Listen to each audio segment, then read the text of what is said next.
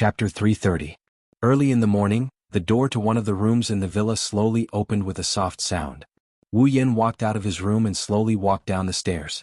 As he walked, Wu Yen stretched and yawned. There was even a teardrop at the corner of his eye. It seems like Wu Yen didn't want to wake up this early. As an otaku, even though he's no longer an otaku, Wu Yen hasn't given up on the habit of sleeping in. It can be said that waking up this early can be described as a miracle for Wu Yen. As he slowly walked down the stairs, the living room of the villa appeared in front of Wu Yen. There, Chuju, Mikoto, and Ikaros are sitting at a table with breakfast in their hands. Flandre-chan is sitting obediently on a chair with a piece of cake in her mouth. Oni-chan. The first one to notice Wu Yan's appearance is Flandre-chan. Flandre-chan was stunned for a moment before a smile bloomed on her face. She quickly stood up from her chair and shouted loudly before throwing herself at Wu Yen. Seeing Flandre-chan's four limbs spread out and throwing herself at him, Wu Yan's heart skipped a beat, but he didn't dare delay. His originally lazy footsteps quickened and he reached out to catch Flandre-chan in his arms. Flandre-chan giggled and subconsciously rubbed her face against Wu Yan's chest. What she didn't know is that her mouth is full of cream. Wu Yen was shocked and quickly grabbed Flandre-chan's head to prevent her from being attacked by the cream. Looking at the slightly dissatisfied Flandre-chan, Wu Yen didn't know whether to laugh or cry. "I say, Flandre-chan, your mouth is full of cream and you're still rubbing your face against my chest. You're so naughty." Flandre-chan touched the corner of her mouth and she giggled bashfully. Wu Yen chuckled and he pinched Flandre-chan's nose lovingly. Then he wiped the corner of her mouth. After helping Flandre-chan tidy up, Wu Yen turned to look at Chuju, Mikoto, and Ikaros. What he saw made Wu Yen speechless. He saw Chuju and Mikoto staring at him like they've seen a ghost. Even Ikaros looked a little sluggish. "Why are you girls looking at me like that?" Being stared at with such weird looks, Wu Yen couldn't help but grumble. Chuju and Mikoto looked at each other and said in surprise, "Did you take the wrong medicine?" Wu Yen almost choked to death on his own saliva as he shouted out loud. "Why did you say that?" The two girls rolled their eyes at him. Chuju stood up and walked to Wu Yan's side. She sized up Wu Yen while circling around him. Her beautiful pink hair swayed around Wu Yan's body and a familiar scent wafted into Wu Yan's nose. It's just that at this time, Wu Yen wasn't in the mood to taste it. "Why are you up so early today? I thought you wouldn't wake up until the sun is high above your head?" Wu Yan's mouth twitched and he laughed dryly. "Are you exaggerating? Have I never woken up early before?" Hinajuku paused and her gem-like eyes stared straight into Wu Yan's wine-red eyes. She expressed her thoughts without saying a word. Wu Yen admitted defeat under Kaishisama's stare. If he wasn't carrying Flandre-chan, Wu Yen would have raised his hands and surrendered. "Alright, I do have something to do today." "I knew it." Chuju huffed and returned to Mikoto's side to continue munching on her breakfast. Mikoto propped one leg on top of her own thigh and crossed her legs. Originally, this action was supposed to ruin her image, but when it was done by Mikoto, it gave people a pleasing feeling. Looking at Wu Yen in confusion, Mikoto asked, "Yen, what's the matter that requires you to sacrifice your sleeping time?" Wu Yen carried Flandre-chan and sat down in front of the two girls. Ikaros immediately handed over a portion of breakfast and placed it in front of Wu Yen. Wu Yen couldn't help but smile. As if he's rewarding her, he reached out and patted her head. Ikaros couldn't help but squint her eyes. Her indigo pupils were filled with joy. She seems to like Wu Yan's reward. After that, Wu Yen picked up a serving of breakfast. He crushed a bit of it and fed it to Flandre-chan while telling Hinajuku and Mikoto what he had in mind. "I heard from Feifei yesterday that the school's weekly auction will be held today. I'd like to go take a look." "Auction?" Chuju and Mikoto looked at each other. There's a similar expression in their eyes. It's a strange one. Hearing the word auction from Wu Yan's mouth, the two girls couldn't help but recall the auction they attended when they first left Butler Whirlwind's world. The two women didn't forget how torturous the auction was. Therefore, when they heard the words auction, the two women didn't want to go out at all. On the other hand, when Flandre-chan in Wu Yan's arms heard the word auction, her wine-red eyes lit up. It's filled with excitement. The only thing missing is the word, "I want to go." "Oni-chan, is the auction fun?" Flandre-chan tugged at Wu Yan's sleeve, looking at Wu Yen with an expectant gaze. Paired with her delicate face, she's indescribably cute. Resisting the urge to rub her cheeks, Wu Yen bitterly smiled.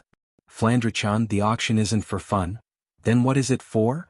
"It's for buying things," Wu Yen said. Flandre-chan lost interest when she heard that it's not for fun. She said in a disappointed tone. "Then Flandre-chan should stay at home and play." Stay at home and play? Wu Yen looked at Flandre-chan in surprise. Is there anything fun at home? Flandre-chan put on a big smile and nodded heavily at the suggestion. Yeah. Liline-chan, come play with Flandre-chan later. I see. Wu Yen rubbed Flandre-chan's head and looked at Mikoto and Chuju. What about you two? Wanna go? The two girls shook their heads. We'll pass. Wu Yen didn't know whether to laugh or cry. It's just an auction, is there a need to make such a big fuss? Chuju and Mikoto realized that they've lost their composure and smiled awkwardly. Mikoto quickly changed the topic.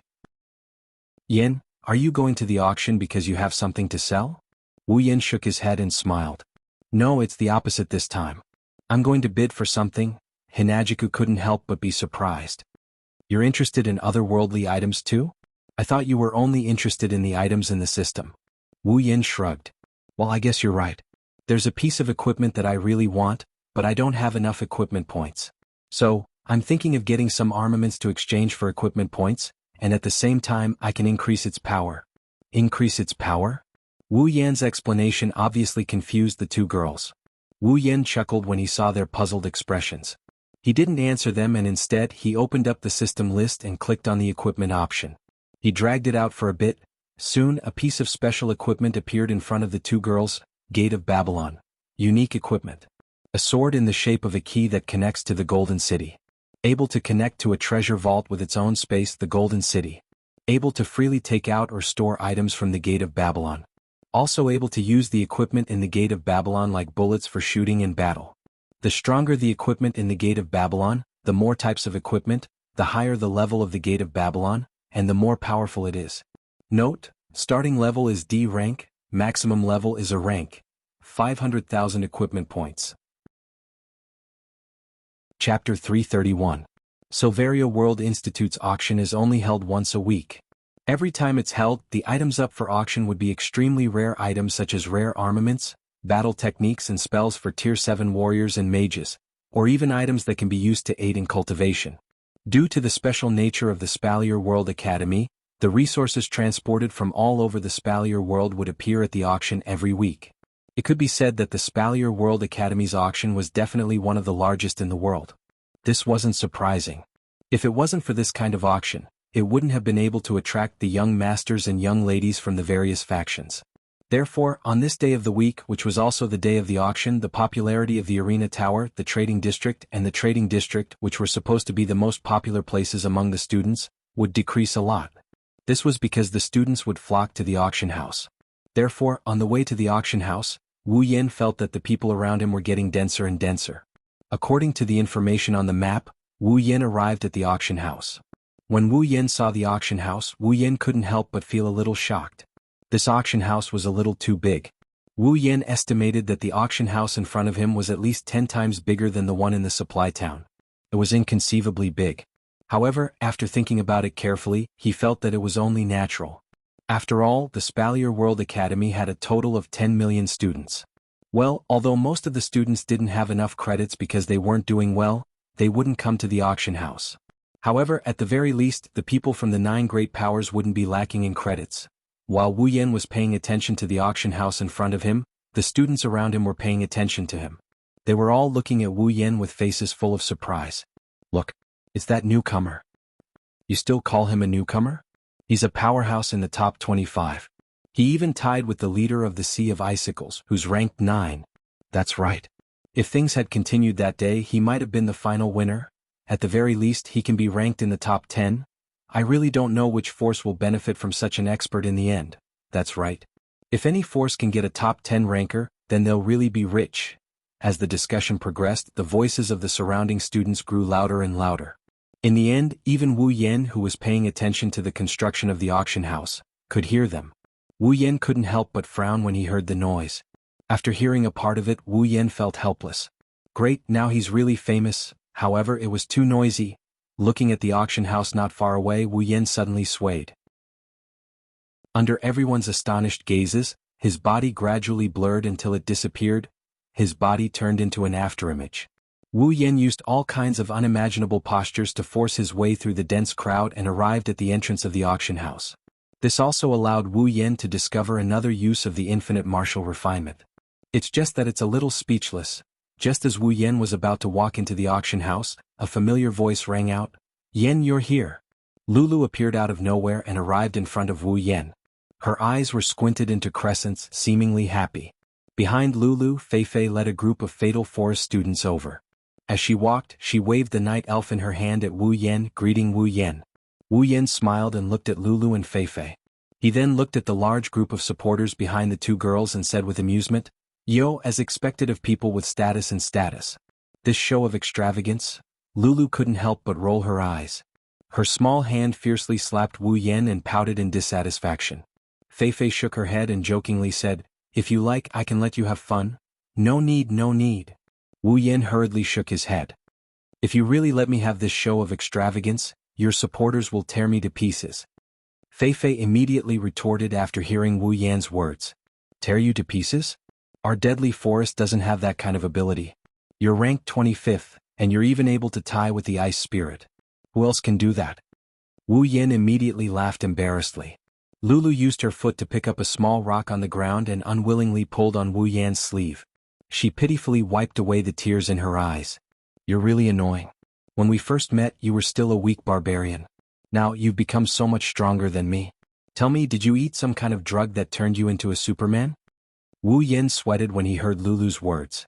Feifei covered her mouth and chuckled. At this time, the three of them looked like friends who had been together for many years. They were happily chatting. Of course, while Wu Yan was happy, Feifei and Lulu were happy, there were some people who were unhappy. These people were naturally the people from Fatal Forest. The female students were fine. They were all looking at the three of them enviously. They didn't know when they would be able to join the world of people at that level. The male students, on the other hand, were all envious and jealous. Their faces were twisted into one word, and that was jealousy. Girls like Feifei and Lulu who had extraordinary looks and a powerful background. Which man wouldn't be tempted? The males in Fatal Forest even treated Feifei and Lulu as their goddesses. Now their goddesses were talking and laughing with another man.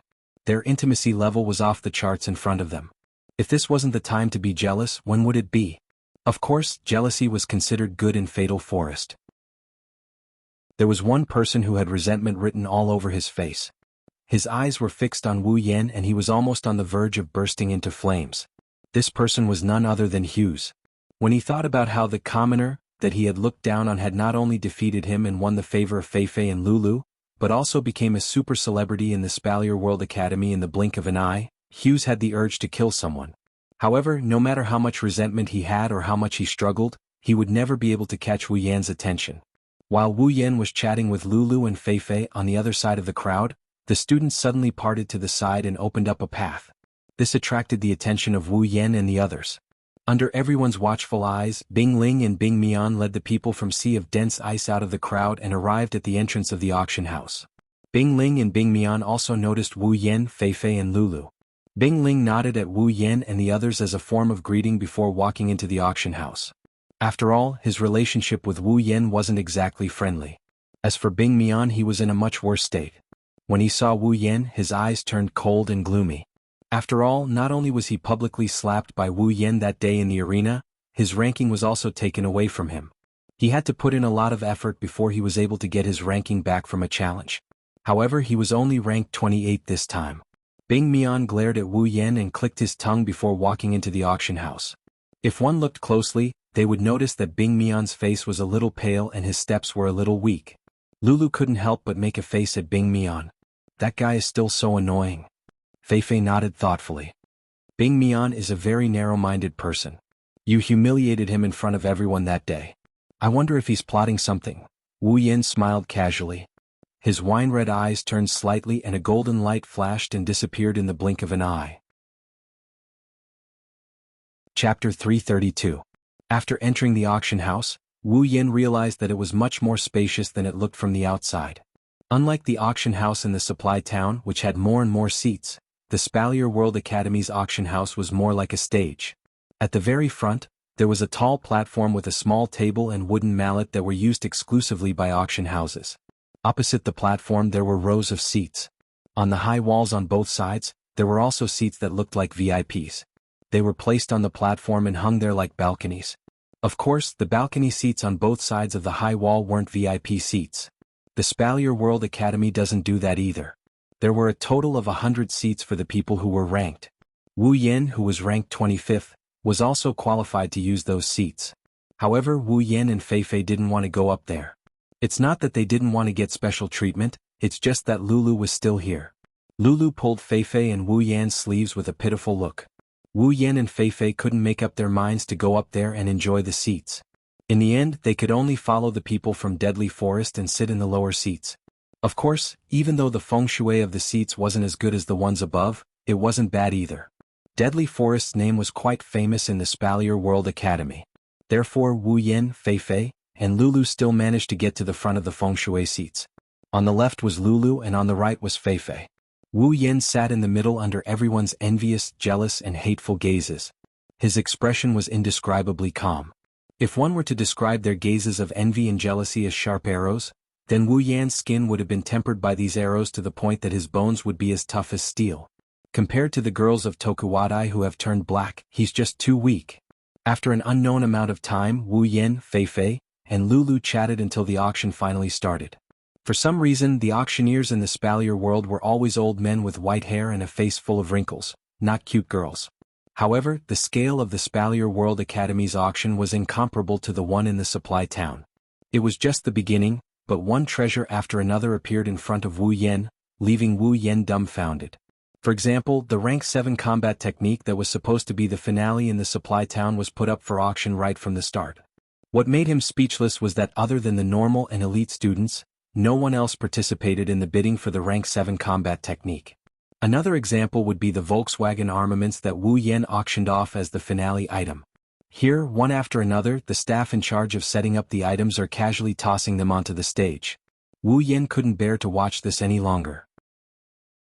Looking at the Volkswagen armament on the stage that was auctioned for 5,000 credits, Wu Yan glanced at the number 280,000 on his record card and calmly called out 10,000.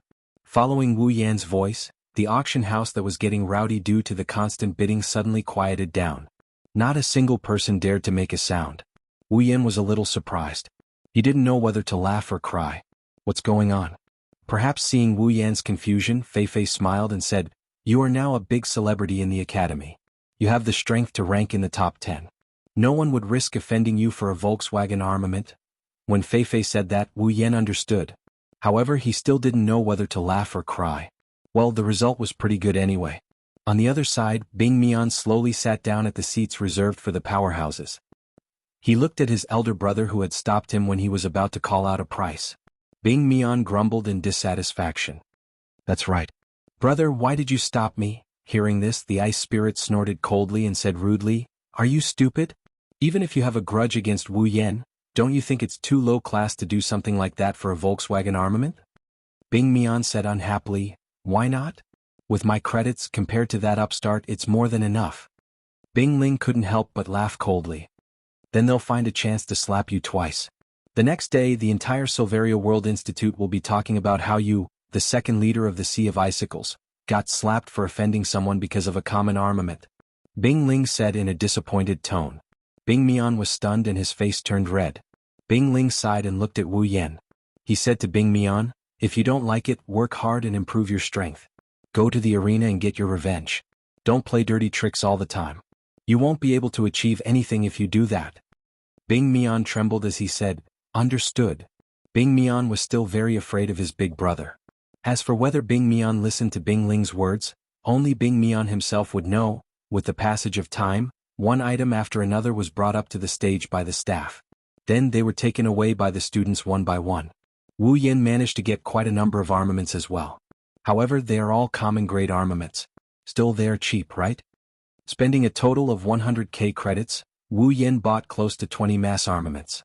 Whenever an armament appears, Wu Yan would immediately bid on it, causing everyone to be puzzled. It was strange, wasn't it? He was clearly a peak rank 7 powerhouse, and his strength could be ranked in the top 10 of the school. If such a person wanted to bid, he would at least bid for the rare armaments, right? To the point that for some of the absolute powerhouses of the 7th level, competing for a gold armament was something that was absolutely possible. However, Wu Yan kept buying Volkswagen armaments. If it was 1 or 2, it could be pardoned. If it was 3 or 4, it could be explained. However, if it was 10 or 20, it was a little strange. At this moment, Wu Yen once again became the target of everyone's attention. Everyone looked at Wu Yen with doubtful, puzzled, or mocking gazes. However, they all looked like they didn't know what's going on. Even Fei Fei and Lulu weren't spared. Lulu couldn't help but feel puzzled. She elbowed Wu Yen and whispered, "Yen, why are you buying so many Volkswagen armaments? Don't tell me." Lulu revealed a shocked expression. She said in disbelief, "You formed an army to conquer Ailu Empire. Are you replenishing your troops now?" Wu Yan's hands trembled and his legs gave way. He almost fell to the ground. If it wasn't for the fact that he was sitting in his seat, Wu Yan would have died in front of everyone. Wu Yan lightly sighed and knocked Lulu's head. Lulu clutched her head. Wu Yan rolled his eyes at Lulu and said, "I really don't know what's in that head of yours. You can even think of such a reason." Lulu rubbed her head with tears in her eyes. She said timidly, "Then why are you buying so many Volkswagen armaments?" Fei Fei also revealed a curious expression. She looked at Wu Yan. Fei Fei thought she knew Wu Yan better than anyone else. She knew Wu Yan must have a reason for doing so. It's just that she couldn't figure it out. Wu Yan looked at the two women's different but similar expressions. He smiled and looked at another Volkswagen armament on the stage. He rubbed his chin and pretended to be serious. Maybe he's really collecting Volkswagen armaments to conquer Ailu Empire? Fei Fei and Lulu rolled their eyes at Wu Yan. Wu Yan laughed out loud. Chapter 333. As time passed, the atmosphere of the auction gradually reached its peak. One by one, the auction items were auctioned off. Towards the end, the quality of the auctioned items got higher and higher. At this time, the common armaments had already been auctioned off. Some of the more precious items were also placed on the table. Most of the people who participated in the auction at the beginning were ordinary and elite students. After all, a certain level of strength would be matched with certain items. Following the appearance of some rare treasures, these ordinary and elite students were completely reduced to spectators, with the exception of a few rich young masters. Of course, the appearance of the rare items was accompanied by armaments. When the rare armament was put on the table, Wu Yan's spirit was lifted. If the common armaments were used to exchange points for the system, then the rare armament would be used by Wu Yan to replenish his Gate of Babylon. Anyone who had seen Fate would know how powerful Kaibao of Wang was. It had almost become Gilgamesh's signature. With Kaibao of Wang, Gilgamesh was able to become the best of the best among the heroic spirits. If it wasn't for the Gate of Babylon with Gilgamesh's ability points, he would only be a second-rate heroic spirit. At most, he would be able to use his EA and use his ultimate skills. That's it. Of course, that was because there were so many noble artifacts in the Gate of Babylon for him to use. If the Gate of Babylon was empty, then this awesome noble artifact would be useless. At most, it could be used as an infinitely large spatial item. Wu Yan was facing such a situation. Gate of Babylon, unique equipment. A sword in the shape of a key that connects to the Golden City. It can be connected to a treasure vault that has its own space, which is the Golden City. It can be used to take out or store items from the treasure vault. It can also be used to shoot and fight like bullets. The stronger the equipment in the Gate of Babylon is, the more powerful the Gate of Babylon is. The stronger the equipment in the Gate of Babylon is, the more powerful the Gate of Babylon is. Note, the starting level is rank D, the highest level it can reach, 500,000 equipment points. In the equipment interface, the introduction of the Gate of Babylon was very clear. The stronger the equipment in the Gate of Babylon, the more types there were, the higher the level of the Gate of Babylon, and the more powerful it would be. Without the equipment, the Gate of Babylon would at most be a D-rank equipment. When Wu Yan chose the Gate of Babylon, he hesitated. If he chose the Gate of Babylon, it would mean that he would have to start raising a big boss. He would have to rack his brains every day to obtain armaments and equipment to increase the power of the Gate of Babylon. Otherwise, a special equipment would have to be left unused. However, when Wu Yan saw the number of zeros behind the legendary armament, Wu Yan, he decided to exchange for the Gate of Babylon. At least, it would be more practical to replenish the equipment of the Gate of Babylon than to earn so many equipment points. Even though it would take a lot of time and money to upgrade the Gate of Babylon to the level of Golden Sparkle in the original Fate book, it would take some time and money. Indeed, it would take a lot of money. Wu Yan's wine-red eyes stared at the rare armament on the stage. He heard the auctioneer say, 45,000 going once, 45,000 going twice. The corner of his mouth twitched. He had no choice but to bid 50,000. Only then did he win the rare armament. The number on the record card in his hand has changed from 280,000 half an hour ago to 130,000 now. Wu Yen couldn't help but feel emotional. He thought he was already considered a tycoon. Who would have thought that he would be able to accept reality in half an hour? This made Wu Yen very sad. When Wu Yen accidentally glanced at the record card in Feifei's hand that showed 10000000, Wu Yan's heart skipped a beat. He felt even sadder. Of course, Wu Yan's credits aren't small either. At the very least, he squandered 150,000 credits. In the eyes of the normal, elite and most of the special students, he's already a tycoon. It's just that, compared to Lulu and Feifei who came from big factions, he can't compare to them. Plus, no matter how many credits he has, if he squanders like this, it's only a matter of time before he runs out of credits. Fortunately, rare armaments were only considered to be of a higher grade in the Spalier World Academy, where the resources from all over the Spalier world were gathered. Moreover, there were countless descendants of powerful families and super geniuses in the Spalier World Academy. Otherwise, with Wu Yan's credits, this rare armament would have been his limit. In the Spalier World Academy, there were no less than 1,000 special students. Among them, less than 100 were special students with potential. The rest were all strong. They were all Tier 7. As for the Tier 7 special students, which one of them didn't have a rare armament? As a result, the value of rare armaments in the Spalier World Academy decreased by a lot.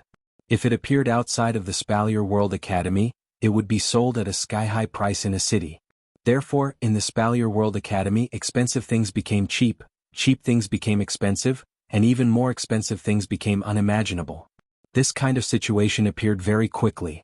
When Wu Yen used his last 130,000 credits to bid for the 2 rare armaments, the staff members who were moving the auction items all disappeared. There were no more auction items. Just like before, they were placed on the stage one after another. Instead, a white-haired old man walked out from behind the curtain. In his hand he was holding a box. On the side, Feifei and Lulu's eyes suddenly lit up. Looking at the box in the old man's hand, their expressions became serious. Even their backs straightened a lot. It was as if something incredible was about to appear. Not only Feifei and Lulu, but Wu Yen also sensed that many people in the auction house were shocked when they saw the box in the old man's hand. They were all ready to go. Their bodies were tense and they didn't even dare to say a word. And this group of people, like Feifei and Lulu, were all people of great power in the Spalier World Academy. Following the appearance of the box, the air was filled with the aura of a coming storm. Many people's faces were filled with eagerness and impatience. Their eyes were filled with greed as they looked at the box. Seeing this situation, Wu Yen couldn't help but frown. Looking at Feifei and Lulu, who were also like this, his frown deepened. His eyebrows even raised. He was extremely surprised. At that moment, Wu Yen couldn't help but ask, "Feifei, Lulu, what's wrong with you two?" After saying that, Wu Yen looked at the box in the old man's hand and asked with a little doubt, "Is there something strange about that box?" Hearing Wu Yan's words, Feifei smiled and said solemnly, "Of course there's nothing wrong with that box.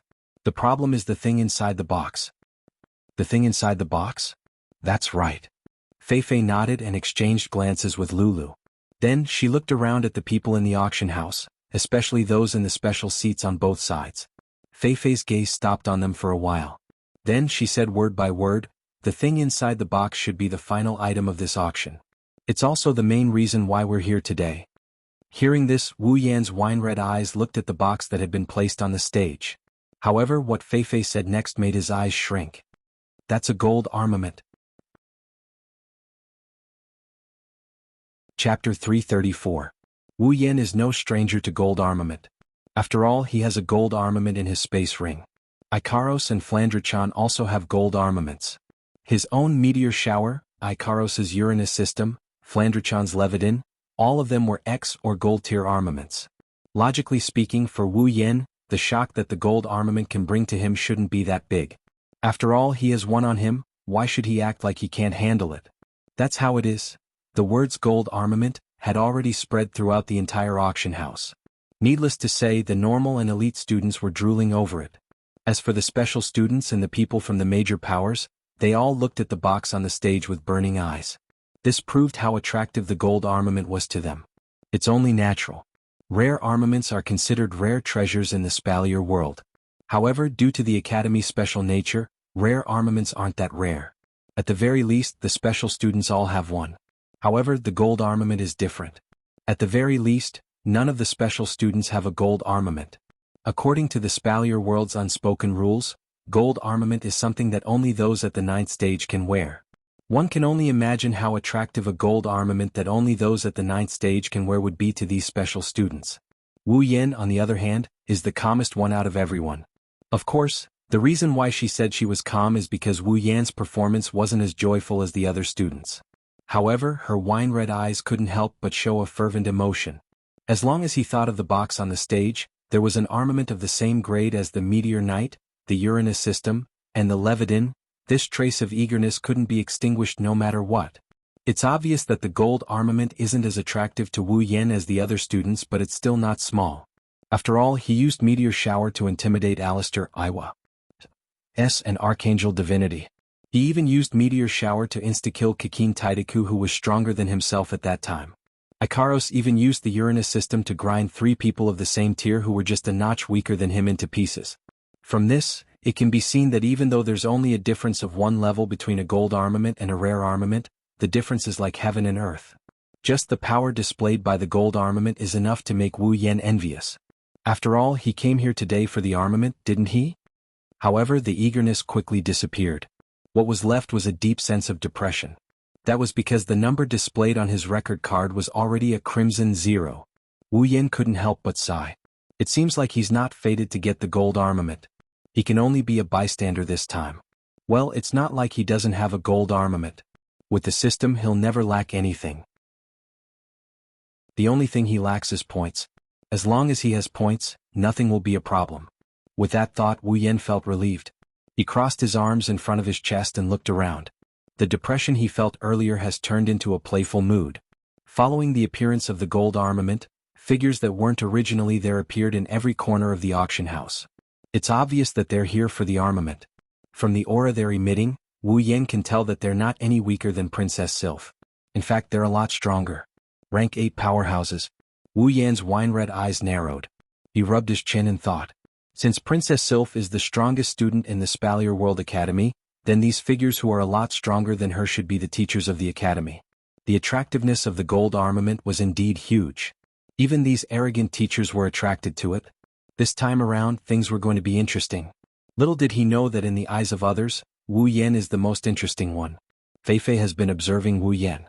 She saw the shock on Wu Yan's face when he first heard about the gold armament. Then he looked a little depressed when he looked at the record card.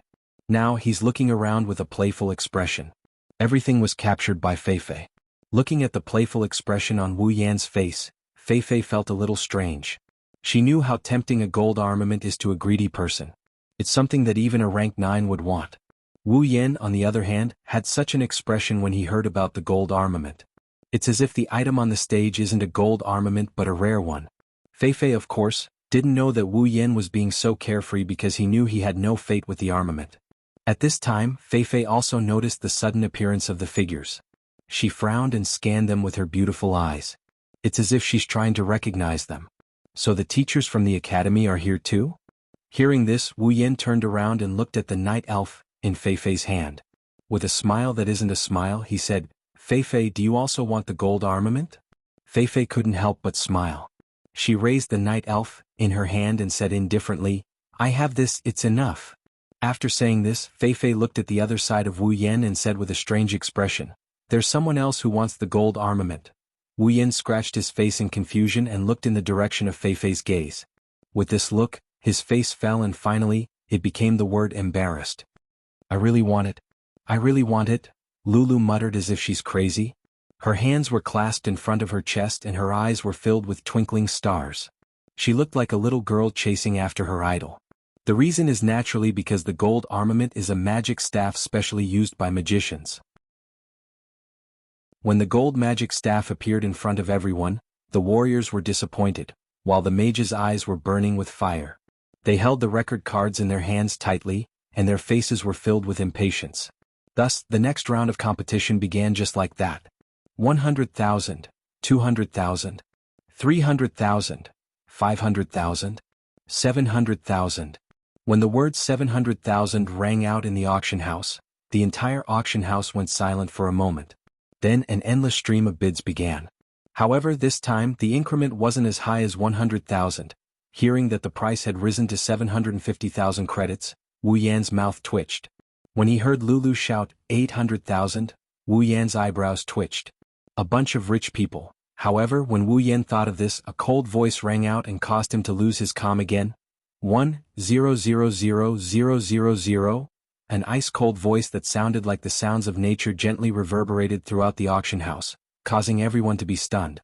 The students who recognized this voice narrowed their eyes and quickly looked towards the entrance of the auction house. It's Sylph. At this moment, Sylph is more like a queen than a princess. She stood at the entrance as if she's the only person left in the world. She made a dazzling entrance. With Sylph's entrance, the students' voices quieted down. They were intimidated by Sylph's presence. The title, Strongest Student, is not a joke. Of course, this is only true for the students. 1,200,000. A voice rang out from one of the figures in the middle of the auction house. Sylph glanced at that person and opened her mouth. 2,000,000. Chapter 335. Woo. Why can't it be me? Listening to Lulu repeating herself over 100 times in 10 minutes, Wu Yan and Fei Fei looked at each other helplessly. Wu Yan recalled the auction that ended up being a solo act for Sylph. Wu Yan lamented inwardly. He lamented the fact that the cameo didn't have a ***. Since Sylph's appearance at the auction house, all the students have been reduced to spectators. Even the people from the major factions have been reduced to spectators. Only the shameless teachers were left. They shamelessly competed with Sylph for the gold armament, but in the end, they didn't manage to get it. The students who were reduced to spectators felt a lot better now. After all, there have been a couple of auctions in the Spalier World Academy in the past, but they were all taken by the teachers. That's why the regret in the students' hearts lessened a lot when Sylph came to receive the golden armament. This made the teachers feel quite gloomy. As for how many credits Sylph spent to buy the gold armament, Wu Yan didn't want to overload his heart again, so he forgot about it. Of course, for those who didn't know about Wu Yan's perfect memory ability, they can treat it as if it was real. Wu Yan's perfect memory ability has been merged with infinite arms refinement. However, merging with infinite arms refinement doesn't mean it's gone. Wu Yan still has perfect memory. Why can't it be me? Wu Yan couldn't take it anymore after hearing Lulu's words for the nth time. Fatal Forest members were shocked and Hughes's face was ashen. Wu Yan reached out and pinched Lulu's cheeks. Can't you stop for a moment? Don't you know you're putting a lot of pressure on me? You. Lulu cried out in pain. Her words couldn't be heard clearly due to Wu Yan pinching her cheeks and pulling them outwards. She could only make you sounds. She waved her hands around and tears welled up in her eyes. Wu Yan almost died from how cute she is. Seeing Lulu being punished by Wu Yan, Fei Fei felt a bit good, but at the same time, she couldn't bear to see this happen. She quickly came to Wu Yan's side and she grabbed his hands. All right. Yan Lilu already knows that she's wrong. Just forgive her. Wu Yan raised an eyebrow. He looked at Lulu's cheeks that he had pulled so hard that he couldn't see her face clearly. He complained in his heart, how do you know she knows she's wrong? She can't even speak clearly. Perhaps because she heard Fei Fei's voice, Lulu seemed to have grasped at a life-saving straw. She stretched out a hand towards Fei Fei and looked pitifully at Fei Fei as if saying, Sister Fei Fei, hurry up and save me. Fei Fei couldn't help but feel a little uneasy. She could only helplessly beg for mercy on Lulu's behalf. While Wu Yan, Lulu, and Fei Fei were messing around, a member of Lethal Forest suddenly came to Fei Fei's side. He said to Fei Fei, Lady Fei Fei, something happened? Wu Yan, Lulu, and Fei Fei stopped what they were doing. Fei Fei frowned and straightened her back. The aura of a leader emanated from Fei Fei's body. What happened? The member of Lethal Forest glanced at Wu Yan and said respectfully, Sea of Icicles, Crimson Land, and other factions just ran to the villa. Their target seems to be the new special students. What? Before Fei Fei could react, Wu Yan was shocked. He quickly asked, New special students? Are they the ones who were with me? Yes. That member of Lethal Forest, including everyone else, felt as if a heavy mountain suddenly fell on them. Their chests felt heavy and their faces turned pale. They looked at Wu Yan in horror. A majestic and abnormally powerful aura emanated from Wu Yan's body and enveloped everyone. Wu Yan's face was terrifyingly dark. His wine-red eyes were filled with a murderous aura that seemed to contain the entire sea of blood. Everyone except for Fei Fei bent down and broke out in cold sweat. Fei Fei supported the pale Lulu. Her expression changed and she quickly grabbed Wu Yan's hand. Yan, don't be angry. There won't be any casualties in the Spalier World Academy as long as they don't pass the application. Chuju and the others will be fine. Calm down first. Wu Yen glanced at Feifei coldly. When he saw the pale Lulu beside Feifei, he took a few deep breaths and gradually withdrew the murderous aura in his chest. It was not until a certain moment that the pale faces of Lulu and the members of Lethal Forest regained some color. Lulu patted her chest in fear, and one of her hands involuntarily pulled Wu Yan's sleeve. Yen, you were so scary just now. Wu Yen smiled bitterly and said apologetically, I'm sorry, Lulu. Before Wu Yen could finish, Lulu shook her head and tightened her grip on Wu Yan's sleeve. She said happily, there's nothing to apologize for. In fact, I'm happy to see you so worried about the people around you. Wu Yen was stunned. He smiled and rubbed Lulu's head. He didn't expect Lulu to be so considerate. Wu Yen turned to Feifei. Feifei, I'll go back and check on the situation first. Feifei thought for a moment and was about to nod when the member from Lethal Forest said, the people at the mansion should be gone by now. When I arrived, Miss Chuju, Miss Mikoto, and Miss Ikaros were already heading towards the arena tower with the other factions. I see. Wu Yen sighed in relief. He smiled, or rather, he's taking pleasure in their misfortune. He can roughly guess what happened. It must be those factions that ran into trouble on my side and knew that they won't be able to get anything out of me, so they went straight for Hinajiku and the others. Maybe, in their eyes, Hinajiku and Mikoto are under my protection, so they didn't go after them before. What they don't know is that the scariest one in their group isn't themselves, it's those idiots. That day, Sylph clearly acknowledged Mikoto in front of everyone, yet they still dared to come knocking on her door. Are they really that stupid or are they just pretending? Wu Yen doesn't know the answer to that. Wu Yen only knows that these people are in for a bad time. Feifei and Lulu are also aware of Mikoto's strength, so when they heard that Hinajiku, Mikoto, and the others are going to the arena tower, they couldn't help but sigh in relief. The two girls exchanged a strange look. They haven't known Chuju and the others for long, but Feifei and Lulu are confident that they understand the two girls quite well. That includes Mikoto's passion for battle. Those factions who think they can take advantage of the situation are going to be in for a treat. Wu Yen turned to the member who reported. What about Fran? Did she go with them as well? Miss Fran wasn't there. She spent the whole day playing with Miss Liren in the headquarters. The reporting student had a bitter look on his face when he said that. It's like he's reminiscing about something unbearable. Wu Yen couldn't help but chuckle. It seems like Fran and Liren had a lot of fun in the headquarters. That's good too. If Flandre-chan went with them, she might want to play with them. When that happens, her powers will be sealed and she'll be dead the moment she goes up on stage. However, those shameless bastards wouldn't go as far as to fight with a child. Plus, Flandre-chan can't go up to the 5th floor of the arena tower. Feifei walked up to Wu Yen and whispered, "Want to go take a look?" Of course. Wu Yen smiled, but his eyes were indifferent. It's hard to tell what he's thinking. Chapter 336.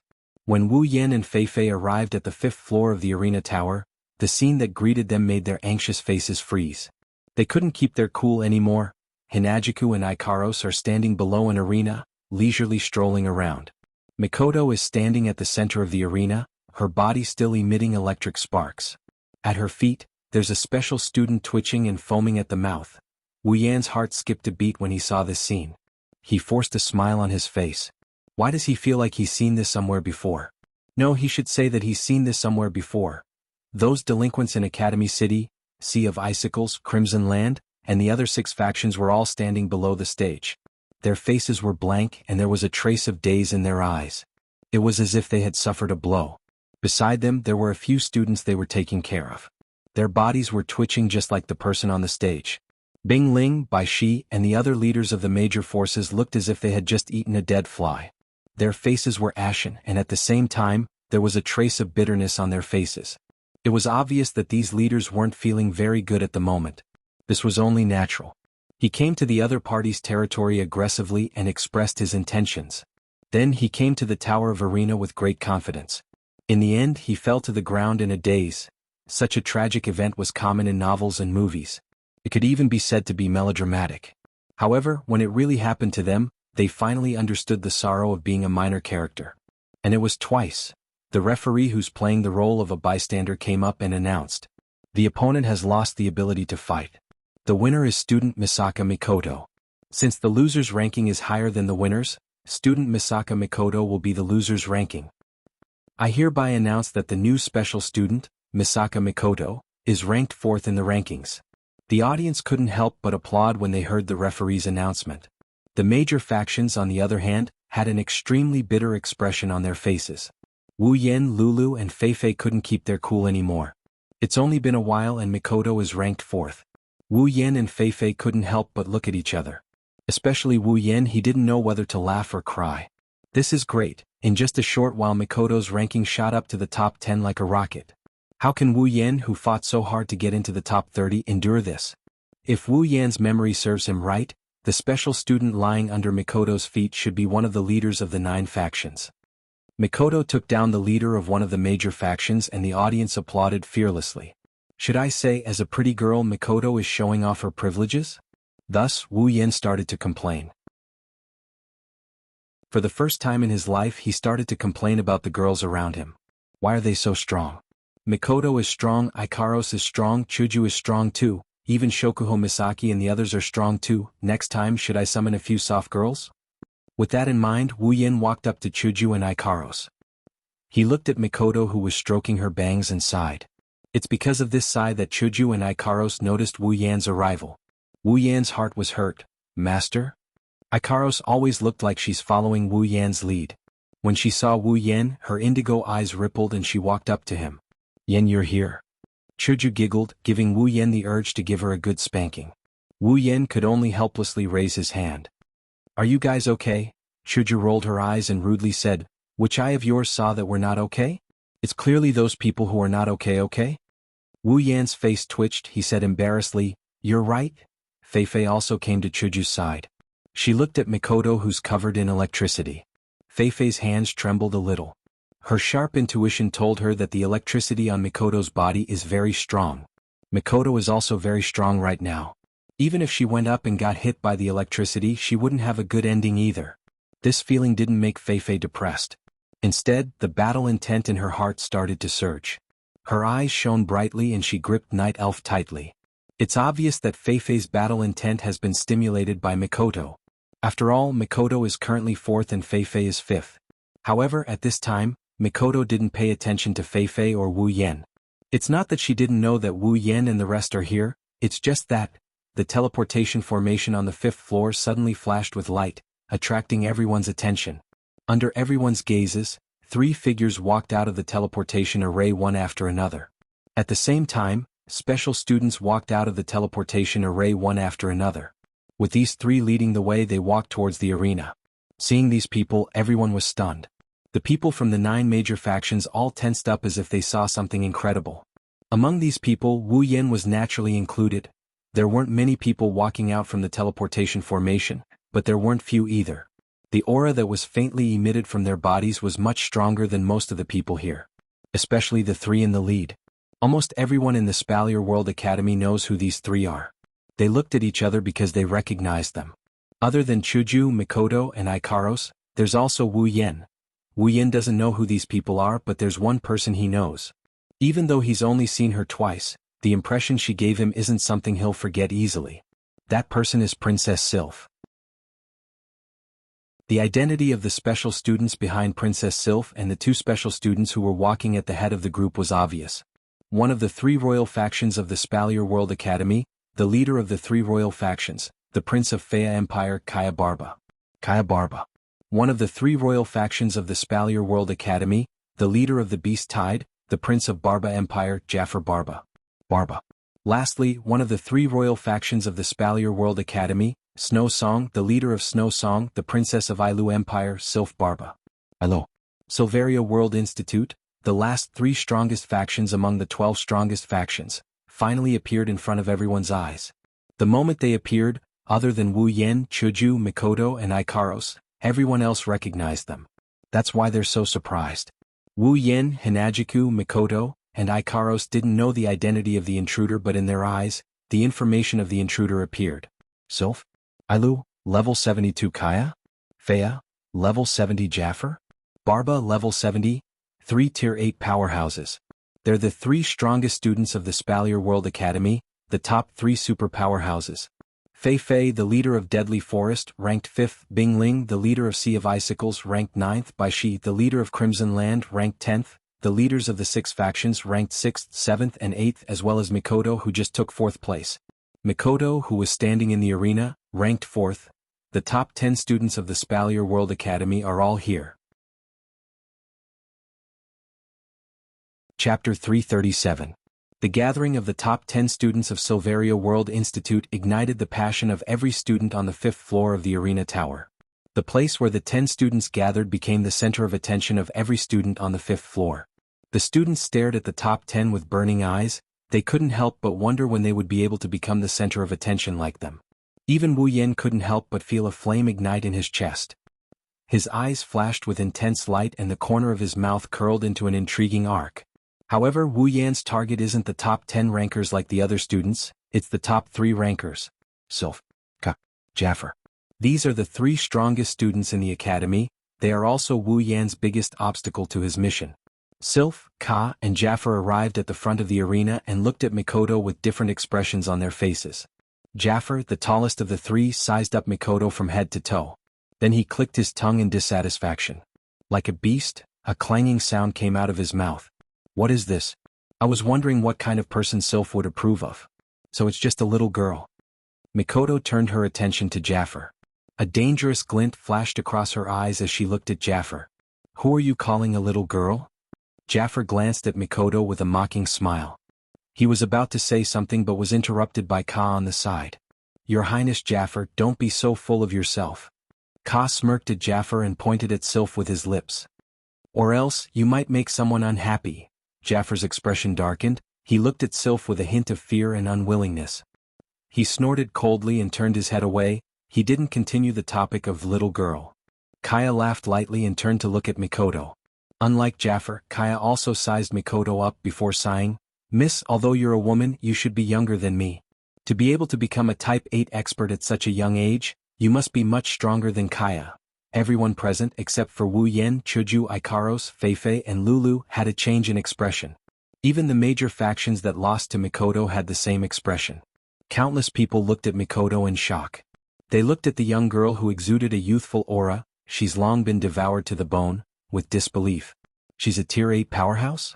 Some people secretly pinched their own buttocks or cheeks. The pain quickly entered their senses, letting them know that they were not dreaming or hearing things. That little girl who looks like she's not even 18 years old is really a Tier 8 powerhouse. The students started getting excited. The major factions that lost to Mikoto, on the other hand, let out a sigh of relief. Losing to a Tier 8 powerhouse isn't something to be ashamed of, right? Especially the leader of a large faction who was defeated by Mikoto. He let out a sigh of relief.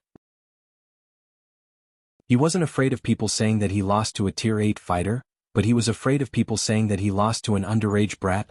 Mikoto felt a little uncomfortable with the reactions of the students. She thought it was too exaggerated. Accelerator isn't much older than her, but he's terrifyingly strong. Flandre-chan, on the other hand, looks less than 10 years old, but she's already a Tier 9 powerhouse. Compared to these people, she really isn't that strong. Ikaros and Astria are also stronger than her. That's why Mikoto has always been dissatisfied with her own strength. She doesn't think she's that strong, at least for now. If Wu Yan were to find out about this, he would definitely fall head first onto the floor and then sigh at the sky. Isn't it a little too unfair to compare your 2D world with Silveria? If that's the case, then wouldn't the 2 Lolitas from Type Moon be able to crush everyone in the world with their strength? Mikoto shook her head. There are plenty of people who are stronger than me. Who knows how many are more talented than me? You think too highly of me. Ka chuckled. It's obvious he's treating Mikoto's words as mere pleasantries. Ka didn't correct her, instead he changed his tone. Miss, with your strength, it's beneath you to be a normal student. Ka, allow me to boldly extend an invitation to you. I wonder if you're interested in joining my organization, Lei Feng? Following Kaya's invitation to Mikoto, the students on the 5th floor all quieted down. They all held their breaths and stared at Mikoto with wide eyes. They wanted to know which faction the 4th rank 8 student of the academy would end up joining. If Mikoto joins Lei Feng, the ranking of the factions in the academy will change. Lei Feng will be above the other 2 factions. The other 9 factions, including Feifei, didn't want Mikoto to join Lei Feng. If possible, they didn't want her to join Lei Feng. After all, the 9 factions along with Snow Song, Lei Feng, and Beast Tide are the top 12 factions. But in terms of strength they can't compare to the three. It was because the Snow Song Imperial family, the Imperial family, and the Beast Tide all had 8-stage experts holding down the fort, yet they didn't. Of course there are those who covet Mikoto. As long as Mikoto joins their faction, they'll instantly become a faction on par with the three royal factions. But the scene of Mikoto electrocuting the original fourth was still fresh in their minds. So they didn't dare to use any forceful methods.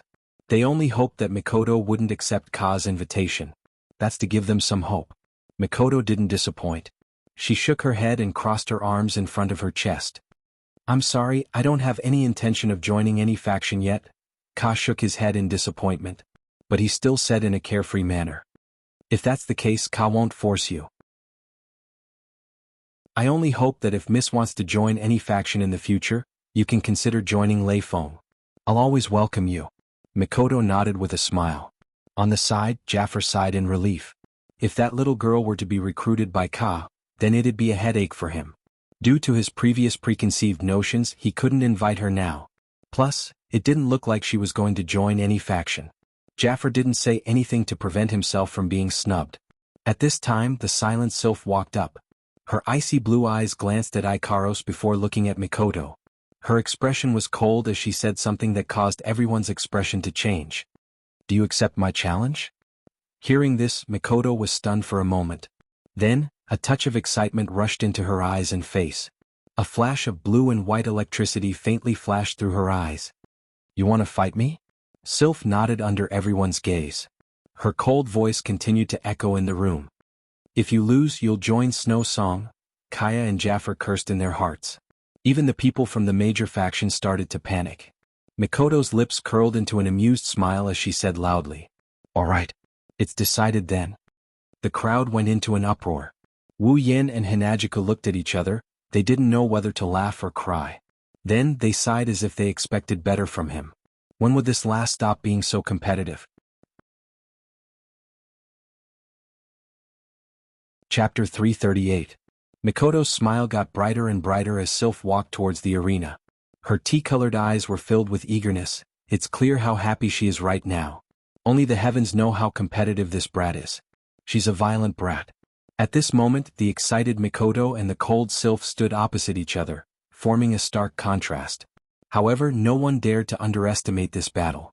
A battle between two Tier 8 powerhouses. It's been a long time since something like this happened in the Spalier world. After all, the normal students are only allowed to move up to the 5th floor. The 6th floor is where the strongest students are allowed to move. Perhaps the 3 level 8 students had fought many times on the 6th level, but this wasn't something that the students on the 6th level and below would know. That's why a battle between Tier 8 powerhouses hasn't happened in a long time. Some of the newer students haven't even seen a battle between Tier 8 powerhouses. After all, only those ranked in the top 10 could ascend to the 6th floor of the Tower of Arena. The floor masters of the 1st to 3rd floors correspond to the beginning, middle, and high stages of Tier 6. The 4th floor is the beginning of Tier 7 and the 5th floor is the peak of Tier 7. One can only imagine how many people in the entire Spalier World Academy can pass the 5th floor. As for the strength of the 6th floor's floor master, no one knew. Perhaps the top 10 students who had already reached the 6th floor knew, but they all kept their mouths shut. Information about the 6th floor's floor master was even more secretive than national secrets. That's why only those who can pass the 5th floor and reach the 6th floor can be considered the strongest in the Spalier World Academy. Everyone now knew that there was a new student who had just risen to 4th place and was able to enter the 6th level. However, they didn't know that not long after, there would be another student who wasn't in the top 10 who would pass the 5th level. Fei Fei looked at the beautiful girls in the arena. She looked at Mikoto and asked Wu Yen worriedly. Yen, aren't you going to stop them? Wu Yen shrugged and chuckled.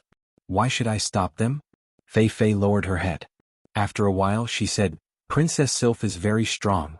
Wu Yen chuckled when he heard Fei Fei. Mikoto is also very strong. Fei Fei sighed. Chuju couldn't help but say, Fei Fei, don't worry. Princess Sylph is here to invite Mikoto to join her faction. She won't hurt Mikoto. Mikoto will know when to stop. Towards the end of her sentence, Hinagiku's expression became a bit unnatural. Wu Yan's mouth twitched. To be able to say that Mikoto knows her limits and only have an unnatural expression on her face, Hinagiku is pretty amazing. Wu Yan turned to look at the two on the stage. His expression darkened. To be honest, he didn't expect things to turn out this way. Wu Yen thought that as long as he shows enough strength, the girls around him won't be affected by the other factions. But reality told him that he was too naive. It doesn't matter if it's due to Mikoto and Ko's status as special students, or if it's due to their outstanding looks that attracted flies. In any case, this incident told Wu Yen that not everything will go according to his plan. Thinking up to this point, he clenched his fists and sighed. After this incident, Mikoto will definitely attract even more attention. When that time comes, he's not afraid of anything except for the dirty tricks of the other factions. The 12 factions of the Spalier World Academy represent the 12 factions of the Spalier World. Provoking them is the same as provoking an endless stream of trouble. Looks like he needs to speed up his progress. Increasing his strength as soon as possible is the way to go. Wu Yen lifted his head and looked at a direction. That direction is the teleportation formation to the 6th floor of the arena tower. In the arena, two beautiful girls, one silent and one moving, are staring at each other. The atmosphere around them is getting heavier and heavier as time passes. It's as if there's a hidden meaning behind this. At some point, Mikoto finally lost her patience. Beep beep beep. A violent electronic sound suddenly rang out. Blue and white electric currents were like little snakes slithering around Mikoto's body. Her brown eyes were dyed blue under the electric light. Mikoto tilted her head back. Begin. Following Mikoto's excited laughter, an even more frequent electric sound came from Mikoto's body. In a blink of an eye, Mikoto's entire body was covered in lightning.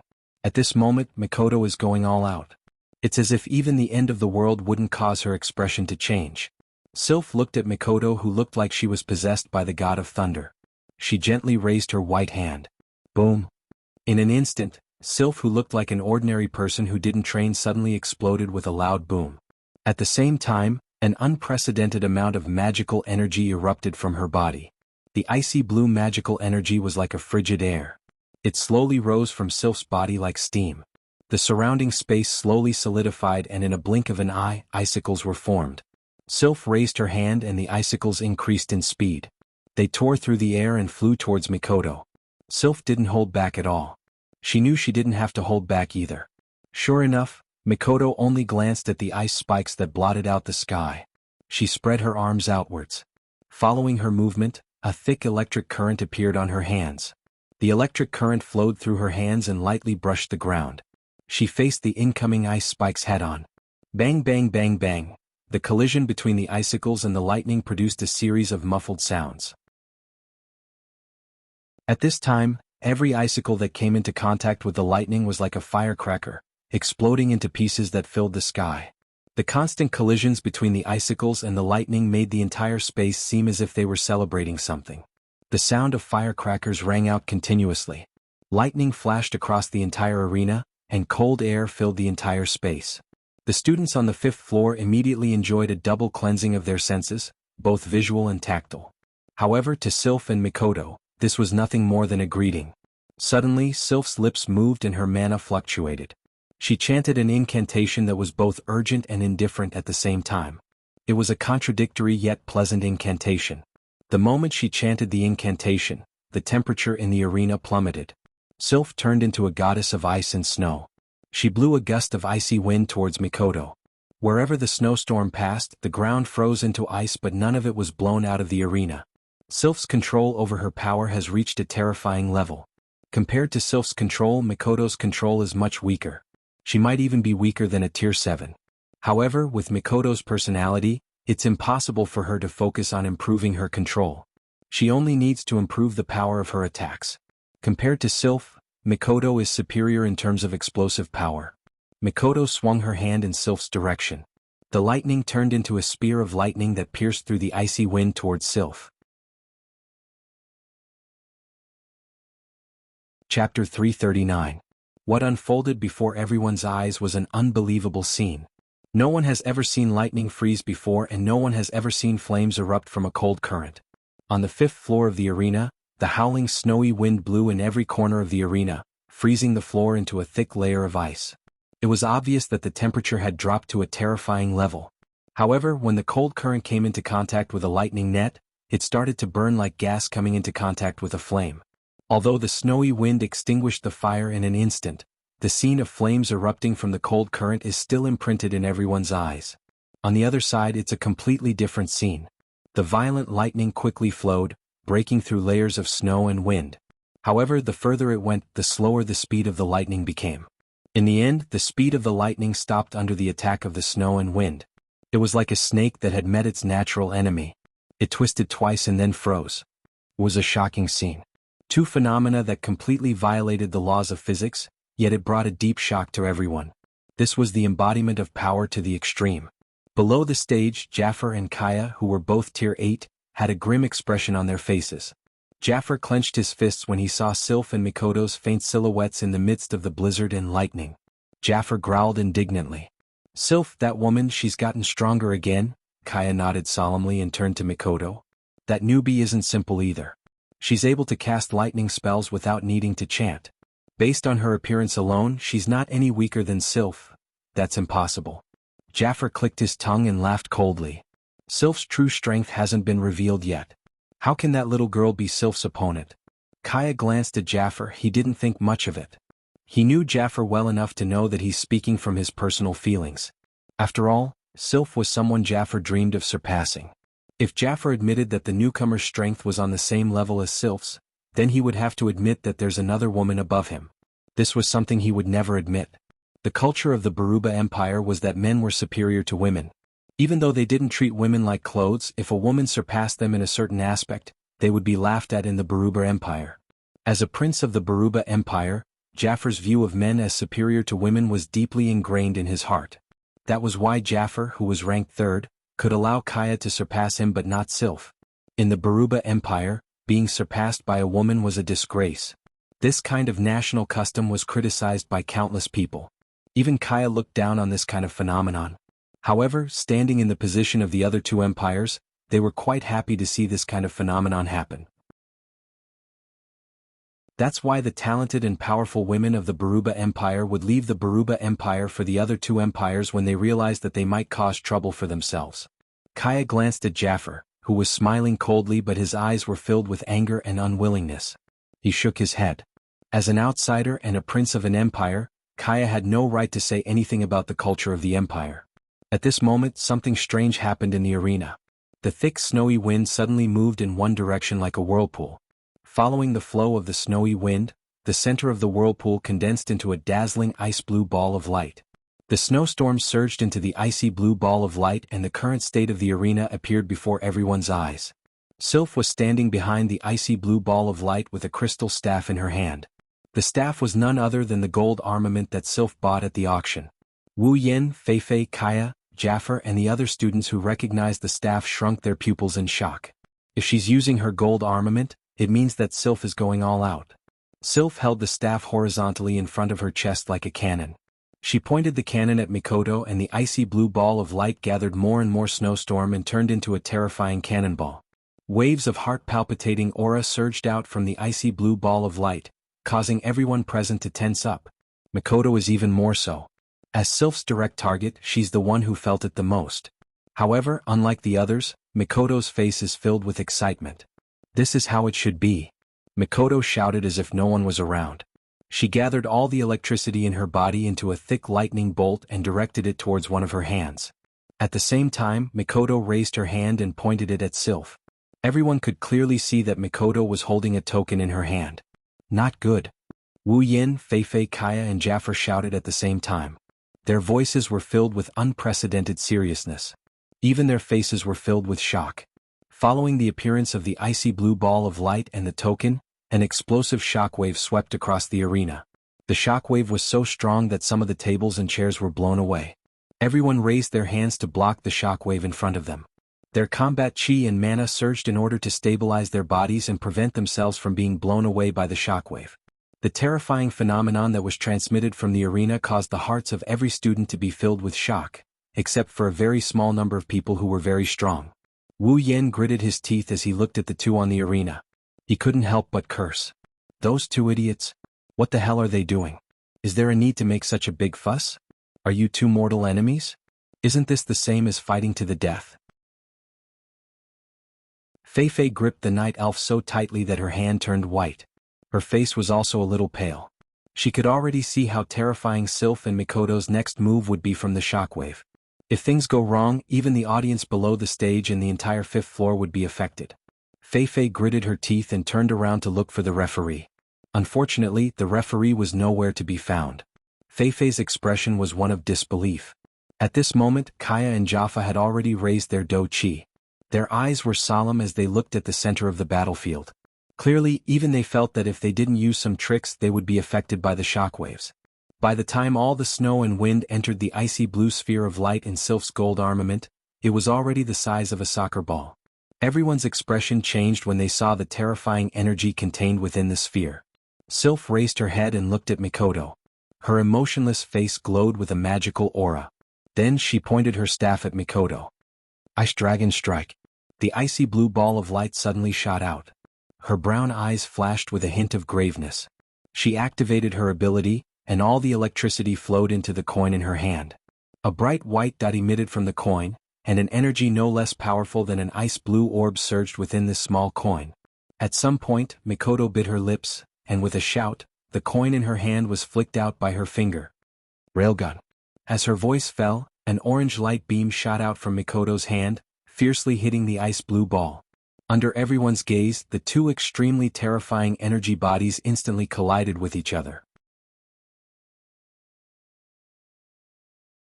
Chapter 340. The moment the Ice Dragon Strike and the Railgun Cannon were shot out, the space of the fifth floor began to ripple like a lake that had a boulder thrown into it. On the arena, wherever the Ice Dragon Strike and the Super Electromagnetic Gun passed, a half-meter wide crack appeared. Following the trajectory of the Ice Dragon Strike and the Super Electromagnetic Gun, the crack spread rapidly under the horrified gazes of the audience.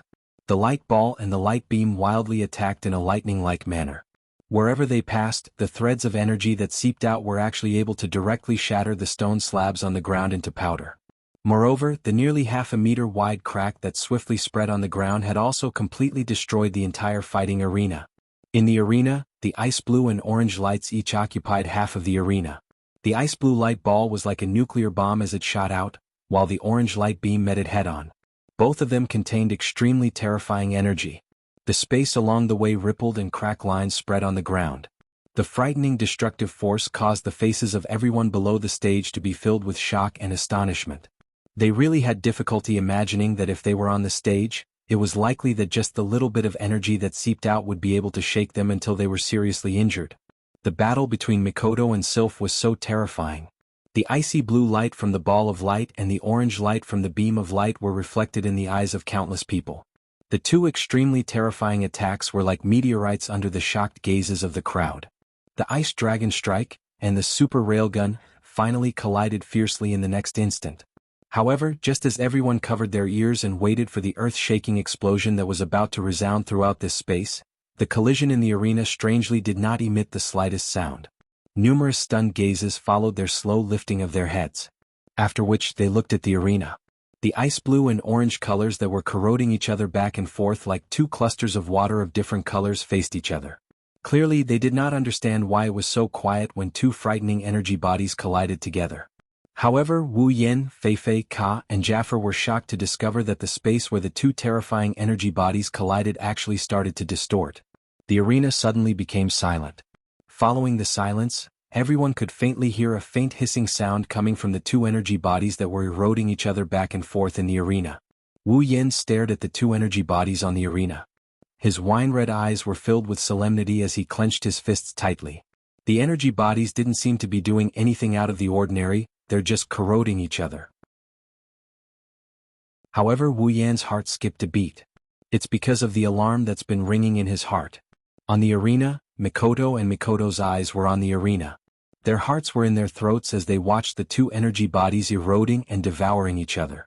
Their instincts are telling them that this time they're in big trouble. When this thought arose in their minds, the two women's faces turned pale. At this moment, the two light balls and light beams that were constantly engulfing and entangling each other in the center of the field suddenly produced a strange phenomenon. Like boiling water, the two energy bodies started to fluctuate violently. Then, under everyone's shocked gazes, the two energy bodies suddenly expanded. Numerous gazes were dumbstruck as they stared at the two enormous balls of energy that had suddenly expanded in a strange manner. For some unknown reason, everyone felt an ominous premonition in their hearts at this moment. At this moment, the two energy bodies suddenly stopped their movements and became quiet. However, a strange and deep luster suddenly appeared. It looked like tiny dots of light that appeared on the two energy bodies. The space around them started to fluctuate. The dots of light within the two energy bodies started to expand rapidly. In the end, the dots of light became more and more dazzling. The space around the two energy bodies started to fluctuate even faster. Wu Yan frowned as he stared at the dots of light within the two energy bodies. After a while, Wu Yan's heart skipped a beat. Wu Yan's expression changed and he shouted at Ikaros. Ikaros. Ikaros, who has been following behind Wu Yan the whole time, suddenly raised her head. Her indigo eyes lit up at Wu Yan's call. Variable wing system restriction, remove. In the next second, Ikaros' voice sounded like a machine. At the same time, a light flashed from Ikaros' body and the gold-lined white uniform on her body slowly faded away. A set of white light armor replaced the original uniform and slowly covered Ikaros' body. A pair of pink wings spread out in front of everyone's shocked eyes. The pink wings emitted a faint blue light and with a stretch, they turned into a pair of light wings that fluttered behind Ikaros' back. Sky Queen mode. Her indigo pupils turned crimson, and a pure white halo floated above her head. Ikaros' hair also swelled up a little. Then Ikaros disappeared. The moment Ikaros disappeared, the two energy bodies on the stage exploded like punctured balloons. A wave of violent energy filled the entire fifth floor of the arena tower. The next moment, boom, a glaring intense light scattered down from the arena. Energy wildly surged. The icy blue and orange energy bodies finally appeared to be unable to endure the unusual movement of energy. After a thunder-like explosion, they were accompanied by an extremely frightening storm that swept out from the middle of the arena. The space shook wherever the storm passed. Everyone's face was aghast. Looking at the rapidly expanding energy storm, they could vaguely feel how terrifying it is inside. If this storm were to spread here, everyone here would be caught in it. When that happens, the weaker ones here might just die on the spot. Everyone's eyes were about to pop out of their sockets as they watched the energy storm blow down from the stage. Most of the people who couldn't react in time were still in a daze. Only Fei, Kaya, and Jaffer were shouting something, but the crowd couldn't make out what they were saying. At this critical moment, a beautiful figure suddenly flashed into the air. A pair of blue light wings instantly spread out, causing her to stop in the air, slightly moving up and down. It's Ikaros. Everyone was stunned to see Ikaros descending like an angel, including Kaya, Jaffer, and Fei who's already seen it before. They stared blankly at the angel in midair. For a moment they forgot about the terrifying energy storm. Ikaros' crimson eyes flashed, her sexy lips parted slightly and a voice that seemed to come from the depths of the sky rang out. It sounded like the voices of countless people overlapping each other. Aegis, Absolute Defense Circle. As the voice fell, a light suddenly flashed from the center of the energy storm. The light flashed rapidly, and then turned into a crystal wall that looked like a beehive. With a shake, it spread out, and in the blink of an eye, it shrouded the energy storm that had not had time to invade the stage. At the same time, another figure also dashed into the stage with extreme speed.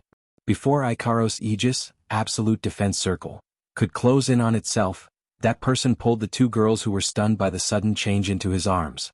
Then he flashed away again. A series of muffled sounds came from the Aegis, Absolute Defense Circle. That's the sound of the energy storm hitting the barrier. After a while it finally stopped with a muffled sound, then it turned into a breeze and disappeared. Chapter 341. In the end, the energy storm didn't manage to break through Ikaros' Aegis. After a muffled sound, it faded away, leaving behind only the barrier of Aegis. It's flickering in the ruined arena, telling everyone that what happened just now was real. The students stared at Aegis blankly for a moment before turning to look at the angel in midair. Their expressions turned into one of infatuation. The wings of light behind his back gently fluttered, and in an instant they turned back into pink wings. The pure white halo also disappeared, and the deep red pupils turned back into a pitiful indigo color. The sexy white light armor on his body also turned back into the student uniform. However, this only made the students who were already dumbfounded even more dumbfounded. If Ikaros in Sky Empress mode is her strongest form, then her normal form is her most beautiful form. The pink wings fluttered gently, the feathers on them fluttered to the ground. Ikaros looked like an angel bathed in pink feathers. One has to admit, Ikaros in her current state is truly beautiful. She's so beautiful that even Ka, who's usually indifferent to women's charms, couldn't help but fall into a daze. She's so beautiful that even Jafar, who's always looked down on women, couldn't help but look up at the sky with a strange expression. She's so beautiful that even Sylph, who's usually indifferent to everything, couldn't help but stare at Ikaros with a hint of envy in her icy blue eyes. She's so beautiful that everyone's mind went blank, even the females. At this moment, Ikaros has become a goddess in the hearts of countless people. But it's a pity that this beauty will forever belong to Ikaros, the master in her heart, of course. While everyone else is stunned, Wu Yen isn't. Wu Yen is the one who understands Ikaros' beauty the most. After all, he's tasted her beauty countless times. It's only natural that he wouldn't be immersed in such a scene. While everyone else was dumbfounded, Wu Yan's face was filled with anger. His eyes were filled with rage, and his rage could be seen flickering in them. Mikoto, who's stunned like everyone else. Her slightly pale face made Wu Yan's heart ache, but at the same time, he's also angered. Wu Yan raised his hand and knocked on Mikoto and Sylph's head. A crisp sound echoed in the silent arena. "Ah, it hurts." Mikoto cried out in pain.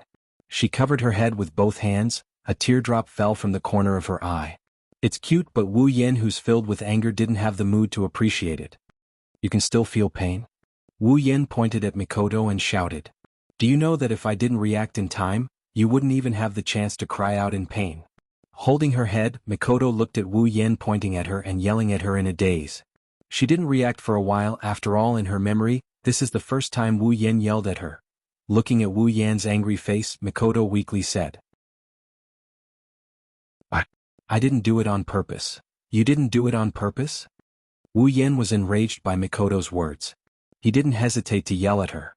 "Can you explain your actions just by saying that you didn't do it on purpose? Do you know what you've done?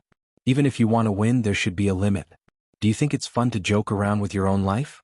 Do you think it'll satisfy your desire to win? This is a duel, not a fight to the death.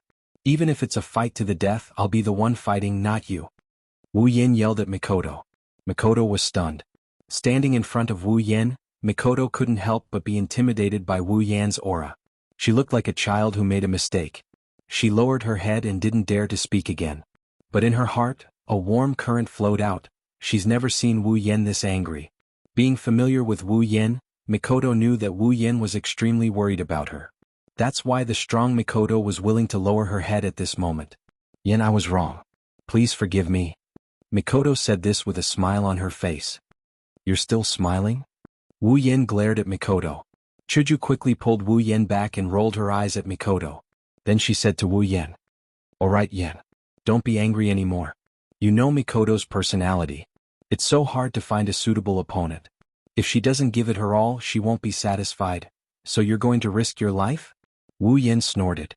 But the anger in his heart wasn't as big as before. It's just that he's still a little angry. Mikoto smiled apologetically and looked at Chuju gratefully. In return, Chuju rolled her eyes again. It's obvious that Chuju isn't happy with Mikoto's actions.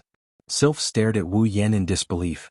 She clutched the spot where Wu Yan knocked her on the head. Sylph grew up with a silver spoon in her mouth. No one dared to hit her like this. This is the first time in Sylph's life that Wu Yan slapped her. This is the first time in her life that Wu Yan slapped her. She had mixed feelings about it. If Sylph knew that Wu Yan knocked her head casually, what would she think? Sylph regained her composure and slowly stood up. She looked at Mikoto and coldly said, "Let's continue." Hearing that, everyone was stunned. Wu Yan almost choked himself to death. He almost played himself to death, and he still wants to continue. Even if he wants to die, he shouldn't be thinking like this. He wanted to scold Sylph, but he's not familiar with her. He doesn't have the right to do so. Wu Yan glanced at Mikoto coldly. Mikoto's body trembled and she quickly waved her hands. No, it's already like this. There's no need to continue." Sylph frowned and asked, "So you're admitting defeat?" Mikoto smiled bitterly. She was unwilling to admit defeat. But if she doesn't, Yan Liangchuan won't allow her to fight again. Mikoto was in a difficult position. Sylph seemed to have guessed Mikoto's thoughts. She looked at Mikoto and then at Wu Yan before muttering to herself. After a while, she raised her head. "We'll continue next time during the tournament." After that, Sylph ignored Wu Yan and the others. She looked at Ikaros and her eyes flashed. In the end, she turned around and left with Snow Song's people. Jafar pursed his lips and looked down at Mikoto and Ikaros. His gaze paused on Ikaros for a bit before he snorted loudly and turned to leave. Ka didn't leave with the two of them. He was staring at Ikaros with a strange look in his eyes. It's almost as if he's looking at his sweetheart. Wu Yen frowned and stepped in front of Ikaros. Ka finally realized what he did and awkwardly scratched his face. He looked at Ikaros and smiled bitterly. I didn't expect Miss Ikaros to be so secretive. Ka, I've misjudged you. After that, Ka glanced at Ikaros's wings. His mouth twitched, but in the end he didn't ask anything. He looked at Ikaros with a bit of reluctance and left as well. Wu Yen, Chuju, and Mikoto looked at each other with a strange expression. Only Ikaros continued to stand behind Wu Yen as if nothing had anything to do with her. Chapter 342. Without a doubt, the Spalier World Academy is going to be bustling with noise and excitement again. The news of the battle between the strongest student and the new special student spread like wildfire across the entire Silveria World Institute in less than a day. Many people were shocked by the news. Many of the special students who didn't go to the arena tower that day were filled with regret after listening to their companions' vivid narration of the battle. As for the ordinary and elite students who couldn't enter the 5th floor, they were all very dissatisfied. They scolded the upper echelons of the academy. Why didn't they do a live broadcast like the day when the new special students challenged the 9 great powers? What's even more unbelievable is that Misaka Mikoto, who was with the new special student Wu Yen, fought the strongest student, Princess Sylph, to a draw. Many people didn't believe it at first, but when the news spread, they had no choice but to believe it. At the same time, the students who were listening to the narration also heard about the terrifying energy storm at the end. Their hearts trembled and they were glad that they didn't go that day. When they asked how they were fine in the end, their companions gave them an explanation that left them dumbfounded. Angel. She's a beautiful angel. She saved us. Fine, let's not talk about what kind of uproar this statement caused. To sum it up, Mikoto is on fire, Ikaros is on fire, even Wu Yen, who was on fire once, Hinajiku and Wu Yen are also on fire. The new special student has become a hot topic in the Spalier World Academy. While the people outside were talking about their exploits, Wu Yen brought the girls back to the villa and let the students talk about him as if he was some kind of god. Currently Wu Yen is sitting in his room. He took out the armaments from his space ring and placed them on the table, filling up the entire table. Wu Yen is dissatisfied with the battle between Mikoto and Sylph. However, he has to admit that the battle between the two made Wu Yen realize that he's still not strong enough. He thought that with his current strength, he would be able to stand at the top of Silveria World Institute even if he didn't use Meteor Shower. However, the appearance of Sylph, Ka, and Jaffer made Wu Yen realize how naive he is. There will never be a lack of geniuses in this world. Wu Yen knew this, but he still looked down on the people of the Spalier world. In his opinion, the people of this world are nothing compared to the monsters of the 2D world. That's the truth. The people of the Spalier world may not be comparable to the monsters of the 2D world, but they're more than capable.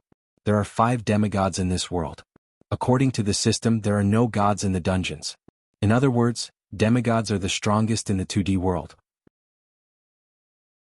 Today, the appearance of the 3 Tier 8 students and the battle between Mikoto and Sylph made Wu Yen realize that he's still not strong enough. That's why Wu Yen wants to increase his strength as soon as possible. There are several ways to increase his strength. The first is to level up honestly. However, ever since he became famous, how many people in the Spalier World Academy dared to fight him? Even if they dared to, most of them wouldn't be hostile to him. And for battles without hostility, the system wouldn't give him any experience. Last time, it was only because he had slightly offended the people of the 9 major forces that he was able to get some experience. Now, it was estimated that not many people would be hostile to him and fight with him, right? What's more, when Mikoto reached level 70, it took her a long time to grind her way up. Right now, I'm only level 68. The remaining 2 levels won't be that easy to level up. That's why he can only pass on the first method. The second method is to exchange for abilities like the last time he exchanged for Infinite Arms. The last time he exchanged for Infinite Arms, Wu Yan's strength increased by leaps and bounds. After all, Wu Yan's combat prowess and skills are already very beneficial to him. Not to mention, Wu Yan also has the body of a true ancestor. Adding these two together, Wu Yan's strength increased by a lot. Exchanging abilities is also a way to increase one's strength. Now that he has enough ability points, Wu Yan has his eyes on one of the abilities. However, this ability needs to be combined with the equipment he wants to exchange for in order to maximize its effectiveness. Thus, it's best to exchange for the equipment he wants first before deciding what to do next. Close to 20 common armaments were placed together by Wu Yan. It's quite a sight. However, Wu Yen felt it was a pity. After all, they're only common armaments and they'll be gone soon. During the auction, Wu Yen calculated that these common armaments can be exchanged for 20,000 equipment points. Combined with the points he already has, it's just enough to exchange for the equipment he wants. With a wave of his hand, the 20 common armaments disappeared. Wu Yen handed them over to the system. As expected, the system notified him that he received 20,000 equipment points. Opening the system, Wu Yen clicked on the equipment bar. He found the equipment and locked onto it. Gate of Babylon, special equipment. A sword in the shape of a key connected to the Golden City. It can be connected to a treasure vault with a separate space, which is the Golden City. You can freely take out or store items from it. You can also use the equipment in the Gate of Babylon like bullets for shooting and combat. The stronger the equipment in the Gate of Babylon, the more types of equipment, the higher the level of the Gate of Babylon, and the more powerful it is. Note, starting level is D, maximum level is A. 500,000 equipment points. Wu Yen confirmed that there was a value of 501,000 in his equipment points column. He clicked the exchange button on the spot. Ding. Obtained Gate of Babylon.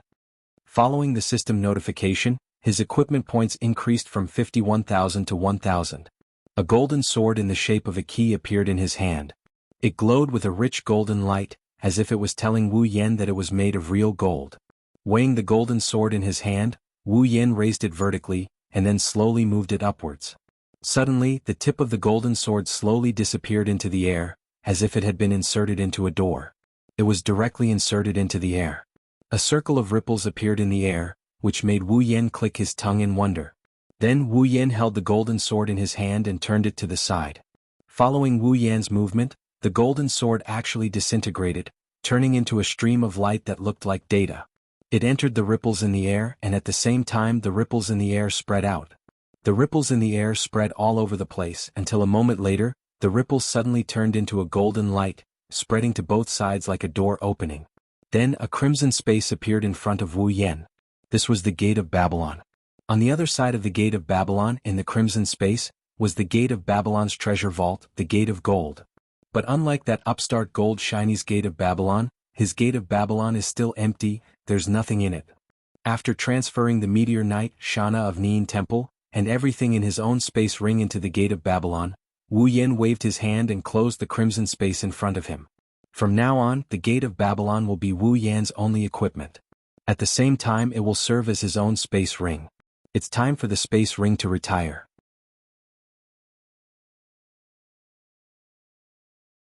Chapter 343.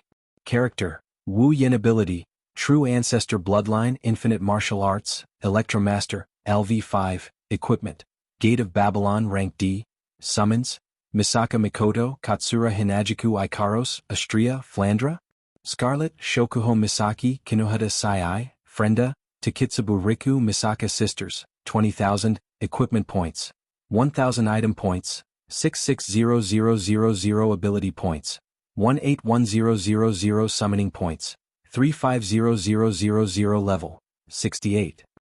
After confirming his various status values, Wu Yen deactivated the system projection. He rubbed the S.P. ring he took off from his finger and started contemplating. Now that he had obtained the Gate of Babylon, the next step was to collect some armaments and try to raise the level of the Gate of Babylon. If the Gate of Babylon loses the support of a large amount of equipment, then it will be useless. However, it will not be easy to level up the Gate of Babylon either. Rank B Meteor Knight, Rank C Neen Temple of Shana, and a few other rare armaments were not enough to level up the Gate of Babylon. One could imagine how difficult it would be to level it up.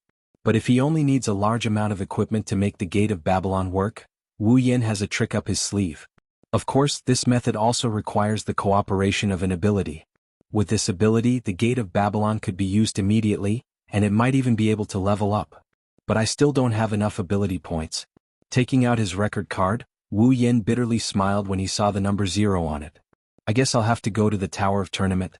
He casually tossed the record card away, and space suddenly fluctuated. A burst of crimson spatial ripples suddenly flashed, and in the next instant the record card was swallowed by the crimson spatial ripples. Wu Yen walked out of the room and went downstairs. He saw Chuju, Mikoto, and Ikaros.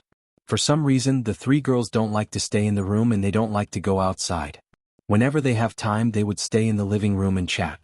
Who knows how many topics girls have to talk about. Of course the only ones chatting are Chuju and Mikoto.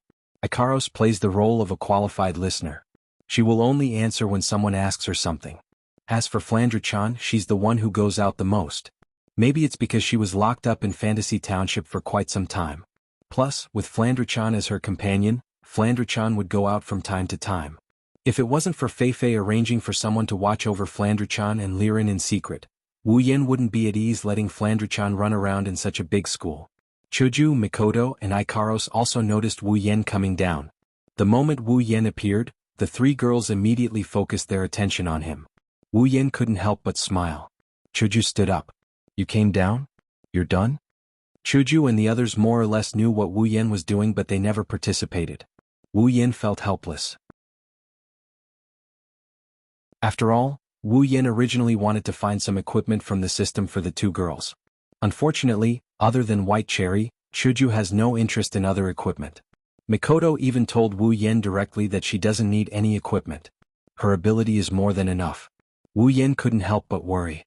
Hearing Chuju's question, Wu Yen didn't nod or shake his head. Instead, he shrugged helplessly. I have some plans. At this time, Wu Yen walked up to the three girls. Ikaros handed him a drink.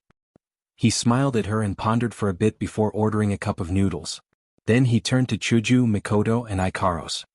Mikoto, Chuju, Ikaros. You guys passed the first 4 floors of the Tower of Arena, right? Did you use your credits? The three girls shook their heads. Mikoto asked suspiciously. What's wrong? Do you want to use it? After that, Mikoto handed her record card to Wu Yen. Chuju and Ikaros quickly took out their cards as well. Wu Yen quickly waved his hand. You don't have to give it to me. Just help me make a trip to the trading district or the free trade district. Chuju and Mikoto looked at each other and put away their cards.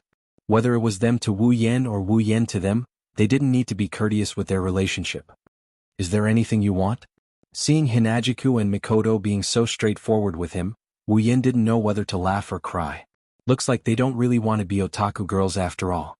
Maybe it's because they weren't familiar with the academy, that's why they couldn't decide where to go, Wu Yen said. Help me buy some special ores. Special ores? The two girls were surprised. They didn't know what Wu Yen wanted to do. But they didn't plan to ask right away. They'll find out sooner or later anyway. How special? Mikoto said with a frown.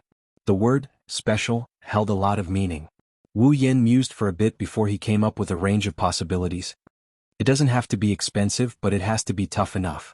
Some ores with good toughness don't cost too many credits, just a bit more.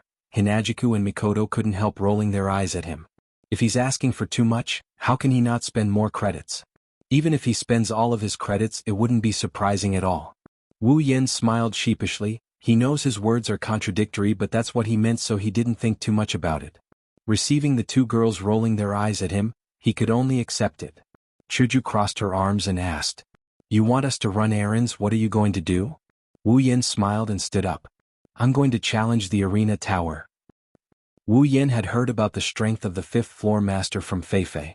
He was at the peak of rank 7 and was only 1 step away from rank 8. He was much stronger than the 4th floor master. Using the system's explanation, the 4th floor master was level 60, and the 5th floor master was level 69.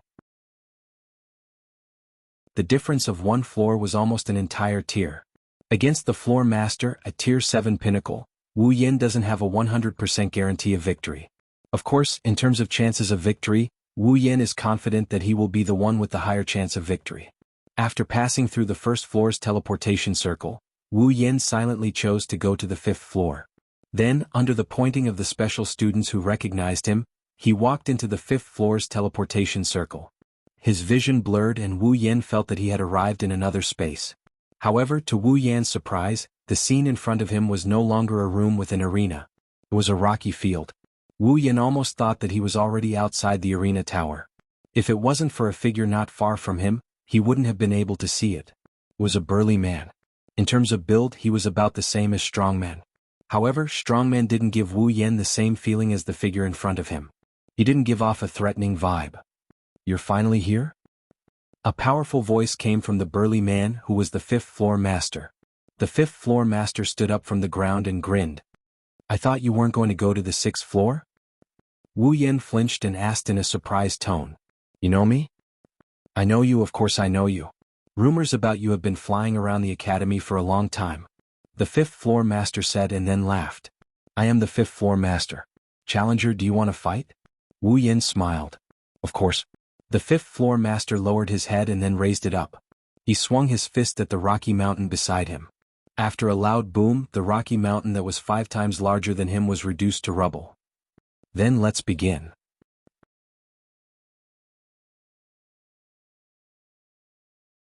Chapter 344. A mountain of rocks, which was almost 10 meters high, was finally reduced to rubble by the fist and scattered at the feet of the tower master of the 5th floor. Wu Yan's face turned serious when he saw this. He could feel that the 5th floor master didn't use any do chi when he threw that punch. In other words, that destructive power was purely his body's strength. It would not be surprising if such an effect was produced by using do chi. As long as one was at the 7th rank or higher, one would be able to achieve such an effect. However, to have such an effect without using do chi, that was terrifying.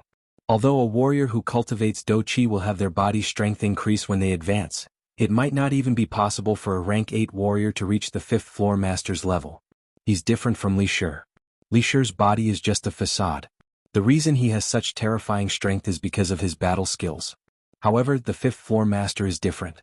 It can be seen that the other party must have specially trained his physical body. Moreover, he must have trained his physical body to such a level. If he were to add battle chi or some battle skills to his body during battle, Li Shi can't compare to him at all. What? The 5th floor master's face twitched. Scared? Scared? Wu Yan clenched his fist and laughed. Maybe later, but right now this isn't enough. The true ancestor's body gave Wu Yan a terrifying amount of physical prowess. Infinite arms refinement allowed Wu Yan to push his body to its limits. Wu Yan wanted to see if his body was stronger than the true ancestor's body that was tempered through countless trials and tribulations. Is that so? The 5th floor master's eyelids slowly drooped and he suddenly roared. Then let's see if you can take a punch from me. The 5th floor master stomped his foot on the ground, creating a hole in the hard ground. He instantly appeared in front of Wu Yan and threw a punch. His speed is actually so fast. Wu Yan's face turned serious. The fist in front of him is getting bigger and bigger. Wherever the fist goes, 10,000 breaths would retreat. With the power of the fist, if it hits Wu Yan's body, he would have to spit out some blood. The wisest choice in the face of this fist was to retreat. However, since Wu Yan had made up his mind to test the strength of a true ancestor, he naturally wouldn't retreat. Clenching his fist and swinging it backwards, he leaned his body to the side, and with this miraculous tilt, all the strength in his body was mobilized in an instant and concentrated into his fist. In a short span of time, he finished gathering his strength. Then he faced the incoming fist and threw a punch straight at it. Bam! The 5th floor master was twice as tall as Wu Yan. When his fist landed, it created a condescending effect. Not only did it increase the strength, but it also caused the impact of the fist to hit Wu Yan directly. The ground beneath Wu Yan instantly shattered. A 2-meter-wide hole appeared beneath Wu Yan and the 5th floor master's feet. One could imagine how strong the 5th floor master's punch was. However, although the effect of this punch was strong, it couldn't hide the fact that this punch had been blocked by Wu Yan. The 5th floor master was stunned. His eyes were filled with disbelief. He had never thought that anyone would be able to take his punch head-on. However, the force that came from the fist that collided with his own told the 5th floor master that all of this was real.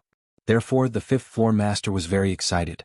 Competing at the opponent's proudest point would usually lead to 2 results. The first was that a narrow-minded and arrogant person would be angry. The second was that a broad-minded and passionate person would be excited. As for the master of the 5th floor, it was obvious that it was the latter. Good. Good. The 5th floor master laughed loudly. His voice was filled with excitement and joy. How long has it been? How long has it been since someone could take my punch head-on? Wu Yan, you really live up to the rumors about you in the academy. You are very strong. My impression of you has changed. After he finished speaking, the 5th floor master licked the corner of his lips. His bare eyes were blazing with flames. That was the burning battle intent. Wu Yan, take another punch from me. Immediately, the 5th floor master retracted the punch that had been blocked by Wu Yan and threw another punch. This time, this punch directly stirred up the atmosphere wherever it passed. Compared to the previous punch, the power of this punch was at least twice as strong. It had to be said that the 5th floor master was indeed a bold and unrestrained person. After being provoked by him, Wu Yen actually felt a little hot-blooded. At that moment Wu Yen also laughed heroically. "Don't talk about one punch. I will accompany you with 100 punches." Wu Yan's voice rang out and a small fist appeared in front of the floor master's terrifying fist. The small fist wasn't like the big fist where the air would disperse in its wake. Instead, the small fist collided with the floor master's fist without any hesitation. After a dull thud, the hole beneath Wu Yen and the fifth floor master's feet widened by another meter. The impact of the impact was directly under their feet. The rocky ground was destined to become a mess. This time the fifth floor master didn't waste any more words. He pushed forward fiercely and stabilized his body. Then he threw another punch with his other hand. Wu Yen didn't meet the fifth floor master's fist with his fist. Instead he used his palm to block the fifth floor master's fist with a pa sound. Then he kicked the fifth floor master's chest. With a bang, the fifth floor master was caught off guard and was kicked in the chest by Wu Yen. The fifth floor master gritted his teeth and roared. He also grabbed Wu Yan's hand and pulled him over. Then he threw a punch at Wu Yan's chest. With the same dull thud, the two of them flew out at the same time and separated. However, not long after, the two of them stabilized themselves in midair and stood on the ground. The fifth floor master's expression had completely calmed down. However, the battle intent in his eyes didn't diminish. He slowly took out a pair of boxing gloves and silently put them on. That was a rare armament. Wu Yen narrowed his eyes. He had even taken out an armament. This meant that the fifth floor master was planning to use his full strength. This was indeed the truth. In just a few breaths' time, a shocking do chi suddenly erupted from the fifth floor master's body. The enormous do chi crazily surged. After which all of it surged into the boxing gloves. While Wu Yan's expression changed slightly, he saw the fifth floor master's body crouch down. In an instant he turned into an afterimage. His fist shot out and swiftly landed on Wu Yan's chest. The moment the fifth floor master made his move, Wu Yen, who had been cautious for a long time, focused his eyes. His feet stomped on the ground and his arms immediately stretched out. A ferocious green vein popped out on Wu Yan's arm. Wu Yen clenched his fist and mobilized all the strength in his body. After which he raised his arm and threw a punch. Clang! In the next moment, the two fists collided with each other with a loud bang. A fierce gust of wind suddenly swept out in all directions, directly blowing the gravel around the two of them into the air. The originally hard ground had turned into the weakest tofu at this moment. Under the terrifying force, it crumbled into pieces in an instant. Following the wind that swept out, it blew in all directions. If there were any spectators at the side at this moment, or if the place where this duel was taking place was not here but the fifth floor, it was likely that just the rocks that swept out would be enough to make the spectators suffer. Moreover, it was clearly a fist against a fist, a direct collision of strength. However, after the two fists collided, a clang sound was emitted. It was simply unimaginable. However, from another perspective, this also showed just what kind of level the collision of strength between the two had reached.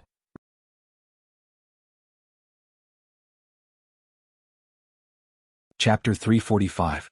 The veins on Wu Yan's arms were already bulging wildly as he resisted the frightening force that was attacking him. The strength of the fifth floor master, who was originally very frightening, had become indescribable after being supported by his do chi and the rare armament. Wu Yen clenched his teeth tightly. His eyes turned cold as he stepped out with his left leg. His body was in a semicircular position while his right leg was like lightning as it lashed out like a whip. At the same time that Wu Yan's right leg lashed out, the muscles on his leg moved at a frequency that could not be seen with the naked eye. After this movement, the strength of Wu Yan's leg increased by quite a bit. Following this, the long whip-like leg carried an indescribable wild and violent strength. This leg was violently lashed out at the chest of the fifth floor master. This kick did not have the slightest warm-up. The moment he attacked, it was an extremely ferocious attack. This was because Wu Yen clearly understood that any warm-up or probing would be useless when faced with a peak rank 7 opponent like the fifth floor master. What Wu Yen needed was to continuously unleash his strength and use all of his strength to deal with his opponent. The frightening strength of the kick tore apart the air and the ground. After which, it landed on the chest of the fifth floor master at lightning speed. The low and deep sound of rushing wind was ear-piercing. An ominous glint gathered in the eyes of the fifth floor master. He had also sensed how powerful Wu Yan's attack was. However, he did not have any thoughts of underestimating it. For someone like him, if he always had such thoughts in his heart, it was likely that he would not be able to take on the role of the fifth floor master. His skin had already been pierced by the wind from Wu Yan's kick. The fifth floor master knew that Wu Yan must have used some kind of battle technique to have such strength. Otherwise, Wu Yan's strength would not have been so sharp. What the fifth floor master did not know was that Wu Yan did not use any battle technique. However, there was nothing wrong with it. After all, using the endless martial refining skill to unleash one's strength was also considered a side battle technique. The fifth floor master, who thought that Wu Yan had used a battle technique, no longer hid it. One of his palms suddenly rotated into a fist. After which, a black light suddenly erupted from his arm. The dou qi that was originally gathered on his fist was actually emitting a black light. It was like a black hole that started to rotate above the fifth floor master's fist. At the same time, a boundless aura gushed out from the fist enveloped by the black hole. It blew at Wu Yan, who was very close to it. Wu Yan's pupils shrunk when he sensed the aura. Black killing fist. The fifth floor master shouted. Immediately the black hole threw a punch and punched towards Wu Yan. Chi. Wu Yan's expression changed. The fifth floor master's punch did not have much momentum, but the wind from the punch was filled with a monstrous killing intent.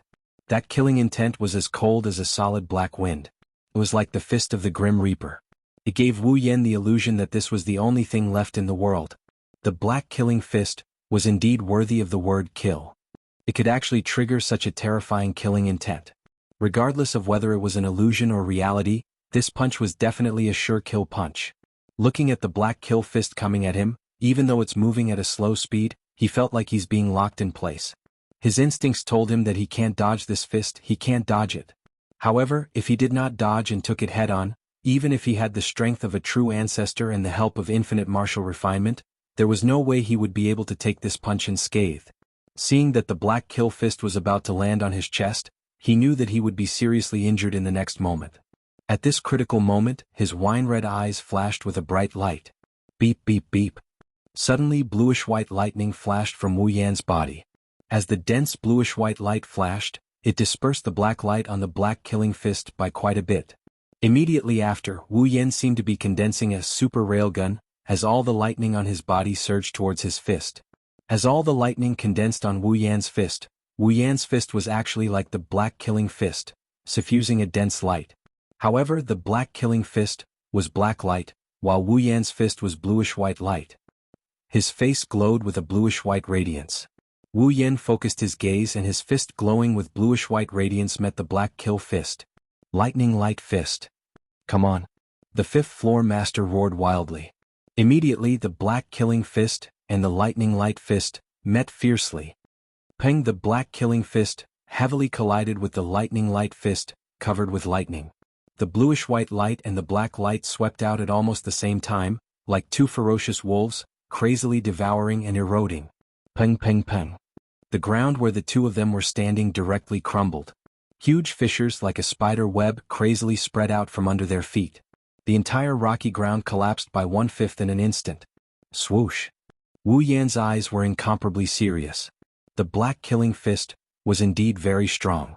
The lightning light fist that he created on the spot was actually blocked by the fifth floor master's black killing fist.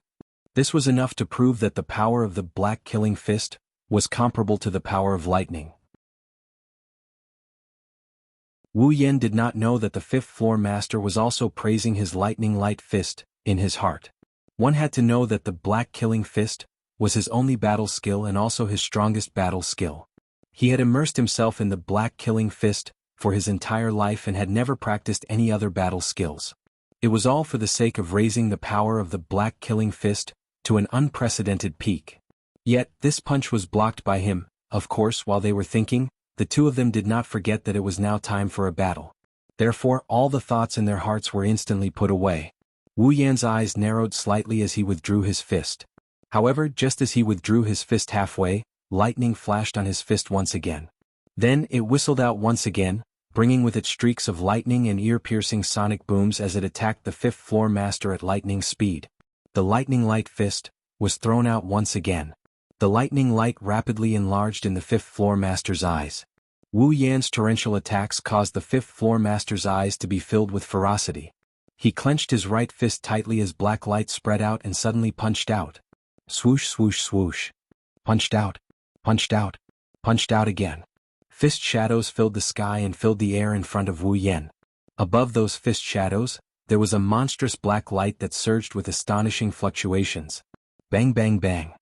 The fist wind and the fist shadows finally collided together in all directions. The commotion was undoubtedly earth-shattering. The entire ground seemed to tremble violently at this moment. Pieces of rock directly exploded into powder under the force of the wind. The intense tremors undulated within the rocky ground that was filled with dust. The rocky ground had already collapsed to the point that it could not collapse any further. A gentle breeze blew over and scattered the dust. Soon after, the sound of rushing wind hurriedly sounded. 2 figures flew out from the dust. Their feet rubbed against the ground, creating long gullies. At this moment, the 5th floor master's hair was already in a state where it was scattered. His fist was slanted towards the ground as a drop of fresh blood dripped from it. On his chest, one could faintly see a couple of eye-piercing black scorch marks. Opposite him, there were also some bloody scars on Wu Yan's arm. Fresh blood dripped down from his fist.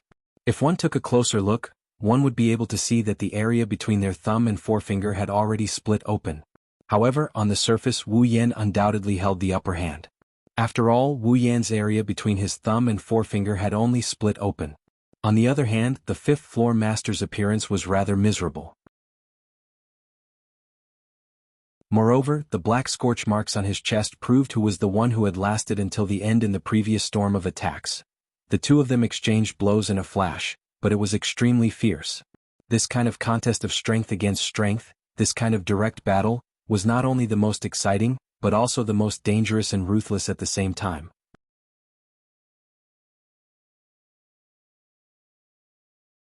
Chapter 346. Wu Yan slowly raised his bleeding fist and clenched it gently. Then he brought it to his mouth and licked it clean. Wu Yan was stunned when he finished licking the blood off his fist. He didn't know whether to laugh or cry. What he had just done was completely subconscious. It was the subconscious action of a true ancestor like Wu Yan. Wu Yan had never imagined that the first blood he would taste after becoming a true ancestor and getting rid of his blood-sucking urges would be his own. However, he wasn't lazy. The taste of blood, snickering, Wu Yan's wine-red eyes suddenly turned golden. This meant that Wu Yan was about to go all out. The 5th floor master was some distance away from Wu Yan, so he didn't see the change in Wu Yan's eyes. However, he did see Wu Yan licking his own blood. He couldn't help but be stunned. For some reason, when he saw Wu Yan licking his own blood and smiling evilly, the 5th floor master felt a chill run down his spine. This was the feeling of encountering a natural enemy. This wasn't strange. After all, humans were one of the main sources of food for vampires. The 5th floor master, who felt a chill in his heart, was stunned again. This time he was stunned because of Wu Yan's hand. His hand, which had split open a second ago, was now completely fine. The 5th floor master stared at Wu Yan in a daze. A strange feeling rose in his heart. Could his saliva be used to heal? And the healing effect was so good? As he thought about this, the 5th floor master glanced at the charred area on his chest. His eyes were a little blank. Should I ask him to lick it for me later? If Wu Yan knew that the floor master wanted him to lick the floor master's chest, Wu Yan might just throw in the towel and admit defeat. Wu Yan looked at the 5th floor master and said loudly, "It's time to end this battle." The 5th floor master raised his head and looked deeply at Wu Yan. The pain in his chest was still clearly reflected in his mind. It seemed to be telling the 5th floor master he was about to lose. The 5th floor master took a few deep breaths and tried his best to straighten his back. He laughed a few times, but his voice was indescribably pale. After all, in the previous exchange he had taken several punches from Wu Yan's lightning fist, which was comparable to his black kill fist. If it wasn't for Wu Yan subconsciously holding back his strength and the fact that the 5th floor master's body was stronger than anyone else's, he would have been lying on the ground. The intense pain in his chest was transmitted to the 5th floor master's mind. However, he forced himself to stand up straight and stood in front of Wu Yan. He gently raised his hands, battle chi surging, black light gathering. If he didn't fight to the last moment, he wouldn't be able to accept defeat. Come on. The 5th floor master roared and condensed all his battle chi into his final move, black kill fist. After this punch, regardless of whether he won or lost, the 5th floor master wouldn't be able to continue fighting. As the saying goes, the person who understands you the most is usually not your best friend but your enemy. Although Wu Yan wasn't the 5th floor master's enemy, he could be considered a temporary opponent for the 5th floor master. The collision of fists wasn't just the most exciting, It was also the easiest way to feel the other party's heart. Wu Yen couldn't help but admire the fifth-floor master's persistence. It was rare, really rare. For Wu Yen to admire someone, it was rare even in the two-dimensional world. In the spalier world it was also a first. His cold golden pupils flashed with a hint of graveness. Wu Yen felt that he was right in wanting to give it his all. Because, in front of such an opponent, if he didn't give it his all, then he would be letting down the respect in his heart. Therefore he had to give it his all. Beep beep beep. A thunderous roar resounded from Wu Yan's body. Crazy electric currents ran through Wu Yan's body at a speed that was hard to see with the naked eye. An unprecedented power of thunder and lightning was released from Wu Yan's body. As the thunder and lightning surged, the ground Wu Yan was standing on actually caved in deeply with Wu Yan as the center. The electric currents couldn't help but flow to the ground where Wu Yan was standing. The ground around him was completely destroyed. A slight vibration came from the ground. Some of the large and small stones around Wu Yan seemed to have lost their gravity and floated up. The fifth-floor master was shocked and then smiled bitterly. He fought with his opponent until he was injured. When he was about to use his final attack, he found out that his opponent was only going to use his full strength now. Was there anything more tragic than this? In any case, the fifth-floor master was trembling with fear. He felt that he was about to die. However, at the same time, the fifth-floor master also felt a burst of excitement. The blood in his body started to flow faster. Obviously he was hot-blooded. Ha! Come on, come on, come on. The fifth-floor master ignored the pain in his body and laughed loudly. Then the black light seemed to come back to life. It suddenly expanded and the black hole on the black kill fist expanded several times. The final attack. All the thunder and lightning on his body instantly stopped roaring. It was like the calm before the storm. The sound disappeared but the speed didn't. In an instant, it condensed on Wu Yan's fist. Super Black Kill Fist. The fifth-floor master shouted and stomped on the ground. He grabbed the huge black hole and rushed towards Wu Yan. Adding a super, could it be that the power will multiply? Wu Yan didn't know whether to laugh or cry. However, there was a smile on his face. A ray of light flashed in his golden eyes. Wu Yan raised his hand and flew towards the fifth-floor master. Super Lightning Light Fist. The distance of 12 meters was reduced to 1 meter in less than a second under the two's flying speed. The two looked at each other and then threw out a punch. The blue and white light and the black light suddenly became stronger. Boom! A loud explosion resounded throughout the entire space. The ground, which no longer had any space left to destroy, directly collapsed. Pieces of rock flew in all directions with the explosion as the epicenter.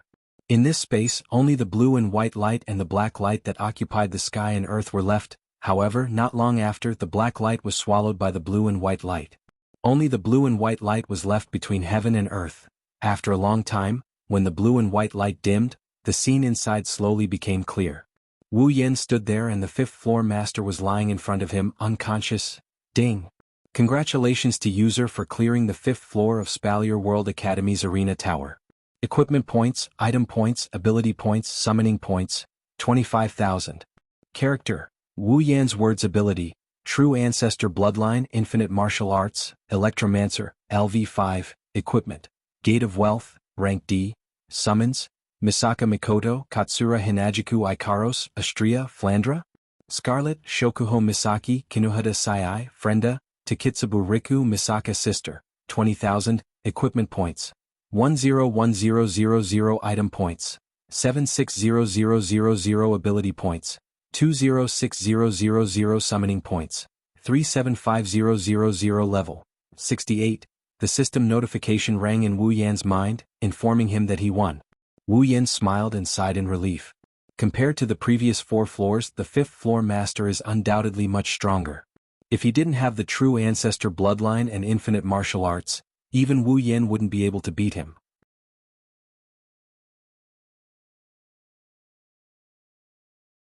Chapter 347. When Wu Yan cleared the 5th floor, the crystal balls in the arena tower lit up, attracting the attention of all the students in the arena tower.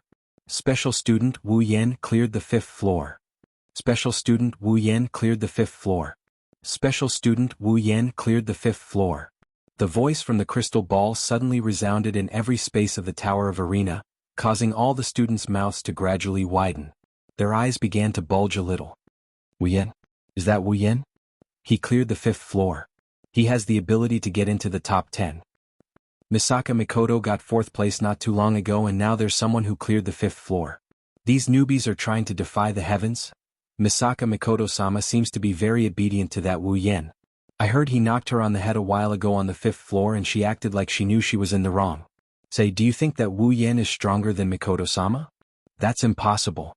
Misaka Mikoto-sama is someone who can go toe-to-toe with Princess Sylph. If Wu Yen is stronger than Mikoto-sama, doesn't that mean he's the strongest student in the academy? That's right. Princess Sylph didn't approve of Wu Yen either. Also, Kaya and Jaffer didn't pay much attention to that newbie either. Ranking in the top 10 should be his limit.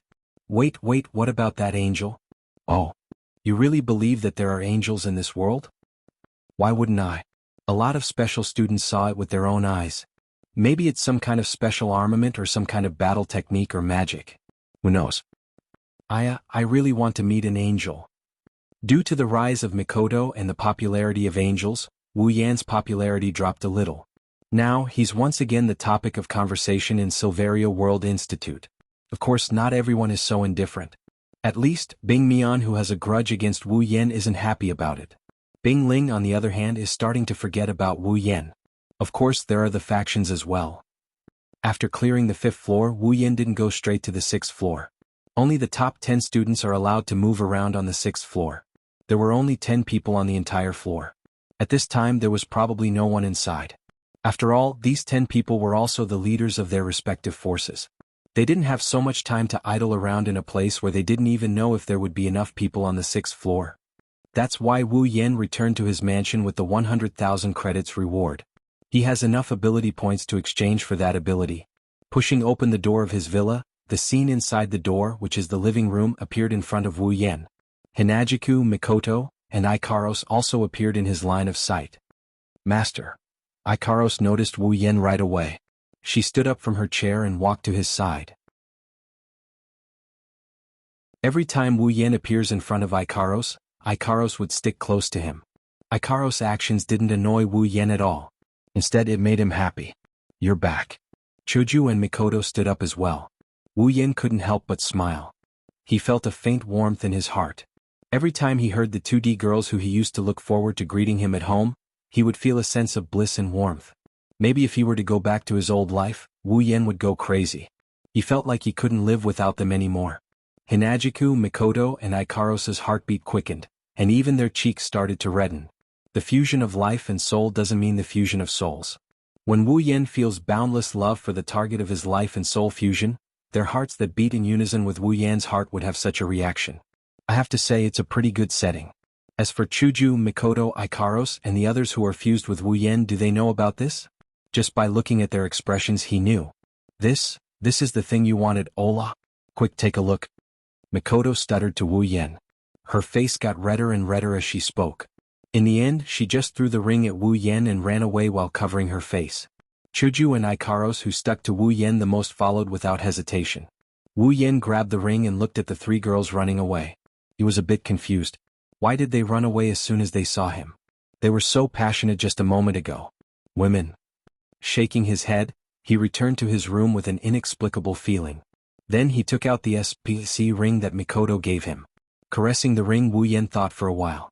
Then he put the ring away and waved his hand in the air. The system projection opened and Wu Yen clicked on ability. After ability, talent, and bloodline appeared, he clicked on talent and found the ability he was interested in. Night never died by bare hands. Bestow the attribute of a noble phantasm to the weapon in the user's hand.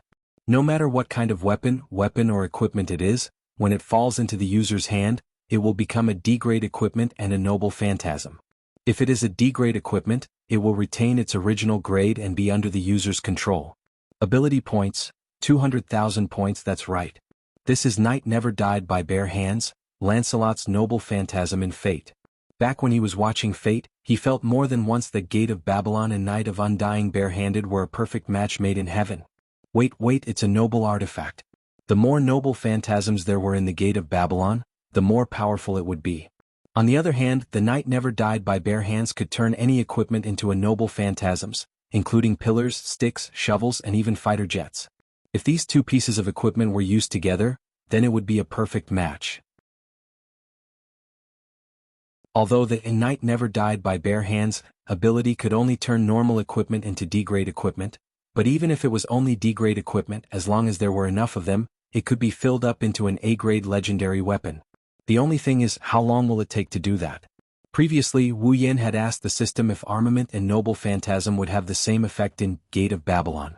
The system's answer is that Armament can also increase the power and level of Gate of Babylon. However, if it is a Noble Phantasm, then the increase in power and level will be greater than that of Armament. Coincidentally, Knight Never Died by Bare Hands has another ability, which can turn normal equipment into a Noble Phantasm. Even if there is a certain level of armament, after being turned into a Noble Phantasm by Knight Never Died by Bare Hands, its power will be more or less increased. After all, a Noble Phantasm is the ultimate weapon known as Materialized Miracle. It is the crystallization of longing. Even if Armament and Noble Phantasm are of the same level, the power of a Noble Phantasm will be stronger. Besides that, Knight Never Died by Bare Hands has another good effect. That is, the equipment that has been turned into a Noble Phantasm after being turned into a Noble Phantasm can only be used by the user. Even if someone takes it away, the Noble Phantasm will automatically return to the user. With all these effects, Wu Yan decided to exchange for Knight Never Died by Bare Hands. Although he did not know why a Noble Phantasm that was originally an equipment would become a talent ability, he did not have to worry about it being taken away.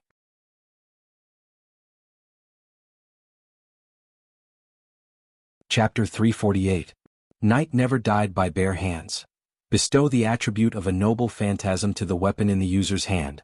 No matter what kind of weapon or equipment it is, when it falls into the user's hand, it will become a D-grade equipment and a Noble Phantasm. If it is a D-grade equipment, it will retain its original grade and be under the user's control. Ability points, 200,000 points. When Wu Yan clicked on the exchange button, a red light suddenly appeared in front of him and split into two, shooting into his hands. The red light attached to the back of Wu Yan's hand. After a while, it turned into two bright sword marks made of dots. The moment the sword marks were formed, a new Knight Never Died by Bare Hands ability appeared in Wu Yan's ability bar. This proved that Wu Yan had obtained this ability. He clenched his fists and looked at the two dots forming the sword mark. He felt like there's something brewing inside, waiting for him to come into contact with it. After pondering for a while, Wu Yan reached out his hand and snapped his fingers. As Wu Yan moved, a spatial ripple suddenly appeared behind Wu Yan, and a crimson spatial door appeared behind Wu Yan. At the same time, Meteor Knight and Neen Temple of Shana slowly emerged from the crimson spatial door. Wu Yan pulled out the Gate of Babylon. When Meteor Knight and Neen Temple of Shana fell into Wu Yan's hands, the two sword marks on the back of his hand suddenly flashed. A strange wave invisible to the naked eye came out of the sword marks and then wrapped around the Meteor Knight and Neen Temple of Shana. Red lines that looked like veins crawled on the Meteor Knight and Neen Temple of Shana. The red veins flashed on the two weapons and then disappeared from their surfaces, sinking into their insides. Wu Yan felt that the Meteor Knight and Neen Temple of Shana seemed to have become a little old. Moreover, a vague aura was emitted from the Meteor Knight and Neen Temple of Shana. At this moment, the Meteor Knight and Neen Temple of Shana had turned into Noble Phantasms. In the next moment, something unexpected happened. Neen Temple of Shana suddenly shook violently. Wu Yan was shocked as the blade suddenly flashed with a red light. Then a scorching flame suddenly ignited on the blade. What? What's going on? Wu Yan's wine-red eyes were filled with surprise as he looked at the red lotus flame that enveloped the Neen Temple of Shana. Could it be that because it has turned into a Noble Phantasm, the Neen Temple of Shana now possesses the ability of the red lotus flame? Wu Yan was pleasantly surprised as he held up the burning Neen Temple of Shana. No matter what, the Neen Temple of Shana's power has increased greatly. This is an indisputable fact. Using the system to determine the rank of the Nyeten no Shana, it was still C rank. The only difference was that the Nyeten no Shana used to be in the lower middle of C rank. But now, even if it wasn't as good as Ikaros Apollo, which was infinitely close to B rank, it wasn't too far off. What a pleasant surprise. Wu Yan tried to control the flames on the Neen Temple of Shana. Perhaps it was because the Neen Temple of Shana had become a Noble Phantasm. Wu Yan was able to control the flames on the Neen Temple of Shana smoothly. He slowly removed the flames and the Neen Temple of Shana returned to its original bright appearance. Perhaps no one would have thought that this small, Nin temple of Shana contained enough power to turn the entire mansion into ashes. He turned around and threw the meteor shower and the transformed Nin temple of Shana into the gate of Babylon. Wu Yen did not immediately close the gate of Babylon. Instead, he took out the previous infinite space ring. He stroked the surface with one hand and a large mass of black gravel appeared in the middle of the room. Almost at the same time, Wu Yan's body flashed with a strong electric light. The electric light flashed frequently in the room and an electromagnetic force suddenly acted on the sand in the air, stopping them from falling. When the electric light on Wu Yan's body flashed again, the black sand moved in the air and formed black iron sand swords. Wu Yan's goal was to use the Knight Never Died by Bare Hands ability to turn these iron sand swords into noble phantasms to fill up the Gate of Babylon treasury and upgrade it. Since no matter what equipment it was, after being transformed by the Knight Never Died by Bare Hands ability, it would be a waste of the Knight Never Died by Bare Hands ability if he did not properly mass-produce the Knight Never Died by Bare Hands ability. The iron sand swords formed by the special sand should belong to the category of weapons. The reason why he used the special sand is to make the iron sand swords less fragile after they become noble phantasms. Thus, Wu Yen began his long journey of touching the iron sand swords. After some time, when Wu Yen was transforming the swords into noble phantasms, a group of guests came to the villa. A group of guests that surprised Chuju, Mikoto and the rest. There were about 20 of them. They were not wearing the student's uniform, nor the teacher's uniform.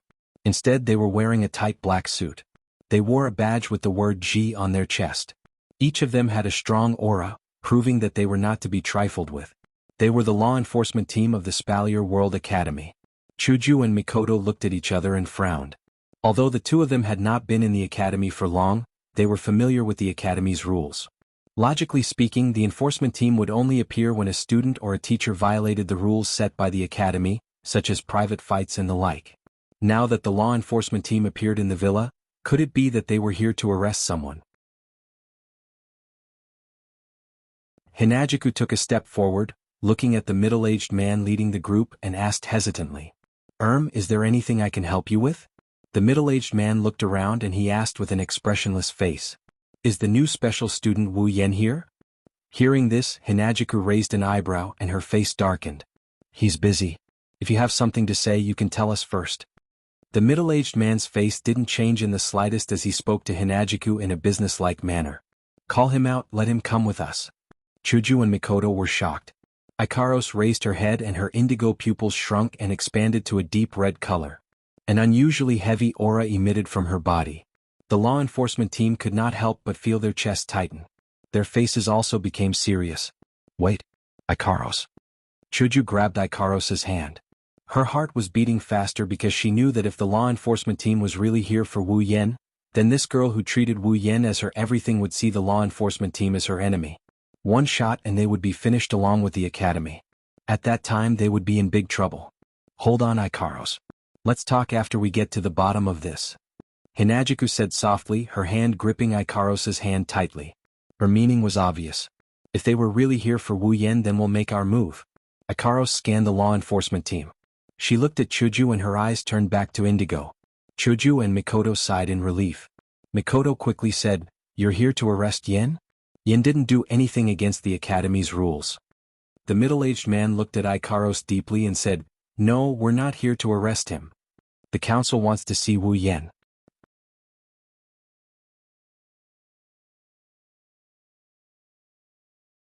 Chapter 349.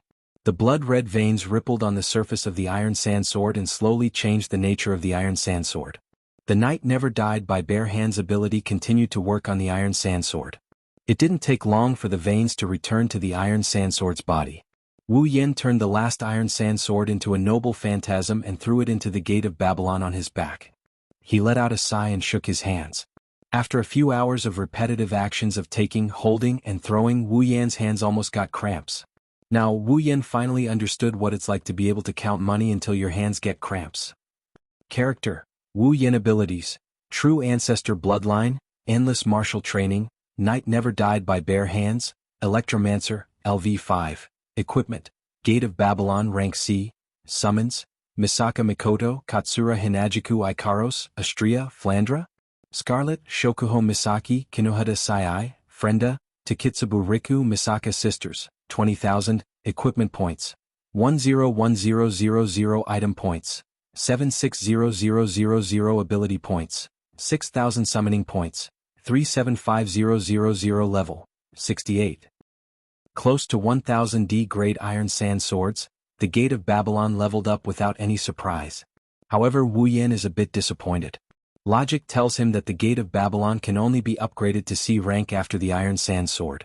But, if possible, he still hopes that the rank of the Gate of Babylon can be upgraded a bit higher, preferably to B rank. After all, according to the system's analysis, the shiny Gate of Babylon in Fate was a Tier B gold armament. Of course, gold armaments are divided into different ranks. Even if Wu Yan used a large amount of rank D equipment to upgrade Gate of Babylon to a gold armament, it would still be inferior to the shiny Gate of Babylon. The lowest grade equipment in the shiny Gate of Babylon is rank D. There are a lot of rank C equipment, and even rank A equipment is rank B. It's close to rank A equipment. His Gate of Babylon with a large number of D-grade equipment won't win, but it's still better than an empty Gate of Babylon that can only be used as a space storage item. Stretching his back, he walked out of the room and opened the door. The moment he opened the door, a small pink fist came from the other side of the door and landed on his chest, stunning him for a moment. Chuju?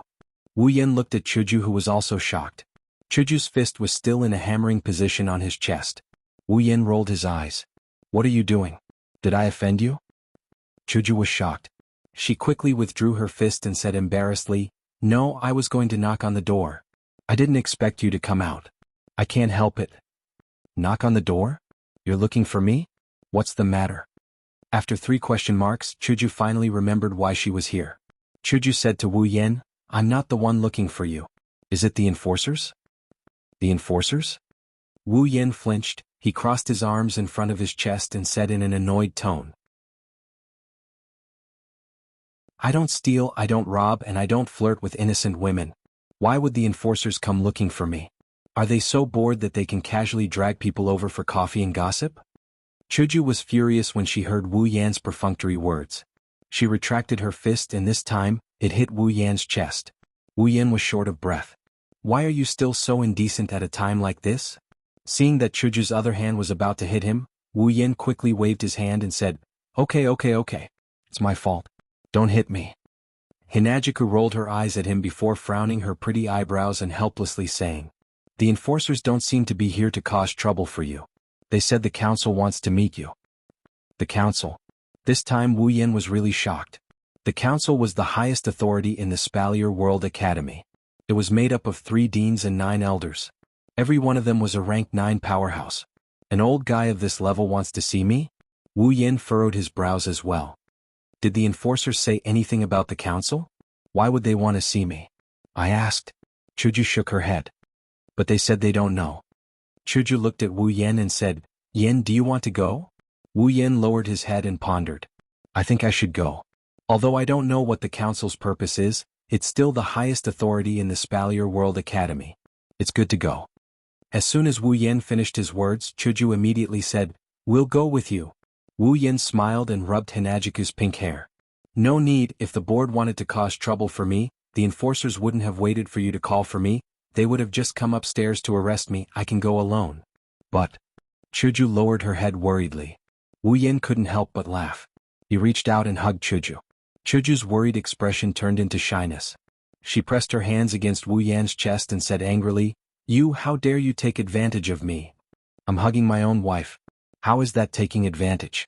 Wu Yan said in a righteous tone. He pressed his forehead against Hinajiku's, causing her to blush. She swallowed back the words of complaint she was about to say. Wu Yan chuckled. The people from the board came knocking on my door. If I don't go, it might be a problem. Also, Sister Fei Fei said that the enforcers are very stubborn. The board specifically asked to see me, but they didn't mention you guys. Even if you guys come along, they won't let you guys go. Hearing this, Hinajiku fell silent and said helplessly, Then be careful. Wu Yan rolled his eyes at Chuju. It's not like we're going to the behemoth forest. What's there to be careful about? The council won't do anything to me. Chuju wanted to say something, but Wu Yan interrupted her. All right. You guys wait here for me to come back. With that, he took Hinajiku's hand and went downstairs. Yan. Mikoto, who had been staring at the stairs, called out when she saw Wu Yen coming down. The enforcers all turned to look at Wu Yen. The middle-aged man sized up Wu Yen and asked indifferently, "You're Wu Yen?" "I am." Wu Yen pulled Mikoto's hand and told her not to worry. He walked up to the middle-aged man. Looking at the 20 enforcers, Wu Yen secretly praised them. All 20 of them were at the peak of the 7th rank. The middle-aged man was at the 8th rank. Only this kind of enforcers could suppress the young masters of the academy. "The president of the council wants to see you, come with us." Wu Yen nodded. Ikaros wanted to walk to Wu Yan's side, but Chuju pulled her back. She could only watch with teary eyes as Wu Yen followed the enforcers away. Mikoto hesitated for a bit before asking Chuju, "Chuju, are we going to run?" Chuju rolled her eyes. Yen said those people aren't here to cause trouble. We're just overthinking things, but I still feel a bit uncomfortable. Mikoto bitterly smiled and said with a bit of anger, "Damn it, Shokuho Misaki, I don't know where she went. I don't want to admit it, but if she was here, she would be able to come up with an idea." Hearing Mikoto's words, Hinajiku couldn't help but frown and helplessly said, "That's true, it's been a few days since the school started, and in these few days, not only did they not come once, I don't even know where they went. There's no news at all. They must be up to no good." "No doubt about it." It's obvious that Mikoto's hatred for Shokuho Misaki is off the charts. Chuju couldn't help but laugh dryly.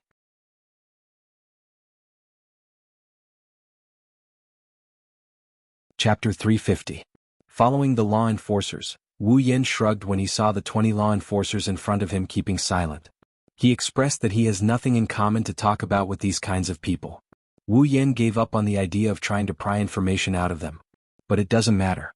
Wu Yen is quite interested in the council anyway. 12 ranked 9 powerhouses, 12 of the most prestigious people in the Spalier world. 3 of them are even emperors. It would be a lie to say that he isn't curious about them. Other than Flandre-chan, Wu Yen hasn't met any other rank 9 powerhouses. He doesn't know how powerful these 12 powerhouses are. There shouldn't be many who can match up to Flandre-chan. Even if their levels are higher than Flandre-chan's, Wu Yen has absolute confidence in Flandre-chan. Flandre-chan has the ability to control eyes, not to mention the fact that she's a vampire with immense power. If he had that ability, even if he didn't exchange it for the Gate of Babylon and the Night of Undying Night, he would still be able to fight Sylph, Kaya, Jafar and the others. As time passed, Wu Yen frowned and looked ahead. Didn't they say they were going to meet the council? Why are they going this way? Isn't this the way to the arena tower? Wu Yan's guess was right. The enforcers did bring Wu Yen to the arena tower. However, the enforcers didn't bring Wu Yen directly into the arena tower. Instead, they circled around the arena tower and brought Wu Yen to the back of the arena tower. The members of the enforcers finally stopped when they arrived at the bottom of the tower. They then took out a scroll and tore it open. The scroll exploded into a cloud of dust. Wu Yen watched with his mouth agape as the dust swirled around in the air before landing on the walls of the arena tower in an orderly fashion. Then, a teleportation formation appeared on the wall of the arena tower and slowly rotated. Looking at the teleportation magic formation in front of him, Wu Yen almost went berserk. If they had a teleportation magic formation, why didn't they just use it back at the villa? It was such a long journey. Did the law enforcement team have nothing better to do? Maybe he saw through Wu Yan's thoughts. The middle-aged man from the enforcement team finally spoke up. This teleportation magic array can't be used anywhere else. It will only activate when you're within the range of the Tower of Tournament. It won't activate anywhere else. Wu Yen nodded. That's right. The council is the highest organization in the Spalier world. It's only natural that they would have some sort of protection on the teleportation formation. Thinking about it, Wu Yen suddenly noticed something the middle-aged man said. Within the range of the arena tower? That's right. The middle-aged man nodded. Perhaps you've already guessed it. The elders of the council gather at the top floor of the arena tower. That's the space above the 9th floor. Wu Yen was stunned. Doesn't that mean that anyone who passes the 9th floor will be able to meet the members of the council? The middle-aged man nodded. Originally, the setting of the arena tower was to allow talented powerhouses to continuously improve with the top floor as their goal. As long as a student can pass the 9th floor, not only will they be able to meet the elders of the council, they'll also be able to receive rewards from the 12 elders. However, up until now, such a person has yet to appear. Wu Yen shrugged and pursed his lips. Indeed, it's tempting to be able to receive rewards from the 12 most respected people of the Spalier world. However, the setting of the arena tower is too much of a scam. One must pass the 9th floor in order to meet the members of the council. However, who can pass the 9th floor before the age of 25? If the leader of the 5th floor is already a peak rank 7, then the leader of the 6th floor would most likely be a rank 8. A rank 8 powerhouse that even Sylph couldn't defeat. Then what about the leaders of the 7th, 8th and 9th floors above the 6th floor? Just think about it for a bit and you'll understand. This so-called reward isn't much different from having no reward at all. However, Wu Yan clenched his fists as he looked at the towering arena tower. His wine-red eyes were filled with a sinister smile. One of his missions was to conquer the entire tower of the tournament. That's the top floor that no one can reach.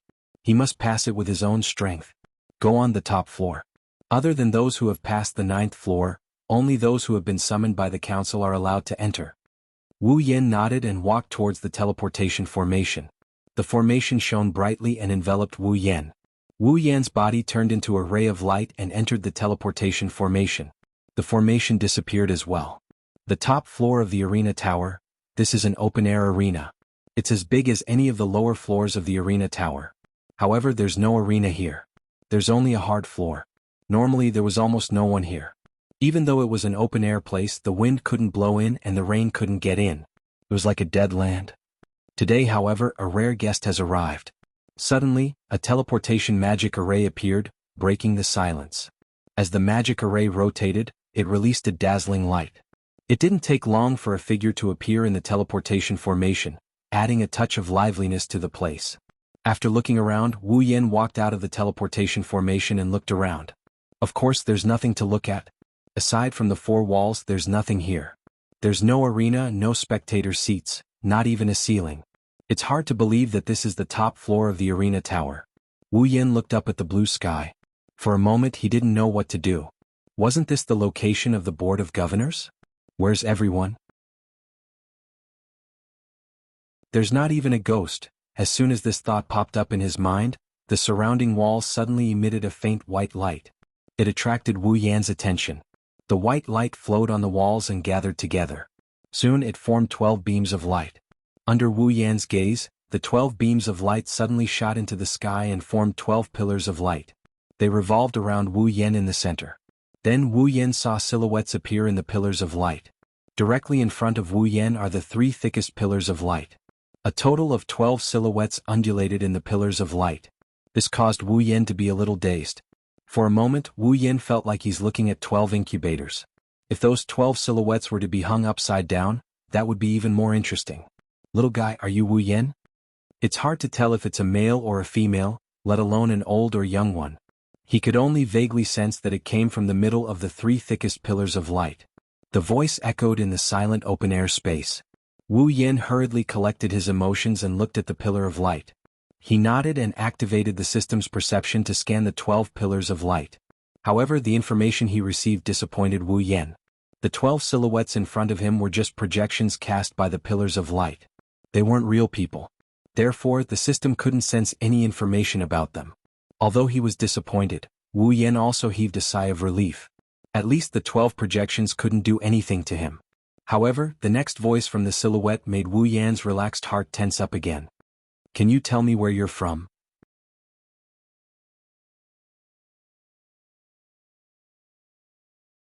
Chapter 351. Can you tell me where you're from? Wu Yan's heart skipped a beat when he heard this. Perhaps Wu Yan didn't want others to know that he didn't belong to this world.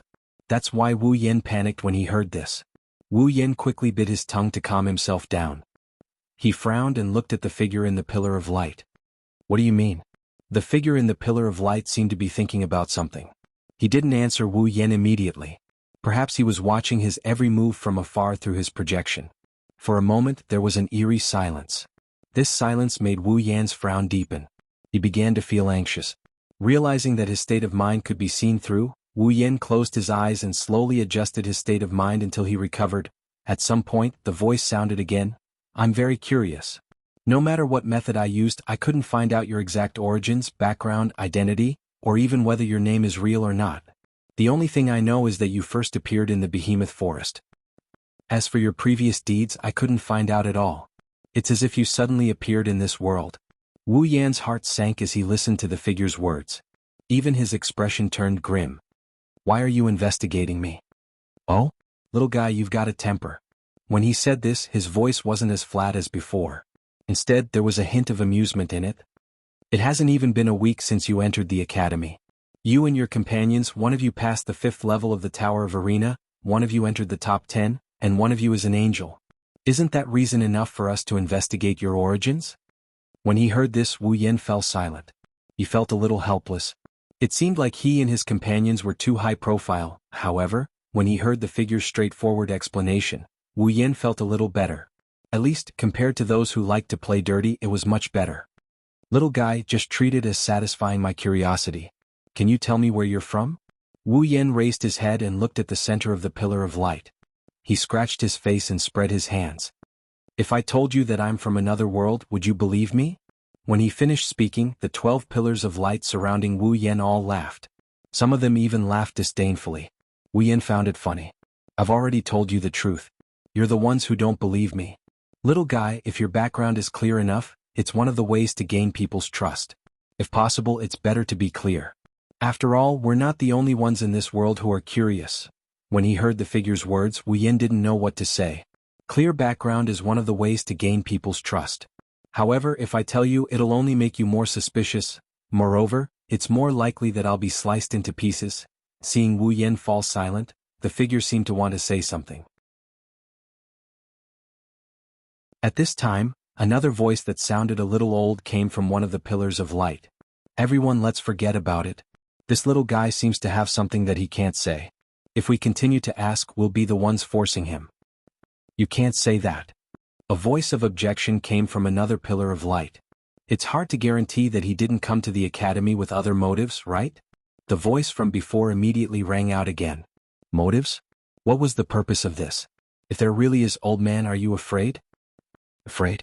Maybe after a few decades I'll be afraid of this little guy. But definitely not now. That's right. Since you're well aware of it, why do you have to make things difficult for a little guy? The figures in the pillars of light started to discuss regardless of the occasion. Wu Yan's eyebrows twitched. Especially when he heard them call him little guy, Wu Yan didn't know how many tables have been flipped open in his heart. At this moment, the figure that spoke first, which was the one in the middle of the 3 thickest light pillars at the front, began to speak again. Alright, since this little guy doesn't want to talk, then let's forget about it. The figure's words seemed to be the most authoritative among the 12 people. The moment he spoke, the 2 arguing voices stopped. Wu Yan couldn't help but ponder. The council is made up of the royals of the Ailu, Baruba, and Fea empires as well as the strongest members of the 3 great clans of the 3 empires. Then the 3 pillars of light should be the emperors of the 3 empires. In other words, they should be the deans of the Spalier World Academy. The 2 voices from before might be the clan that the figure in the middle belongs to. He just didn't know which of the 3 empires he was the emperor of. Then let me ask another question, little guy. Is one of your companions really an angel? Wu Yan sighed and said helplessly, again, if I said yes, would you believe me? Hearing this, the figure fell silent. After a long time, a similarly helpless and slightly annoyed voice came from within the pillar of light. In that case, we won't be able to get the answers we want from you, Wu Yan giggled. He didn't feel the slightest bit of restraint just because the figure in front of him is an emperor. After all, this is the first time he's met an emperor. He didn't know how to react if he had to. After some hesitation, Wu Yan asked with uncertainty, Dean, did you call me here just to ask me these 2 questions? The silhouette burst into laughter. Do you think there's no need? Let's not talk about you, let's talk about your 2 companions. One of them fought to a draw with Sylph while the other managed to block the energy reaction from their full-powered clash. It's obvious that both of them are tier 8. If it's just rank 8, then it's not that big of a deal. The problem is they're not even 20 years old yet. Girls who aren't even 20 years old yet, they're already rank 8. Isn't that enough for us to ask about their situation? Wu Yan laughed awkwardly. Mikoto isn't even 20 years old yet. To be more precise, she's not even 15 years old yet. However, Ikaros is an angel who's lived for thousands of years. She's even older than you guys. The figure who spoke up for Wu Yan spoke up again. I'm a little different. Compared to the girls around you, I'm more interested in you. Me? Wu Yan looked at the silhouette, he's a bit baffled. Am I more attractive than the girls? What the other party said next made Wu Yan tremble. He was completely flabbergasted. To be more precise, I'm interested in Lilu's only male friend, Lulu? Wu Yan's mouth slowly widened. A thought came to his mind and he blurted it out. Are you Lulu's grandfather? Oh? You're already calling me Lulu. It seems like your relationship is really good. As he said that, a loud laughter came out from his light pillar. Wu Yan can now confirm that the figure is indeed Lulu's grandfather. No wonder he spoke up for him. Looks like it's for Lulu's sake. The light pillar in the middle spoke to Wu Yan after Lulu's grandfather finished speaking. Little guy, since you're not willing to answer our questions, we won't force you. I think I have a good eye and you don't look like someone with bad intentions. Let us believe you for now. But I hope one day you'll come clean.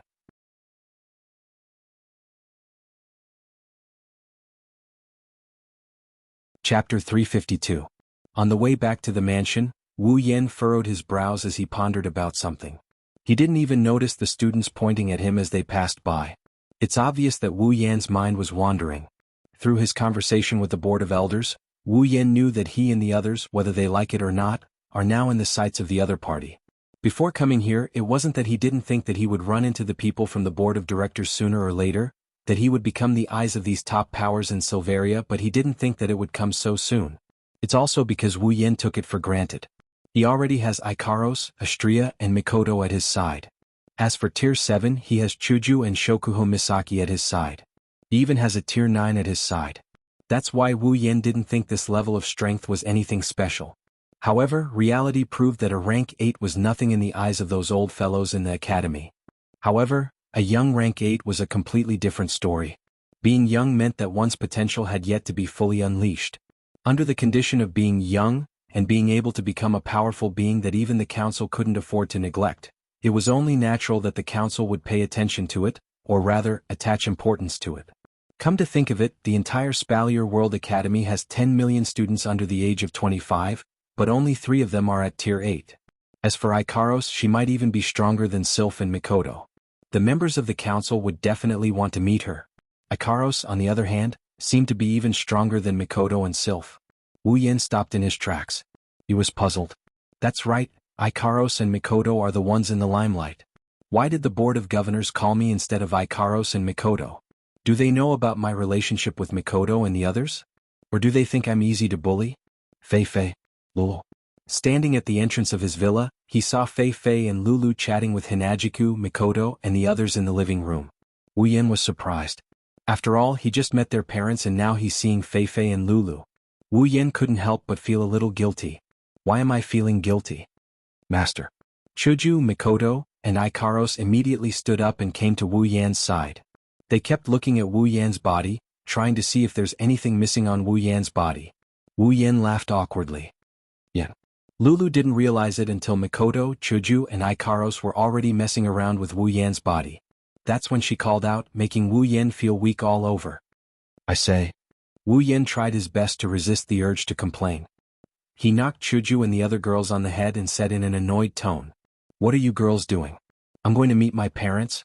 I'm going to meet the Board of Governors. I'm not going to slay a dragon. Is there a need to be like this?" Board of Governors. Before Chuju and the others could react, Fei and Lulu cried out in shock. Lulu jumped in front of Wu Yan and she yelled at him. "Yan, did you say, Board of Trustees?"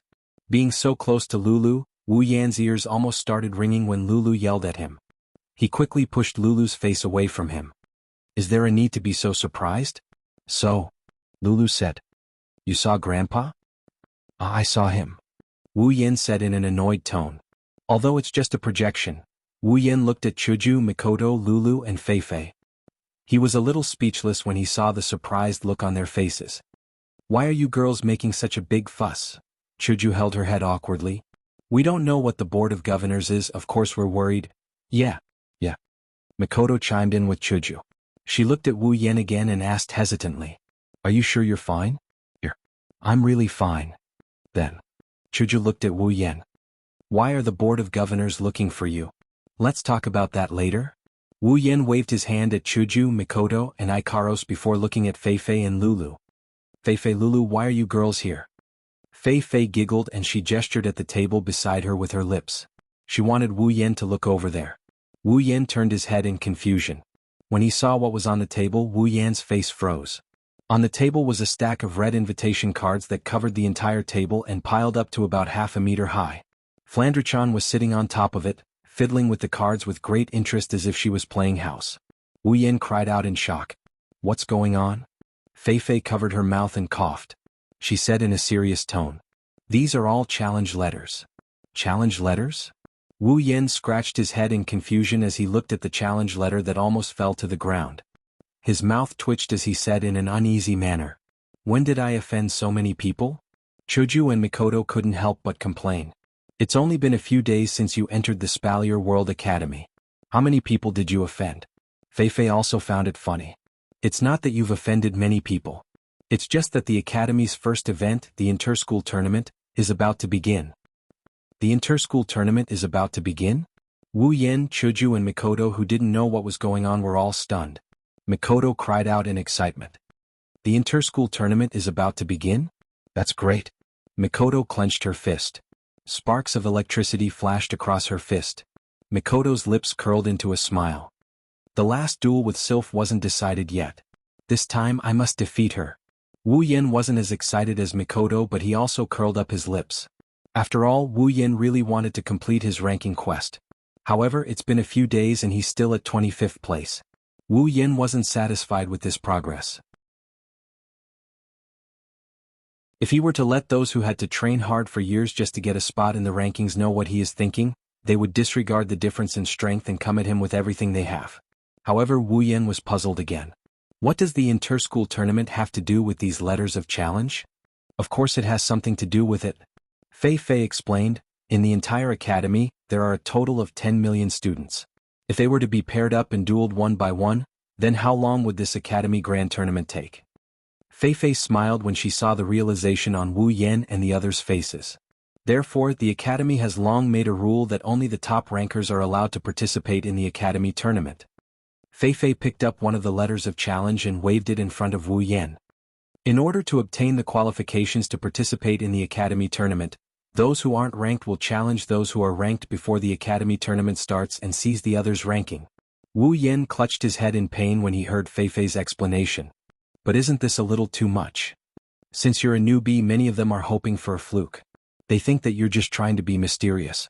That's why they sent these letters of challenge. It doesn't matter if they lose, right? Wu Yen was speechless. He looked at the letters of challenge on the table and clenched his teeth. Wu Yen clenched his fists. It's one thing for a bunch of old fogies to think that he's a pushover, but he didn't expect the students to think so as well. Who said it doesn't matter if they lose? Wu Yen turned to Fei Fei and said, Fei Fei, help me spread the word that anyone who wants to challenge me has to prepare a challenge fee of 10,000 credits. If they lose, the credits will be mine. A thought flashed through Fei Fei's mind. Those students are out of luck.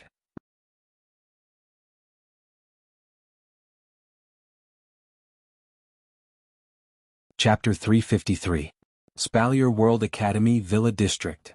Compared to the Arena Tower, Merchant District, Free Trade District and other places with a lot of people, this place in Spalier World Academy is relatively quiet. After all, the Villa District is where the special students live. No one would like to live in such a noisy place. However, in this quiet Villa District, no one knew that at this moment in one of the rooms of one of the villas, it wasn't very quiet. If someone were to stand outside the room, they would be able to hear the suppressed moans coming from the other side of the door. Although the moans were soft, they were extremely soul-stirring. An angelic beauty is lying on her stomach on the bed. Her snow-white round buttocks are sticking up high. She's trying her best to suppress her moan and trembling breathing. Even though she's being pressed down, the curves of her voluptuous breasts are still clearly visible. What a perfect and alluring body this is. She was like a docile little lamb, obediently lying on the bed. Her beautiful face was as red as fire, and her pure indigo eyes were slightly closed in embarrassment. Her long and black eyelashes covered her pair of pitiful autumn eyes, and she was slightly trembling. Below her fair and delicate neck was a pair of delicate and round shoulders. Further down, her snow-white and dazzling bosom was as if it was piled up by snow, sparkling and translucent. Her slender waist was so slender that it could only be held with one hand. It was extremely soft and beautiful. Below her snow-white and smooth belly were two slender and tender legs. At this moment they were being separated from behind by a man. A pair of smooth and beautiful feet, along with a pair of soft and boneless calves. She's like an ivory sculpture, but at this moment, her body is limp and she's allowing the man on top of her to do whatever he wants. No matter who saw this scene, they would be dazed and unable to believe their own eyes. Had such a beautiful girl really thrown herself into someone else's embrace? The moment Ikaros entered Spalier World Academy, her name along with her beauty has spread throughout the entire Spalier World Academy. Following the incident a few days ago, her name became even more famous. Every student who's seen her felt like they're looking at a snow lotus blooming proudly in the snow. She's so beautiful yet so cold. Out of 100 people who've seen her, 100 of them have never seen her before. Ikaros's face showed a trace of emotion, so much so that the students who saw Ikaros' face would have the mindset of only being admired from afar but not to be touched. But at this moment, if an outsider were to see Ikaros right now, they would definitely go crazy. Her beautiful face was flushed red like fire. Her pure and beautiful eyes were closed shyly as she panted softly. Her reddened skin was covered with fine beads of sweat. Her slender waist swayed like a snake, welcoming the man's caress and impact. Below her smooth and snow-white lower abdomen, two slender and tender snow-white legs opened and closed, slowly intertwining with each other. Her eyes were filled with tears as she looked at the man. Wu Yin hugged Ikaros' body and unleashed a torrent of attacks to his heart's content. Slowly, Ikaros' panting got weaker and weaker, her body is limp and she no longer has the strength to respond. After all, in the last hour or so, Wu Yin has been enjoying Ikaros in all sorts of positions for a long time. It didn't take long for Ikaros' weak panting to quicken again. Her body tensed up and between her heavy panting, a hint of panic could be felt. Then came the next assault, causing Ikaros to let out a heart-wrenching moan. Wu Yin breathed heavily for a while before lying on top of Ikaros. His right hand is stroking her soft and delicate waist. Ikaros' skin feels like it's covered with the finest pearl powder, it's smooth and smooth when he touches it, it's even more supple than the finest silk. Every time he touches it, it gives him an unparalleled feeling. Every time he touches it, he can't bear to part with it. If he could, he would like to touch it for the rest of his life. Wu Yan's face was full of smiles as he whispered into Ikaros' ear. Ikaros, say, do you think we'll give birth to a little Ikaros? Ah. Ah. Ikaros let out a soft, ah. Her face that was flushed red from the orgasm started to turn red again. Her indigo eyes flashed with an indescribable splendor. It's obvious that the problem of having a child has exceeded Ikaros' godly computing ability. Ikaros lost count of how many times she was brought to the climax by the master on top of her. Her body felt as light as a feather, as if she was floating in the clouds. She didn't even have the strength to get up. However, Wu Yan's words caused her body to tremble slightly. The temperature on her face started to rise as well. Unbeknownst to Ikaros, after her initial pleasure, she exuded a soul-stirring charm that made Wu Yan's heart tremble. He almost had to go through with the plan to create a little Ikaros all over again. Ever since she started following Wu Yan, Ikaros has been plucked by Wu Yan day and night. It's been a while now, but Ikaros still exudes the charm of a young girl. Her body doesn't have the characteristics of a young married woman at all. Of course, this subtle change couldn't escape Wu Yan, who caressed this body every day. Of course, this kind of charm would only be shown in front of Wu Yan. In front of others, Ikaros would be covered up by that eternally unchanging tranquility of an ancient well. Looking at Ikaros' face, his eyes couldn't help but flash with an infatuated look. He reached out his hands and hooked Ikaros' beautiful legs with one hand. He hugged Ikaros with her back facing him, and then he got up and walked to the mirror not far from the bed. While admiring the beautiful scenery in the mirror, he praised, "Ikaros, look at yourself, you're so beautiful." Ikaros forced herself to raise her head. She stared at her full body in the mirror.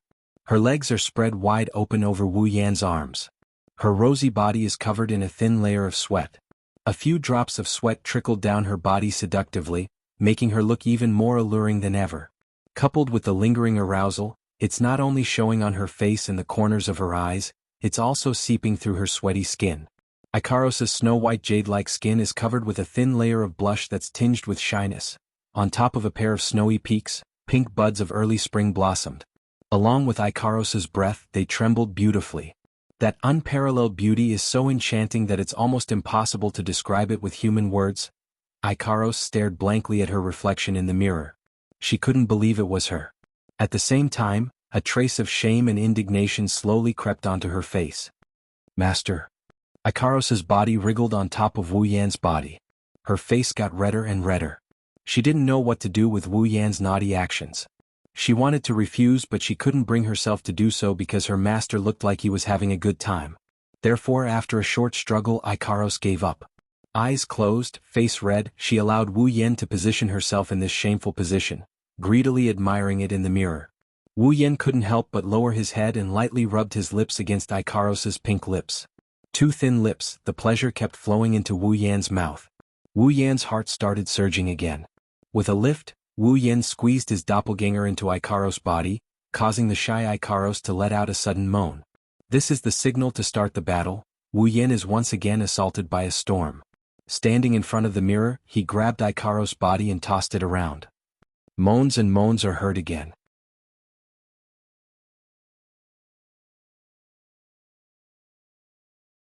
Chapter 354. Master. Ikaros is completely exhausted. Lying on the bed she mumbled non-stop. Her voluptuous bunny breasts moved up and down along with her breathing. Ikaros looked at Wu Yan who is fully clothed. Her indigo eyes flashed with a strong sense of attachment. Walking to the bedside, Wu Yan gently caressed Ikaros's face, feeling a little funny. What's the structure of a girl's body like? Ikaros is clearly a rank 8 fighter, much stronger than him, but the first one to surrender is always Ikaros. This made Wu Yan not know whether to be proud of himself or to curse out loud. Either way it doesn't make sense. Ikaros, you should rest well? Wu Yan lovingly stroked Ikaros's bangs, fiddling with her twin ponytails and said softly. Hearing this, Ikaros forced herself up and looked at Wu Yan with a pitiful expression. Master has something important to do today. Ikaros can't rest? Wu Yan was a little surprised. Looking at Ikaros he asked doubtfully. Something important? What's so important? Is it those annoying challengers? Didn't they lose to the point where they don't even have pants to wear? They still dare to challenge us? At this point, it must be mentioned that the academy tournament was about to begin soon. Therefore, during this period of time, the ranked students were constantly receiving letters of challenge from other students. Even Fei Fei was no exception. The closer it is to the inter-school tournament, the more challengers there are.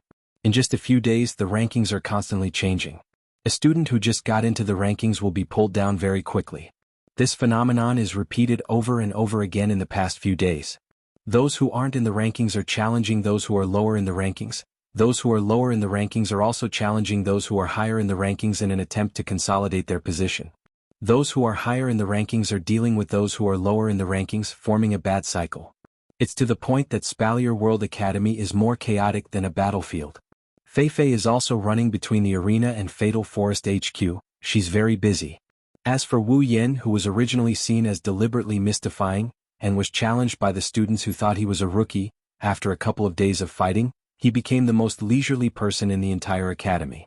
The reason is naturally because of Wu Yan's words, anyone who wants to challenge me must prepare a challenge fee of 10,000 credits.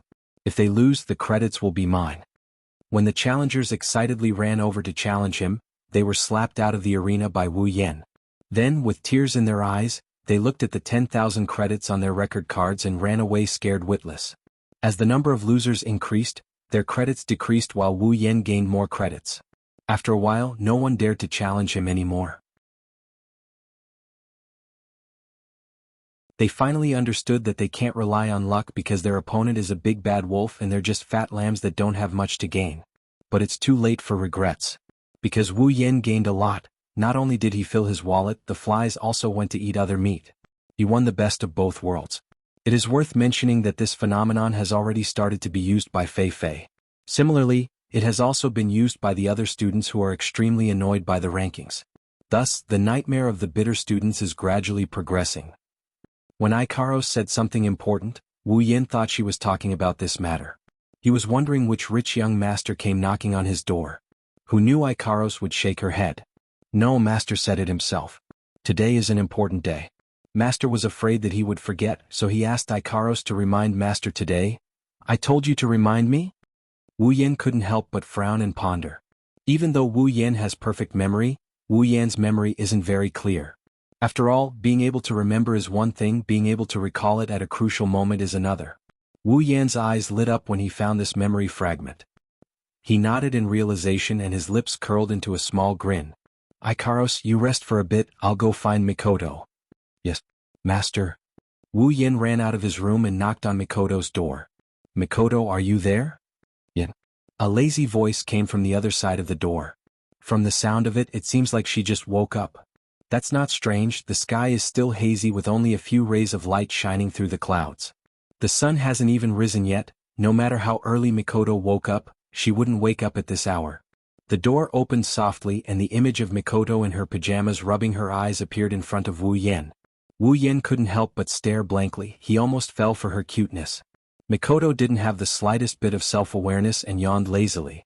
If she hugged a pillow at this time, Wu Yen probably wouldn't be able to control himself again. "What are you doing so early?" Mikoto forced herself to wake up a bit and said with a bit of dissatisfaction. Usually the last one to wake up is Wu Yen. Mikoto never thought that there would be a day when she would be woken up by Wu Yen. Hearing the slight dissatisfaction in Mikoto's voice, Wu Yen finally realized that he still has things to do. He quickly said, "Mikoto, there's something I need your help with," Wu Yen whispered into Mikoto's ear. Mikoto's ears were hit by Wu Yan's hot breath. She couldn't help but be startled and her face blushed a little. But when Wu Yan's words fell into Mikoto's ears, she was first surprised, then her brown eyes lit up. After Wu Yen finished speaking, Mikoto immediately patted her flat breasts and happily said to Wu Yen, "No problem. Leave it to me." Mikoto's voice resounded and the sky started to brighten up. In the villa's living room, Wu Yen, Chuju, Mikoto and Ikaros were sitting opposite each other, slowly eating breakfast. Flandre-chan was sitting in Wu Yan's arms, happily enjoying the breakfast that Wu Yen delivered to her mouth, her cheeks flushed with happiness. Chuju furrowed her brows, she put the breakfast into her mouth while sizing up Wu Yen and Mikoto. She couldn't help but feel a bit strange, she didn't know why. At this time Wu Yen spoke, he looked at Chuju and suddenly said, "Chuju, let's go out for a walk later." Hearing this, Hinagiku was stunned.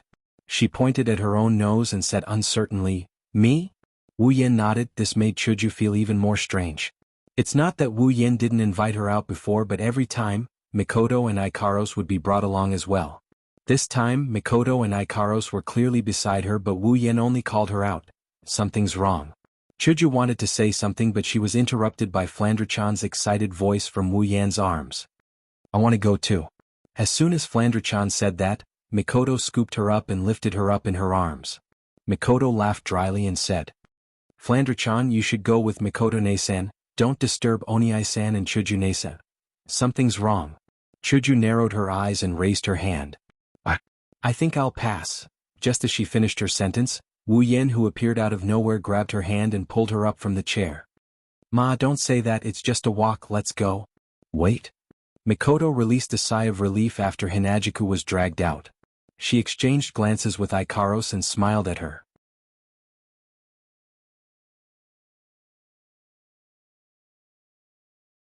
Chapter 355. Spalier World Academy, the Free Trade Zone. As the name suggested, this place was a place where one could freely trade. On the platforms on both sides, some students would set up stalls with the things they had on hand, hoping to use them to exchange for something they wanted or credits that they were satisfied with. Therefore, there were many people who came to the free trade zone every day. Some were looking for things, some were buying things, and some were even hoping that the students who set up the stalls would be blind and let the treasures be covered in dust. There were also people who came here to look for treasures. But today there are two people who are clearly not here to buy things or to search for treasures. Chuju crossed her arms in front of her chest, her little finger kept tapping on her arm. Her eyes were tightly shut and her eyebrows were deeply furrowed. The signs of impatience were very obvious. However, the man beside her acted as if he didn't see her. As he brought the girl around the various stalls, he pointed at some of the items that were full of complaints and chuckled softly. Even if the girl didn't answer, he could still talk to himself endlessly. And this behavior had been going on for almost 3 hours. One by one the two stalls were visited by the two of them. However, the two of them did not seem to want to obtain anything at all. After they were done, they actually turned around and strolled around again. At this time, even a fool could guess that the one leading the way had an ulterior motive. Looking at Wu Yen, who kept talking to himself beside her, the word, "well," on Chuju's forehead gradually appeared. Every time Wu Yen walked around, the word, "well," would increase. At this time, Chuju's head was full of, "well" words. At some point, Chuju finally wore out all of her patience. She stopped in front of Wu Yen and blocked his path. Then she vented her deep dissatisfaction on Wu Yen. "I say, Yen, what the hell are you planning?" Hearing this, Wu Yen seemed to have expected Chuju to jump out at him. His smile didn't falter as he smiled at Chuju and shrugged. Well, since you said it like that, do you think I would harm you? Chuju was startled, the anger on her face gradually subsided, but her eyebrows were still deeply furrowed. That's right, but you can't keep playing with me. Huh? How am I playing with you? Chuju raised an eyebrow, the corner of her mouth twitched slightly. She lowered her head and then roared at Wu Yan. You still dare to say you're not playing with me? What shopping? You've already brought me around 5 times and you still haven't bought anything. If this isn't playing with me, what is it? Wu Yan put his hands in front of himself and laughed dryly as he pushed the air in front of him to prevent the president from putting her face in front of him. It's not that Wu Yan didn't want to be close to the president, but Wu Yan didn't want to take the saliva that came into contact with the air. If he wanted to take it, he should just put it on Chuju's lips. Well, calm down, Chuju. Wu Yan couldn't help but smile apologetically. Just treat it as if I'm crazy and go crazy with me. Who wants to go crazy with you? Chuju rolled her eyes at Wu Yan and turned to walk back. I'm going back. Don't. Wu Yan quickly grabbed Chuju's hand and pulled the president back reluctantly. Anyway, you have nothing to do when you go back. Just treat it as a pastime. Chuju lowered her head and said a little pleadingly.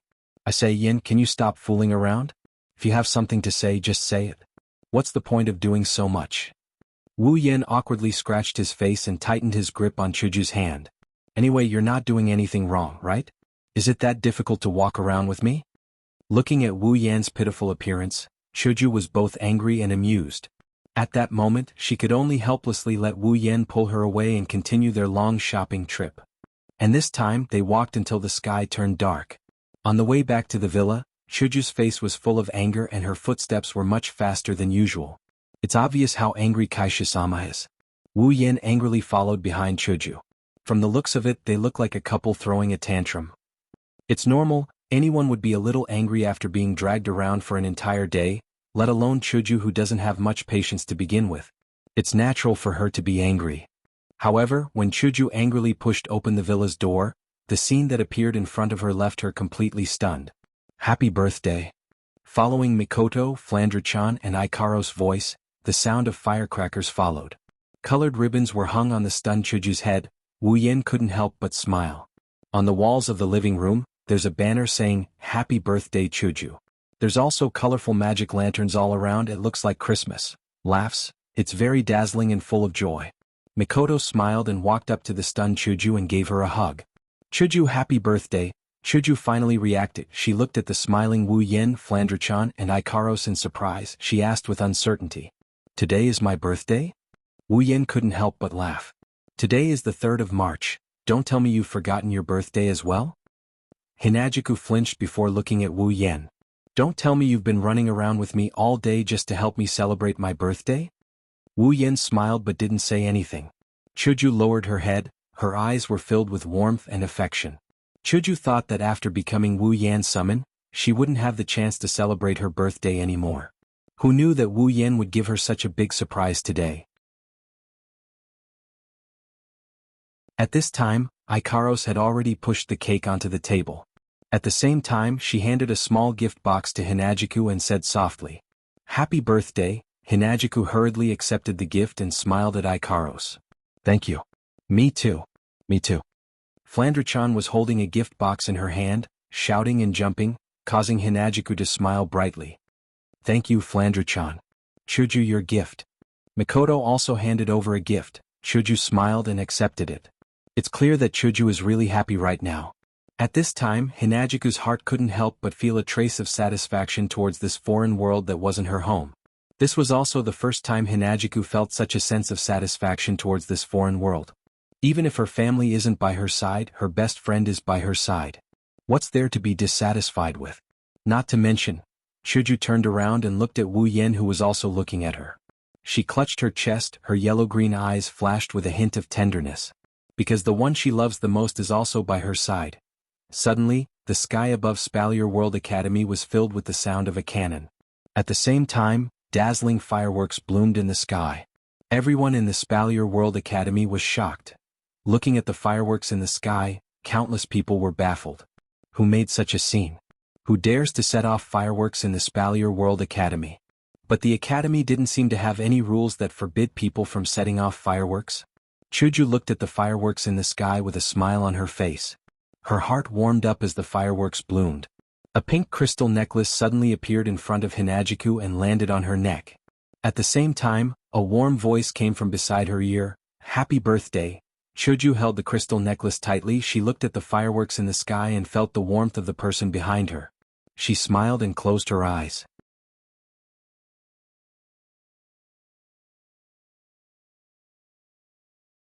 Chapter 356. Night. Lying on his bed, Wu Yin rested his head on his hands and looked at the moon hanging high in the sky outside the window.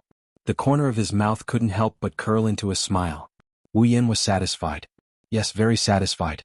Whenever he thought about the smile on Chuju's face during the birthday party, Wu Yin felt that everything he did was great.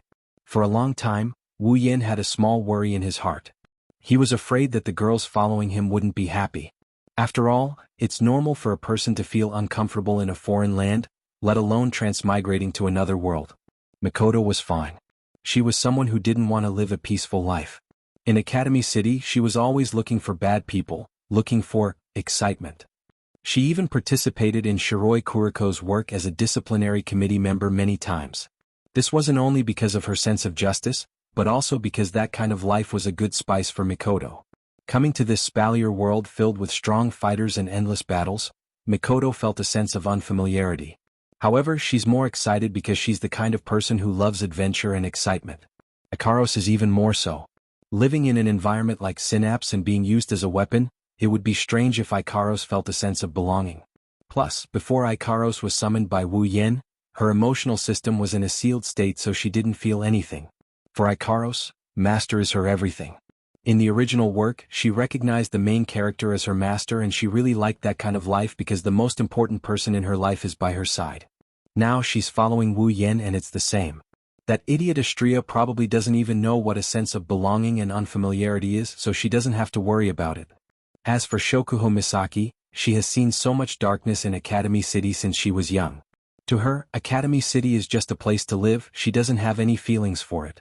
Kinuhada Sai, Frenda, and Takitsubu Riku are members of the Black Ops. The environment in this world isn't much different from their previous life. As for Flandra-chan, if she could, she probably wouldn't want to return to Gensokyo for the rest of her life. Living in a basement for more than 400 years isn't something a normal person can imagine. Of course, if one day she misses Remilia, she might want to go back, but she won't be unhappy. This is enough for Wu Yin to rest assured. Only Hinajiku, who lived in her own world, lived the life of a normal high school student. The occasional appearance of demons and monsters could make her feel fear, not to mention coming to a different world that shattered her worldview. That's why Chuju has always been Wu Yan's biggest worry. He's afraid she won't be able to live a happy life. Today, seeing Chuju smile from the bottom of her heart, Wu Yin felt a sense of satisfaction. After an unknown amount of time, someone knocked on Wu Yan's door. Wu Yin snapped out of his daze. He frowned, suspicion flashed in his eyes. Who would come looking for him at this hour? Who is it? Wu Yin didn't get the answer he expected. Instead, the knocking on the door stopped. After a while, a nervous voice came from outside the door and entered Wu Yan's ears. "It's me. Chuju? Chuju?" Wu Yin was surprised. "It's already late at night, why is Chuju looking for me? Could it be that the birthday banquet wasn't very enjoyable?" He got up from the bed and quickly walked to the door. Wu Yin reached out and opened the door. As the door opened, Wu Yin saw Chuju in pink pajamas standing at the door. Seeing Wu Yin, Chuju's pretty face blushed. She actually became a little bashful. Wu Yin couldn't help but be surprised. He suddenly felt a little strange. What was this president playing at this time? What's wrong, Chuju? Wu Yin asked in confusion. At the same time, he looked at Chuju as if he wanted to see something. Chuju raised her head and looked at Wu Yin. She hesitated for a moment and said softly, "Today, thank you." Hearing this, Wu Yin laughed and shook his head. Looking at the president's bashful expression, he felt funny. "I thought you were going to say something. Didn't you say thank you before?" Hinajiku pursed her lips and didn't say anything else. She lowered her head and went silent. This made Wu Yin feel weird. This Kaishu-sama. Don't tell me she's so prideful that she can't even say a simple thank you? Suddenly, Chuju raised her head and tiptoed. She kissed Wu Yan's face. Wu Yin couldn't help but look at Chuju in surprise. After seeing Chuju's blushing face, he couldn't help but laugh. This president is really not straightforward. Hearing Wu Yan's laughter, Chuju's face blushed again. She withdrew her lips and ran out. It seemed like she was running away. However, will Wu Yan let her run away? The answer is of course no.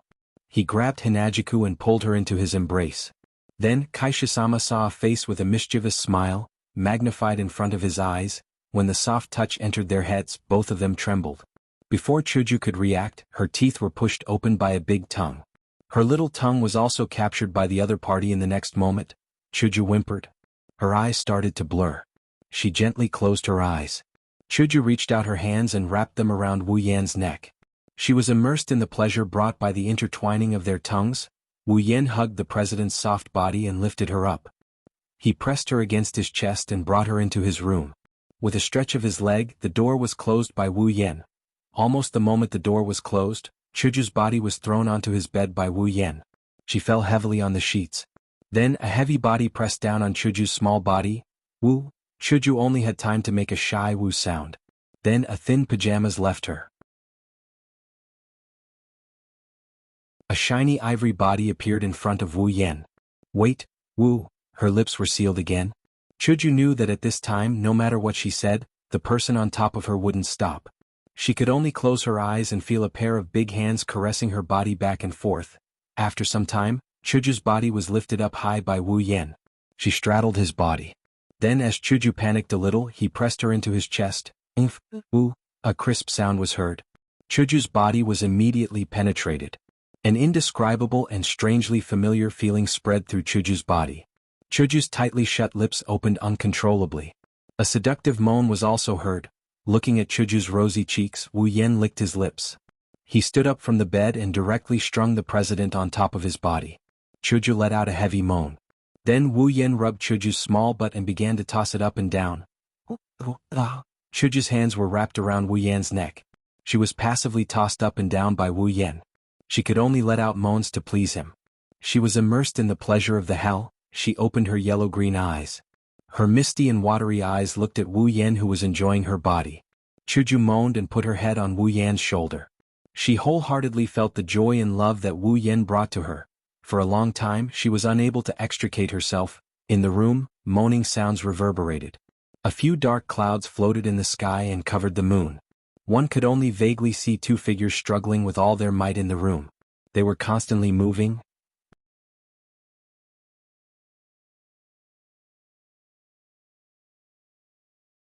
Chapter 357. The Academy competition was an event for the top-ranked practitioners. Out of the 10 million students in the entire Academy, only 100 could participate. This extremely harsh condition for the competition basically told everyone who the most outstanding students in the Academy were. The practitioners who were able to stand out in this kind of competition were all practitioners who possessed truly powerful talent.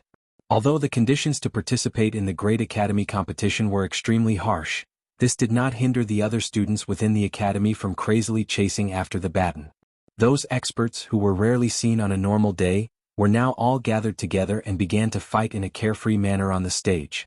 The attraction of such a scene to the other students was not any less than a man who had been thirsty for a few years suddenly seeing a naked beauty. Moreover, in this competition the top 100 ranked practitioners would fight with each other. In the end it would lead to changes in the rankings. It could be said that this competition was also an opportunity to reshuffle the rankings. Moreover, in this Academy tournament, the experts that were able to enter the top 10 would receive rewards from the Academy Council. The higher the ranking, the more generous the rewards. This caused this Academy tournament to become the center of attention amongst all the spectators. Therefore, as the start of the Academy competition drew closer, the atmosphere in the Academy also gradually rose. The topic of conversation in every corner of the Academy now revolved around the Academy competition. Even the topic of Angel, which was extraordinarily lively not long ago, paled in comparison. Due to the approaching time, the rankings at the back were constantly being updated every day. Those students who were usually buried or those who had improved greatly during this period of time, had completely exploded at this moment. They were crazily attacking the extremely valuable rankings in the hearts of the students. However, no matter how lively the Academy was, it had nothing to do with Wu Yan. After Wu Yan's exploitative challenge policy, as of today, no one dared to challenge Wu Yan anymore. Every person who wanted to take advantage of the situation would first weigh their own strength and wallet before challenging Wu Yan. Therefore, in the last few days before the academy competition, Wu Yan actually enjoyed a leisurely time that the others in the rankings didn't have. Every day he would play with Chuju, Mikoto, Ikaros, and Flandre-chan. And finally, this last period of time that countless people in the academy have been eagerly waiting for has arrived. Spalier World Academy, Central Plaza. This is the largest field in the Silveria World Institute. Normally this field is pretty much useless. Other than the vast expanse of the field, there's nothing else that can be done about it. But today it's different. Because this place will be the venue for the academy competition. After all, there are close to 10 million students in the academy alone. Including the teachers and the like, if there isn't a large enough space, how can it accommodate such a large crowd? The central plaza is huge, it's more than enough to be used as a floating plaza. So, to accommodate so many people it's still a little difficult. When Wu Yan, Chuju, Mikoto, Ikaros, and Flandre-chan arrived at the central plaza, their line of sight was already filled with countless black heads. Looking around, the sea of people spread out in all directions with loud noises. Finally, they converged into a single pillar that shot up into the sky, almost causing everyone to feel dizzy. Looking at the tightly packed human wall, Wu Yan and the rest were stunned. If this was used as a pile, it would probably be taller than the arena tower. If it wasn't for the fact that the participating students had a special entrance that saved them the trouble of being crowded, they would probably have to fly directly to the center of the field. And so, under the guidance of the relevant personnel, Wu Yan, Chuju, Mikoto, Ikaros, and Flandre-chan entered the central plaza through the special entrance and arrived at a high platform. Outside the high platform was a sea of people. Roars and shouts rang out from the crowd, venting their emotions on the field. This made the academy competition even livelier than a celebrity's concert. It also made the students on the ranking list lift their heads and puff out their chests. Their faces were glowing, and they were even more radiant than a young married woman who had just been nourished. On the other side of the platform there's a stage. To be precise, it's a stage made of stone slabs. Obviously, this stage is the venue for this year's academy competition. Wu Yan took a few steps forward, leaned on the railing of the platform and looked down at the plaza from above. Listening to the commotion from the spectator stands behind him, even he couldn't help but have a flash of passion in the depths of his wine-red eyes. This academy competition is basically a symbol of the Spalier World Academy's most outstanding students. Geniuses from all over the Spalier world, which one of them isn't proud and arrogant? If you want to stand out in this competitive competition without a solid foundation, you'll only become a stepping stone for others to climb higher. Wu Yan doesn't want to become someone's stepping stone, so he'll give it his all in this academy competition. Why hasn't it started yet? Mikoto on the side, with her arms on the railing, her petite body wrapped in a white student uniform with gold edges, she looks like a different person. Of course, only her appearance has changed, her personality hasn't changed at all. From Mikoto's slightly excited and impatient tone, it's easy to tell, Wu Yan muttered to himself, a non-violent cis-canon isn't a good cis-canon after all. He lazily stretched and turned to look at Chuju and casually said, I didn't expect Chuju to be interested in this academy competition as well. In just a few days you actually managed to squeeze your way to the top of the list, you really are. Chuju lightly smiled, that delicate and beautiful face had a hint of passion that Wu Yan didn't notice. All this time it's been you guys fighting, I occasionally want to show off. Hearing this, Wu Yan couldn't help but fall silent. Thinking about it carefully, it's true that ever since Chuju became his summon, he rarely saw Chuju fight. First, Chuju's level at that time was still very low. In terms of strength, she couldn't carry the weight of the group. Therefore, before she reaches a certain level of strength, Wu Yan didn't want to let her charge and break through the enemy lines. When Chuju's strength is about to reach the graduation stage, the people who appear in front of everyone are the characters that made Chuju feel powerless: Accelerator, Kikin Taidaku, Alistair, Iwa. These characters, even Wu Yan and Mikoto have to give it their all, let alone Chuju, who slowly rose up from a normal person. And now, this academy competition is just right for Chuju's level of strength. Character: Gue Chuju. Ability: None. Strength: A. Endurance, **** Agility, A. Spirit, **** Equipment, White Cherry. C. Rank: Level 655, Level 65. Intermediate Stage 7. In terms of level, there are no more than 30 people in the top 100 who can beat her. Moreover, level doesn't represent strength. With Chuju's strength, even if she can't make it into the top 10, it's more than enough to make it into the top 20. Hinagiku herself knows what level she's at. That's why she chose this competition to prove that she's not a useless flower vase. Although Chuju started out as a normal person and slowly rose up the ranks with Wu Yan and the others, Chuju's strong personality will not allow her to remain unknown. As the president of the White Emperor College's student council and a famous kendo master in her own college, Chuju will not be satisfied with a quiet life. Wu Yan looked at the confident smile on Hinagiku's face and he couldn't help but smile as well. This is your stage, do your best.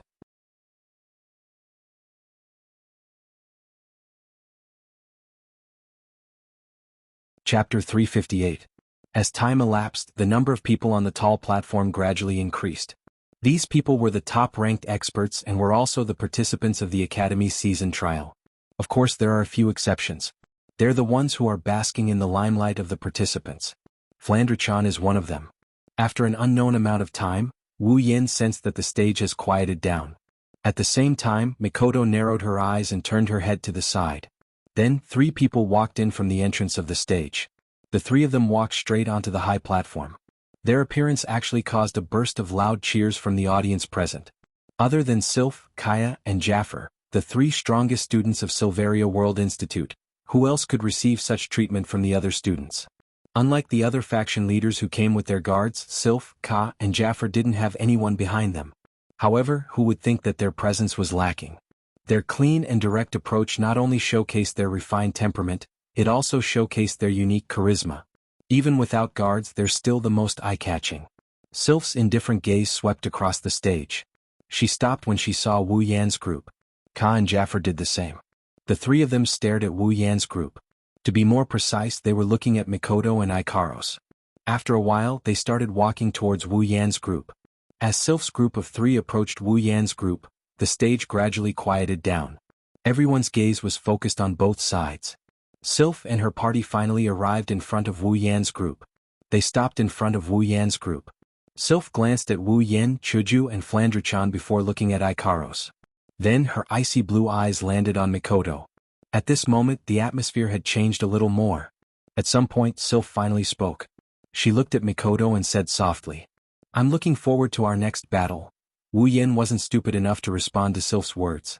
Everyone in the academy knows that Sylph and Mikoto fought to a draw. That's why Sylph's words were directed at Mikoto. Mikoto smiled, her tea-colored pupils emitting a flame that refused to be outdone. "I'm looking forward to it as well. This time we'll settle this once and for all." Sylph nodded faintly and walked away. While Sylph and Mikoto were conversing, the stage was extremely quiet. Even though those who are on the stage are the strongest among the students, they still have some respect for Mikoto, who was able to fight Sylph to a draw with Mikoto. That's why they just watched the 2 women talk. Sylph's reputation is indeed a force to be reckoned with. Mikoto, on the other hand, is enjoying the feeling of a boat rising with the tide. After Sylph's departure, the atmosphere on the stage didn't lighten up. After all, Ka and Jaffer were still there. Jaffer stared at Mikoto and Ikaros with a complicated look in his bear-like eyes. Nobody knows what he's thinking. After a while, he snorted and walked away. It doesn't matter if it's Sylph, that brat, or the angel, they're all just women. If they can't defeat me, they won't be able to convince me. After Jaffer left, Wu Yan, Chuju, Mikoto, Ikaros, and Flandre-chan are now facing Ka alone. However, the Prince of Fea Empire doesn't seem to have any intention of leaving. Unlike Sylph, who paid attention to Mikoto and Ikaros, and Jaffer, who paid attention to Mikoto and Ikaros, Ka only paid attention to Mikoto and Ikaros. Then he placed all of his attention on Ikaros, unable to leave her. Not only did Wu Yan frown, Hinagiku and Mikoto looked at each other with a weird feeling in their hearts. Only Ikaros glanced at him indifferently before ignoring him. However, this action not only did not cause Kaya to feel awkward, he instead scratched his face and spread open his hands, appearing rather helpless. Ka gave everyone a noble salute and chuckled. He turned to Ikaros and Mikoto and said, "Miss Ikaros, Miss Mikoto, it's only been a few days since we last met, but you two haven't lost any of your elegance. I'm sure you'll surprise everyone in this competition." Mikoto shook her head and waved her hands. She looked like she's not used to this. Well, it's true, a girl like Mikoto who doesn't care about details and has a natural temperament can't handle this kind of situation. Back in the Forbidden Lands, Etsali, who pretended to be Hihara Mitsuki, often interacted with Mikoto in such a polite and proper manner. Mikoto, who doesn't act like a noble lady at all, had to treat him with the same kind of respect. It's not an exaggeration to say that this kind of thing almost took Mikoto's life. That's why Mikoto pretended to be a couple with Seductress in order to get rid of Hihara Mitsuki, aka Sali. It's just that when it came to Wu Yen, she was easily shaken off. It's easy to see how unaccustomed Mikoto is to this kind of scene. But Ka only chuckled at Mikoto's perfunctory response, not minding it at all. Instead, he turned to look at Ikaros with a glint in his eyes that left everyone dumbstruck. Wu Yen, Chuju, and Mikoto looked at each other with a strange look in their eyes. Could it be that Prince Ka has fallen for Ikaros? What Wu Yan's group didn't know is that Ka's heart is currently replaying that beautiful scene of Ikaros spreading her wings and bathing in feathers on the 5th floor of the arena tower. Of course, Wu Yan's group didn't know what Ka was thinking, but they're pretty close to the mark. Wu Yan couldn't help but rub his head, feeling a little resentful. Wu Yan has dealt with flies that don't give up on him, he'll just stomp on them. But for someone like Ka who didn't do anything annoying and didn't stick to him like glue, Wu Yan really didn't know how to deal with him. Sali knew about this from the original work, so Wu Yan wasn't surprised. However, Kaya caught Wu Yan off guard. Wu Yan was at a loss as to what to do next.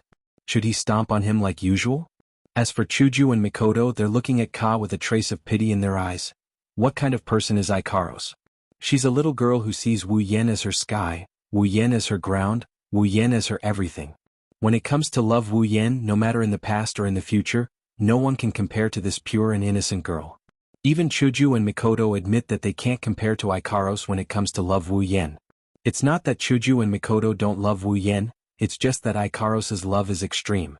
If someone were to tell Chuju and Mikoto that Ikaros would like someone other than Wu Yan, they'd probably laugh in disdain and tell that person to scram back to where he came from. To make Ikaros change her mind, even destroying the world wouldn't be as difficult as that. So if this Ka really does like Ikaros, then he's destined for tragedy. Of course, Ka doesn't know this, Ikaros doesn't know, even Wu Yan is a part of the crowd and can't see clearly.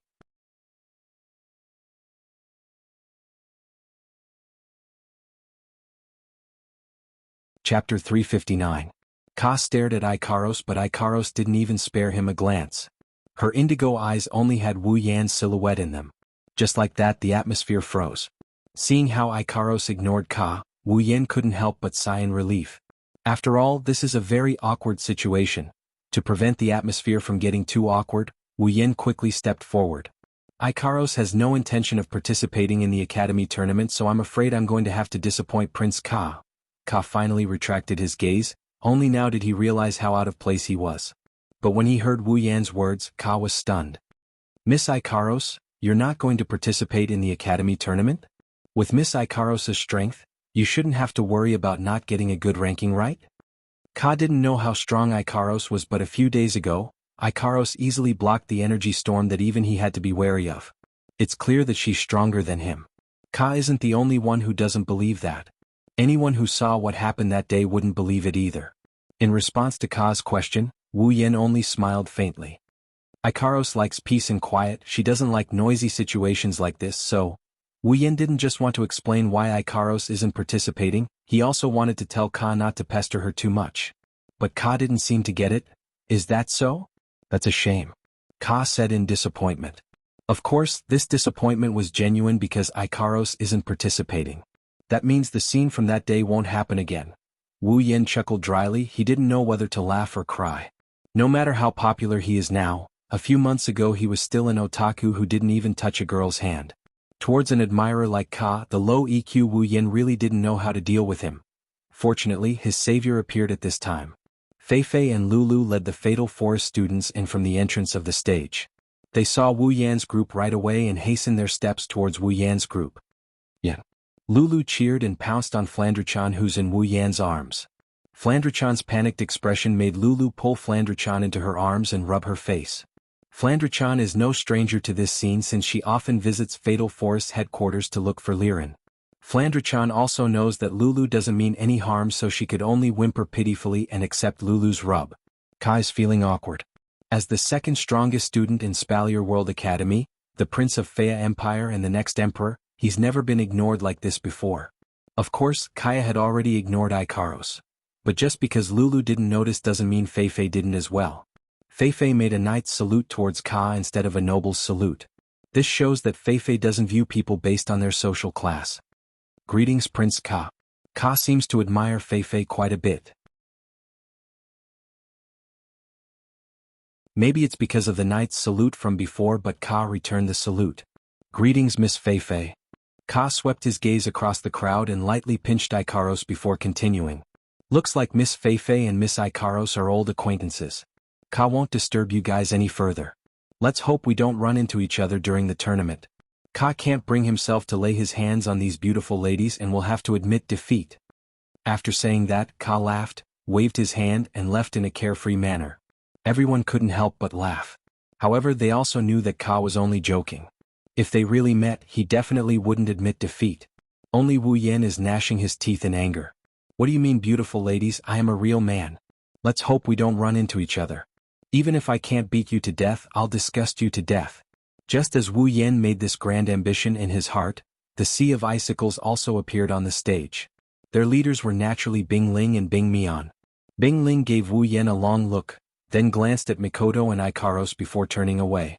Only Bing Mian was glaring at Wu Yan with venom in his eyes. He wanted nothing more than to take a bite out of Wu Yan. Wu Yan glanced at him nonchalantly before smiling. Bing Mian's hatred only deepened. He humphed coldly and turned his head away. What the eye doesn't see, the heart doesn't grieve over. At this moment, on the ordinary viewing platform behind the high platform, the eyes of the crowd of students who were acting as spectators all lit up, as if they had seen a star. Following which, a deafening cheer instantly reverberated throughout the entire square. On the high platform, the people who had come with them couldn't help but jump up in fright, almost falling to the ground from the shock of the cheers. Everyone looked at each other because the cheers were even louder than when Sylph and the other two appeared. What the hell is going on? Countless question marks appeared above the heads of the people on the high platform. The source of the uproar also appeared in the eyes of the people on the high platform. Seeing the culprit appear on the stage, many of them had a look of realization on their faces. A few of them were at a loss as if they didn't understand what was going on. A few of them had their eyes bulging out of their sockets. Their mouths gradually turned into an O shape. Their faces were filled with disbelief. These few are naturally Wu Yan's group. It's no wonder Wu Yan's group reacted so exaggeratedly. They couldn't believe that the source of the commotion was them. They were 5 young girls, 5 very beautiful young girls. They were all wearing the same special student uniform with a white background and golden edges. The 5 young girls were of different sizes. Among them, 2 could only be considered as lowless, while the other 3 had outstanding figures and were extremely charming. Especially the one in the lead. Her long blonde hair draped over her shoulders. In terms of looks, the girl behind her with the same blonde hair and a more voluptuous figure did not lose to her. However, when she stood there was a strange charm on her body, making her the most eye-catching person in the entire place. The 5 young girls looked at Wu Yan's group with a mocking expression on their faces. Wu Yan's group opened and closed their mouths. Feifei tilted her head when she saw this. Do you know them? That's right, they're special students who joined the academy on the same day as you. There's no way you wouldn't know them. At first I thought you guys were together. Wu Yan's group ignored Feifei's words. Their brains are about to overload. Mikoto jumped up and shouted. What the hell is going on? Why would they? You guys don't know? Feifei looked at Wu Yan's group in confusion and explained. That's right. You guys don't have any power and you're new to the academy. It's normal that you don't know. The girl in the lead is called Shokuho Misaki. She's the leader of the rising faction, Starlight Queen. Her strength is in the lower middle of rank 7, but she has a unique ability that allows her to control people's minds. She's also a beautiful girl. In less than a month, Starlight Queen became the strongest faction outside of the 12 factions under her leadership. On top of that, the girl by Shokuho Misaki's side, Astria, possesses unimaginable power. She's the Queen of Starlight and her popularity has surpassed all the other students in the academy. That's why the students secretly call Shokuho Misaki Academy Queen.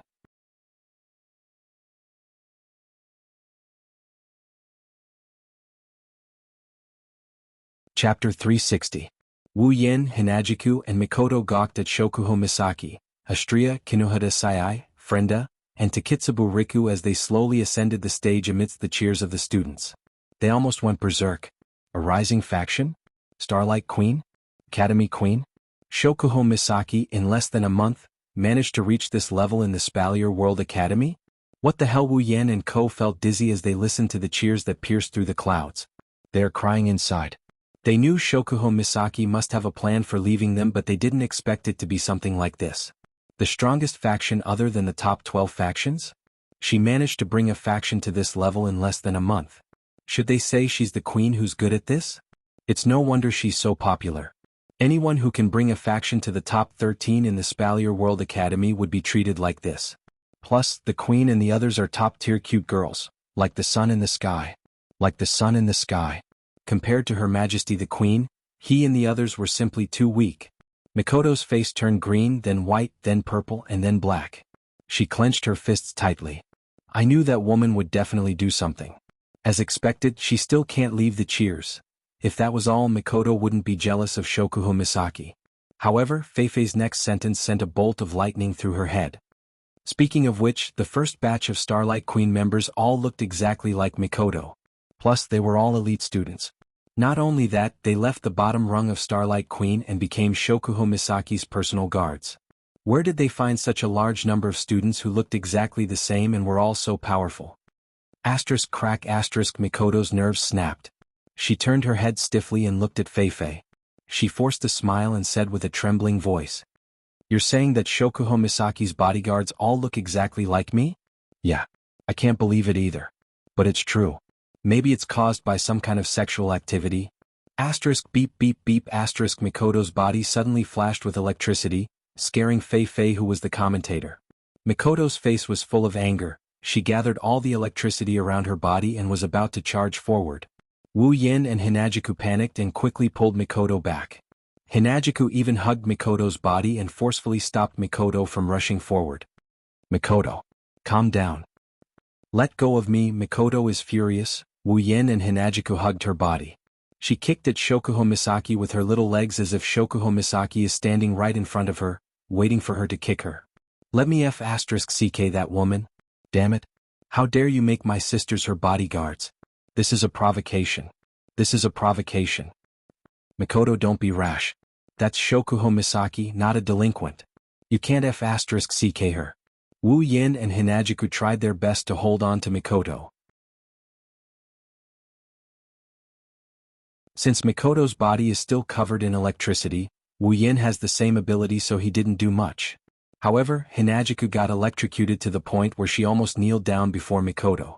Feifei and Lulu stared blankly at Mikoto's transformation. It wasn't until they heard Mikoto mention her sisters that they realized what was going on. Her sisters are now someone else's subordinates. It's no wonder Mikoto went berserk. From the looks of it, Mikoto seems to have a deep grudge against the queen of the academy. Mikoto seems to have a lot of sisters as well. The spectators on the viewing platform also came to a sudden realization. In the past, when they saw such a terrifying amount of people who looked exactly the same, they thought that it was because the Academy Queen used a special drug for some purpose. But now, it seemed that perhaps they were all from the same family and had practiced the same cultivation method, resulting in them having the same face. In the Spalier world, there are millions of such things. Among them, there are the Saito family who have the ice element ability. There are also those who can hide their dochi and mana waves. There are all kinds of strange abilities. Of course, there are also those who can change their appearance. With this thought in mind, the students who were puzzled before this all felt relieved. They just don't know which family has the ability to change their appearance to create such a large number of identical people. Only Wu Yin didn't know whether to laugh or cry. What kind of ability is this? They all look exactly the same. Looking at Shokuho Misaki in front of him, Wu Yin felt helpless. As expected of Jisama, even in a different world, she didn't forget to act like a queen. She even gave herself the title of Queen of Academy. She's really something to be proud of. She even used her sisters as her bodyguards. Not only did she strengthen her faction, but she also gave Mikoto a slap in the face. As the love-hate archenemy, Shokuho Misaki never forgets to hit Mikoto in the back. Should I say, "Queen-sama, are you stupid?" Of course, that's all. Wu Yin is grateful for Shokuho Misaki's decision to make his sisters his bodyguards. If it was him, he would have to keep his sisters in the biocontainment device, unable to see the light of day. Shokuho Misaki did what Wu Yin wanted the most. She put his sisters in the light of day and let them live a normal life. As for his sisters, they are supposed to be Wu Yan's summons. They should have unlimited potential and become special students. But now they are only elite students. It's not hard to guess. It must be Queen Sama's doing. Otherwise, the appearance of 20,000 special students would definitely cause chaos in the Spalier World Academy. After all, there are only 1,000 special students in the entire academy. With Queen Sama's methods and her ability to control minds, it should be easy for her to pull this off. Clang. Just as Mikoto was about to fire her railgun and end Her Majesty's life, a loud chant suddenly resounded in the sky above the incomparably noisy arena. The chant reverberated throughout the entire arena. Under the influence of the chant, the noise in the entire arena also gradually decreased until it completely disappeared. Everyone raised their heads and looked over. Immediately, numerous blurry figures flashed and disappeared in the midair. Following the movement of everyone's gazes, over 10 elderly human figures had unknowingly appeared in front of the open ground. They were seated on a special high platform that was taller than any other high platform. Everyone's gazes shifted and a dozen elderly human figures had unknowingly appeared at the front of the open ground. Wu Yen glanced at these old silhouettes. Each of them has an aura that has been around for a long time. One look and you can tell that their strength is not to be underestimated. They seem to be the higher-ups of the academy. Among them, the one in the middle is an old man with a black robe and white beard. Compared to the higher-ups who have obvious aura fluctuations, this old man has no aura at all. However, Wu Yen felt a sense of danger from this old man. The old man slowly walked forward and pressed his hands down. Suddenly, only the sound of breathing could be heard in the entire plaza. The old man slowly scanned the entire plaza. Finally, his gaze stopped on the platform where Lulu was. Under Wu Yan's shocked gaze, the old man turned to Wu Yen. His eyes revealed a faint smile. Lulu, who was standing next to Wu Yen, covered her mouth in shock when she saw this old man. She yelped out loud. "Grandpa! Grandpa!" Wu Yen was stunned. He looked at the old man who was smiling at him from the grandstand. That old man is Lulu's grandpa? The one who spoke up for me the other day.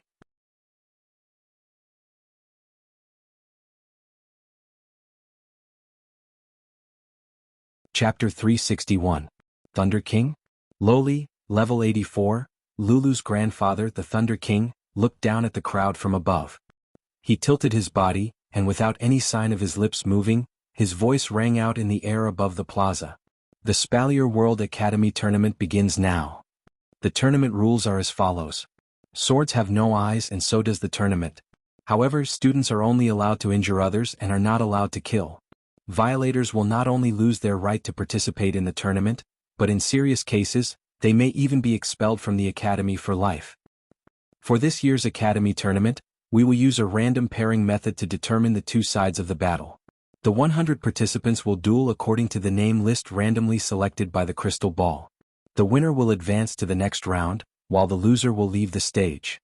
In the end, the top 10 contestants in the tournament will receive rewards prepared by the Academy Council. The higher the ranking, the better and richer the rewards.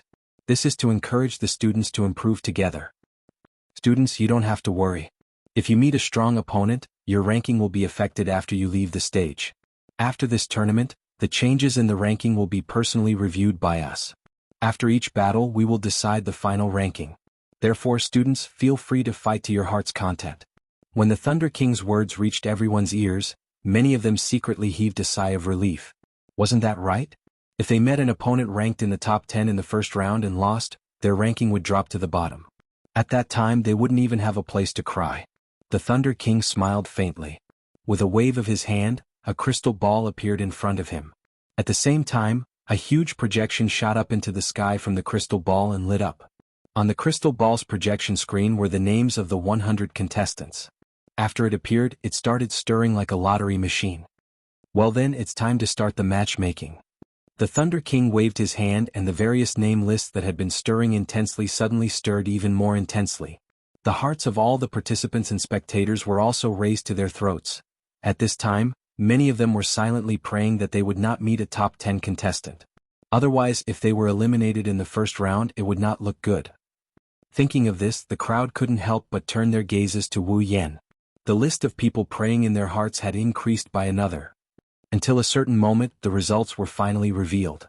This result caused many to heave a sigh of relief, but it also stunned Wu Yen. A smile appeared on the Thunder King's face once again. He glanced at Wu Yen and announced loudly, The first round, Wu Yan against Qing Jinhua. Both parties enter the arena. The first round. Wu Yan pursed his lips and sighed inwardly at his luck. Should he say that it was good or bad? At this moment, a piercing gaze landed on Wu Yan, causing Wu Yan to tremble all over and turn his head away. He saw a delicate-looking lady staring at him. Her eyes were filled with traces of cold light, making Wu Yan feel all sorts of baffled. Wu Yan looked at the lady strangely and asked in bewilderment, "Do I have a grudge against her? Why is she looking at me like that?" When Fei Fei heard this, she looked at the lady and was stunned for a moment. Then a faint smile appeared on her face. "It's her. No wonder." Wu Yan turned to Fei Fei and asked, "Fei Fei, do you know her?" Of course I know her," Fei Fei said with a smile. Her beautiful eyes revealed a hint of slyness as she looked at Wu Yan playfully. "She is your opponent, Qing Jinhua." Wu Yan wasn't surprised by her response. After all, it's not love at first sight for her to look at him like that. Other than the fact that she's his rival, he couldn't think of any other reason for her to look at him like that. But the way she looks at him, it feels like she knows him and she doesn't have a good impression of him. Perhaps she saw Wu Yan's confusion. Fei Fei could not help but laugh. Then, under Wu Yan's confused expression, she smiled and said, "Qing Jinhua is a member of the Sea of Ice. Moreover, she is the leader of the Sea of Ice, Bingling's sweetheart." Wu Yan's eyebrows started twitching and the corner of his mouth started twitching. He couldn't stay calm at all. After all this time, it turned out that he had met his opponent's woman. On the other side, Bingling frowned. He did not expect Qing Jinhua to meet Wu Yan. If that was the case, it would be troublesome. As an opponent who had fought with Wu Yan, Bingling knew Wu Yan's strength better than anyone else other than Wu Yan's people. He knew that if Qing Jinhua met Wu Yan, she would definitely lose. Bingling looked at Qing Jinhua and said, "Qing Jinhua, if you can't win, I allow you to admit defeat." Qing Jinhua was slightly stunned. She lowered her head and thought for a while before saying, "I understand, young Master Bingling." Bingling did not feel relieved after hearing Qing Jinhua's words. Instead, he was a little worried. Qing Jinhua was his woman. Of course, he knew that. Although she said that on the surface she would definitely not admit defeat if she was not defeated. Bingling sighed and said, "Don't force yourself. I don't want to see you get hurt." Qing Jinhua's eyes lit up and she looked at Bingling excitedly. "I understand, young Master Bingling. I will do my best to protect myself." Bingling nodded. Bing Mian curled his lips in disapproval. Qing Jinhua's strength was comparable to his own. However, Bing Mian didn't want to admit that Qing Jinhua was much weaker compared to that guy. Qing Jinhua's strength was comparable to his own. Both sides enter the arena. Following the Thunder Sovereign's words, Qing Jinhua leaped up from the high platform and landed on the arena. She stood there stably, giving off a heroic aura. Bingling could not help but smile when she saw this. On the other hand, Wu Yan shook his head. After knowing why his opponent was so hostile towards him, Wu Yan felt helpless. However, a competition was a competition. Although he did not want to fight a woman, he could only bite the bullet and go up. In a flash, Wu Yan's figure disappeared from the spot. In the blink of an eye, he appeared in front of Qing Jinhua. Such a neat way of entering the arena made everyone cheer. Qing Jinhua's face sank. She felt a sense of oppression from Wu Yan's figure. She knew that her opponent was not to be trifled with. Qing Jinhua flipped her hands. A pair of rare armament that looked like a meteor hammer instantly fell into Qing Jinhua's hands. With a light swing, the wind howled and even the floor trembled slightly. Wu Yan clicked his tongue. He could not help but sigh. What a valiant Qing Jinhua. Qing Jinhua raised her eyebrows and said to Wu Yan, "Are you not going to take out your armament?" Hearing this, Wu Yan smiled faintly and did not say anything. He only stretched out his hand and faced Qing Jinhua. The answer was obvious. Qing Jinhua narrowed her eyes and did not say anything. She waved her hands and the twin hammers caused the wind to howl. Qing Jinhua then shouted and charged towards Wu Yan. Wu Yan glanced at Qing Jinhua, who was charging towards him. He stretched out his hand and snapped his fingers. In the next moment, a scene that shocked the audience happened. A ripple suddenly spread out from behind Wu Yan. The space behind Wu Yan seemed to have turned into the surface of a lake. It rippled gently and the lake suddenly turned crimson. At the same time, black iron sand swords came out from the lake, one after another. They created ripples and hung behind Wu Yan's back. There were close to 1,000 of them. The audience was stunned. The contestants were stunned. Other than the Thunder Emperor, all the higher-ups were stunned. Qing Jinhua was also stunned. What was going on? You're tuning in to the Han Li's Wuxia Chronicles YouTube channel. We're so grateful for your support, and don't forget to subscribe to join us on this incredible journey through captivating stories. Your generosity through donations truly makes a world of difference, as it's the primary source of revenue that allows me to expand and enhance this channel for you. Thank you from the bottom of my heart for being a part of this adventure.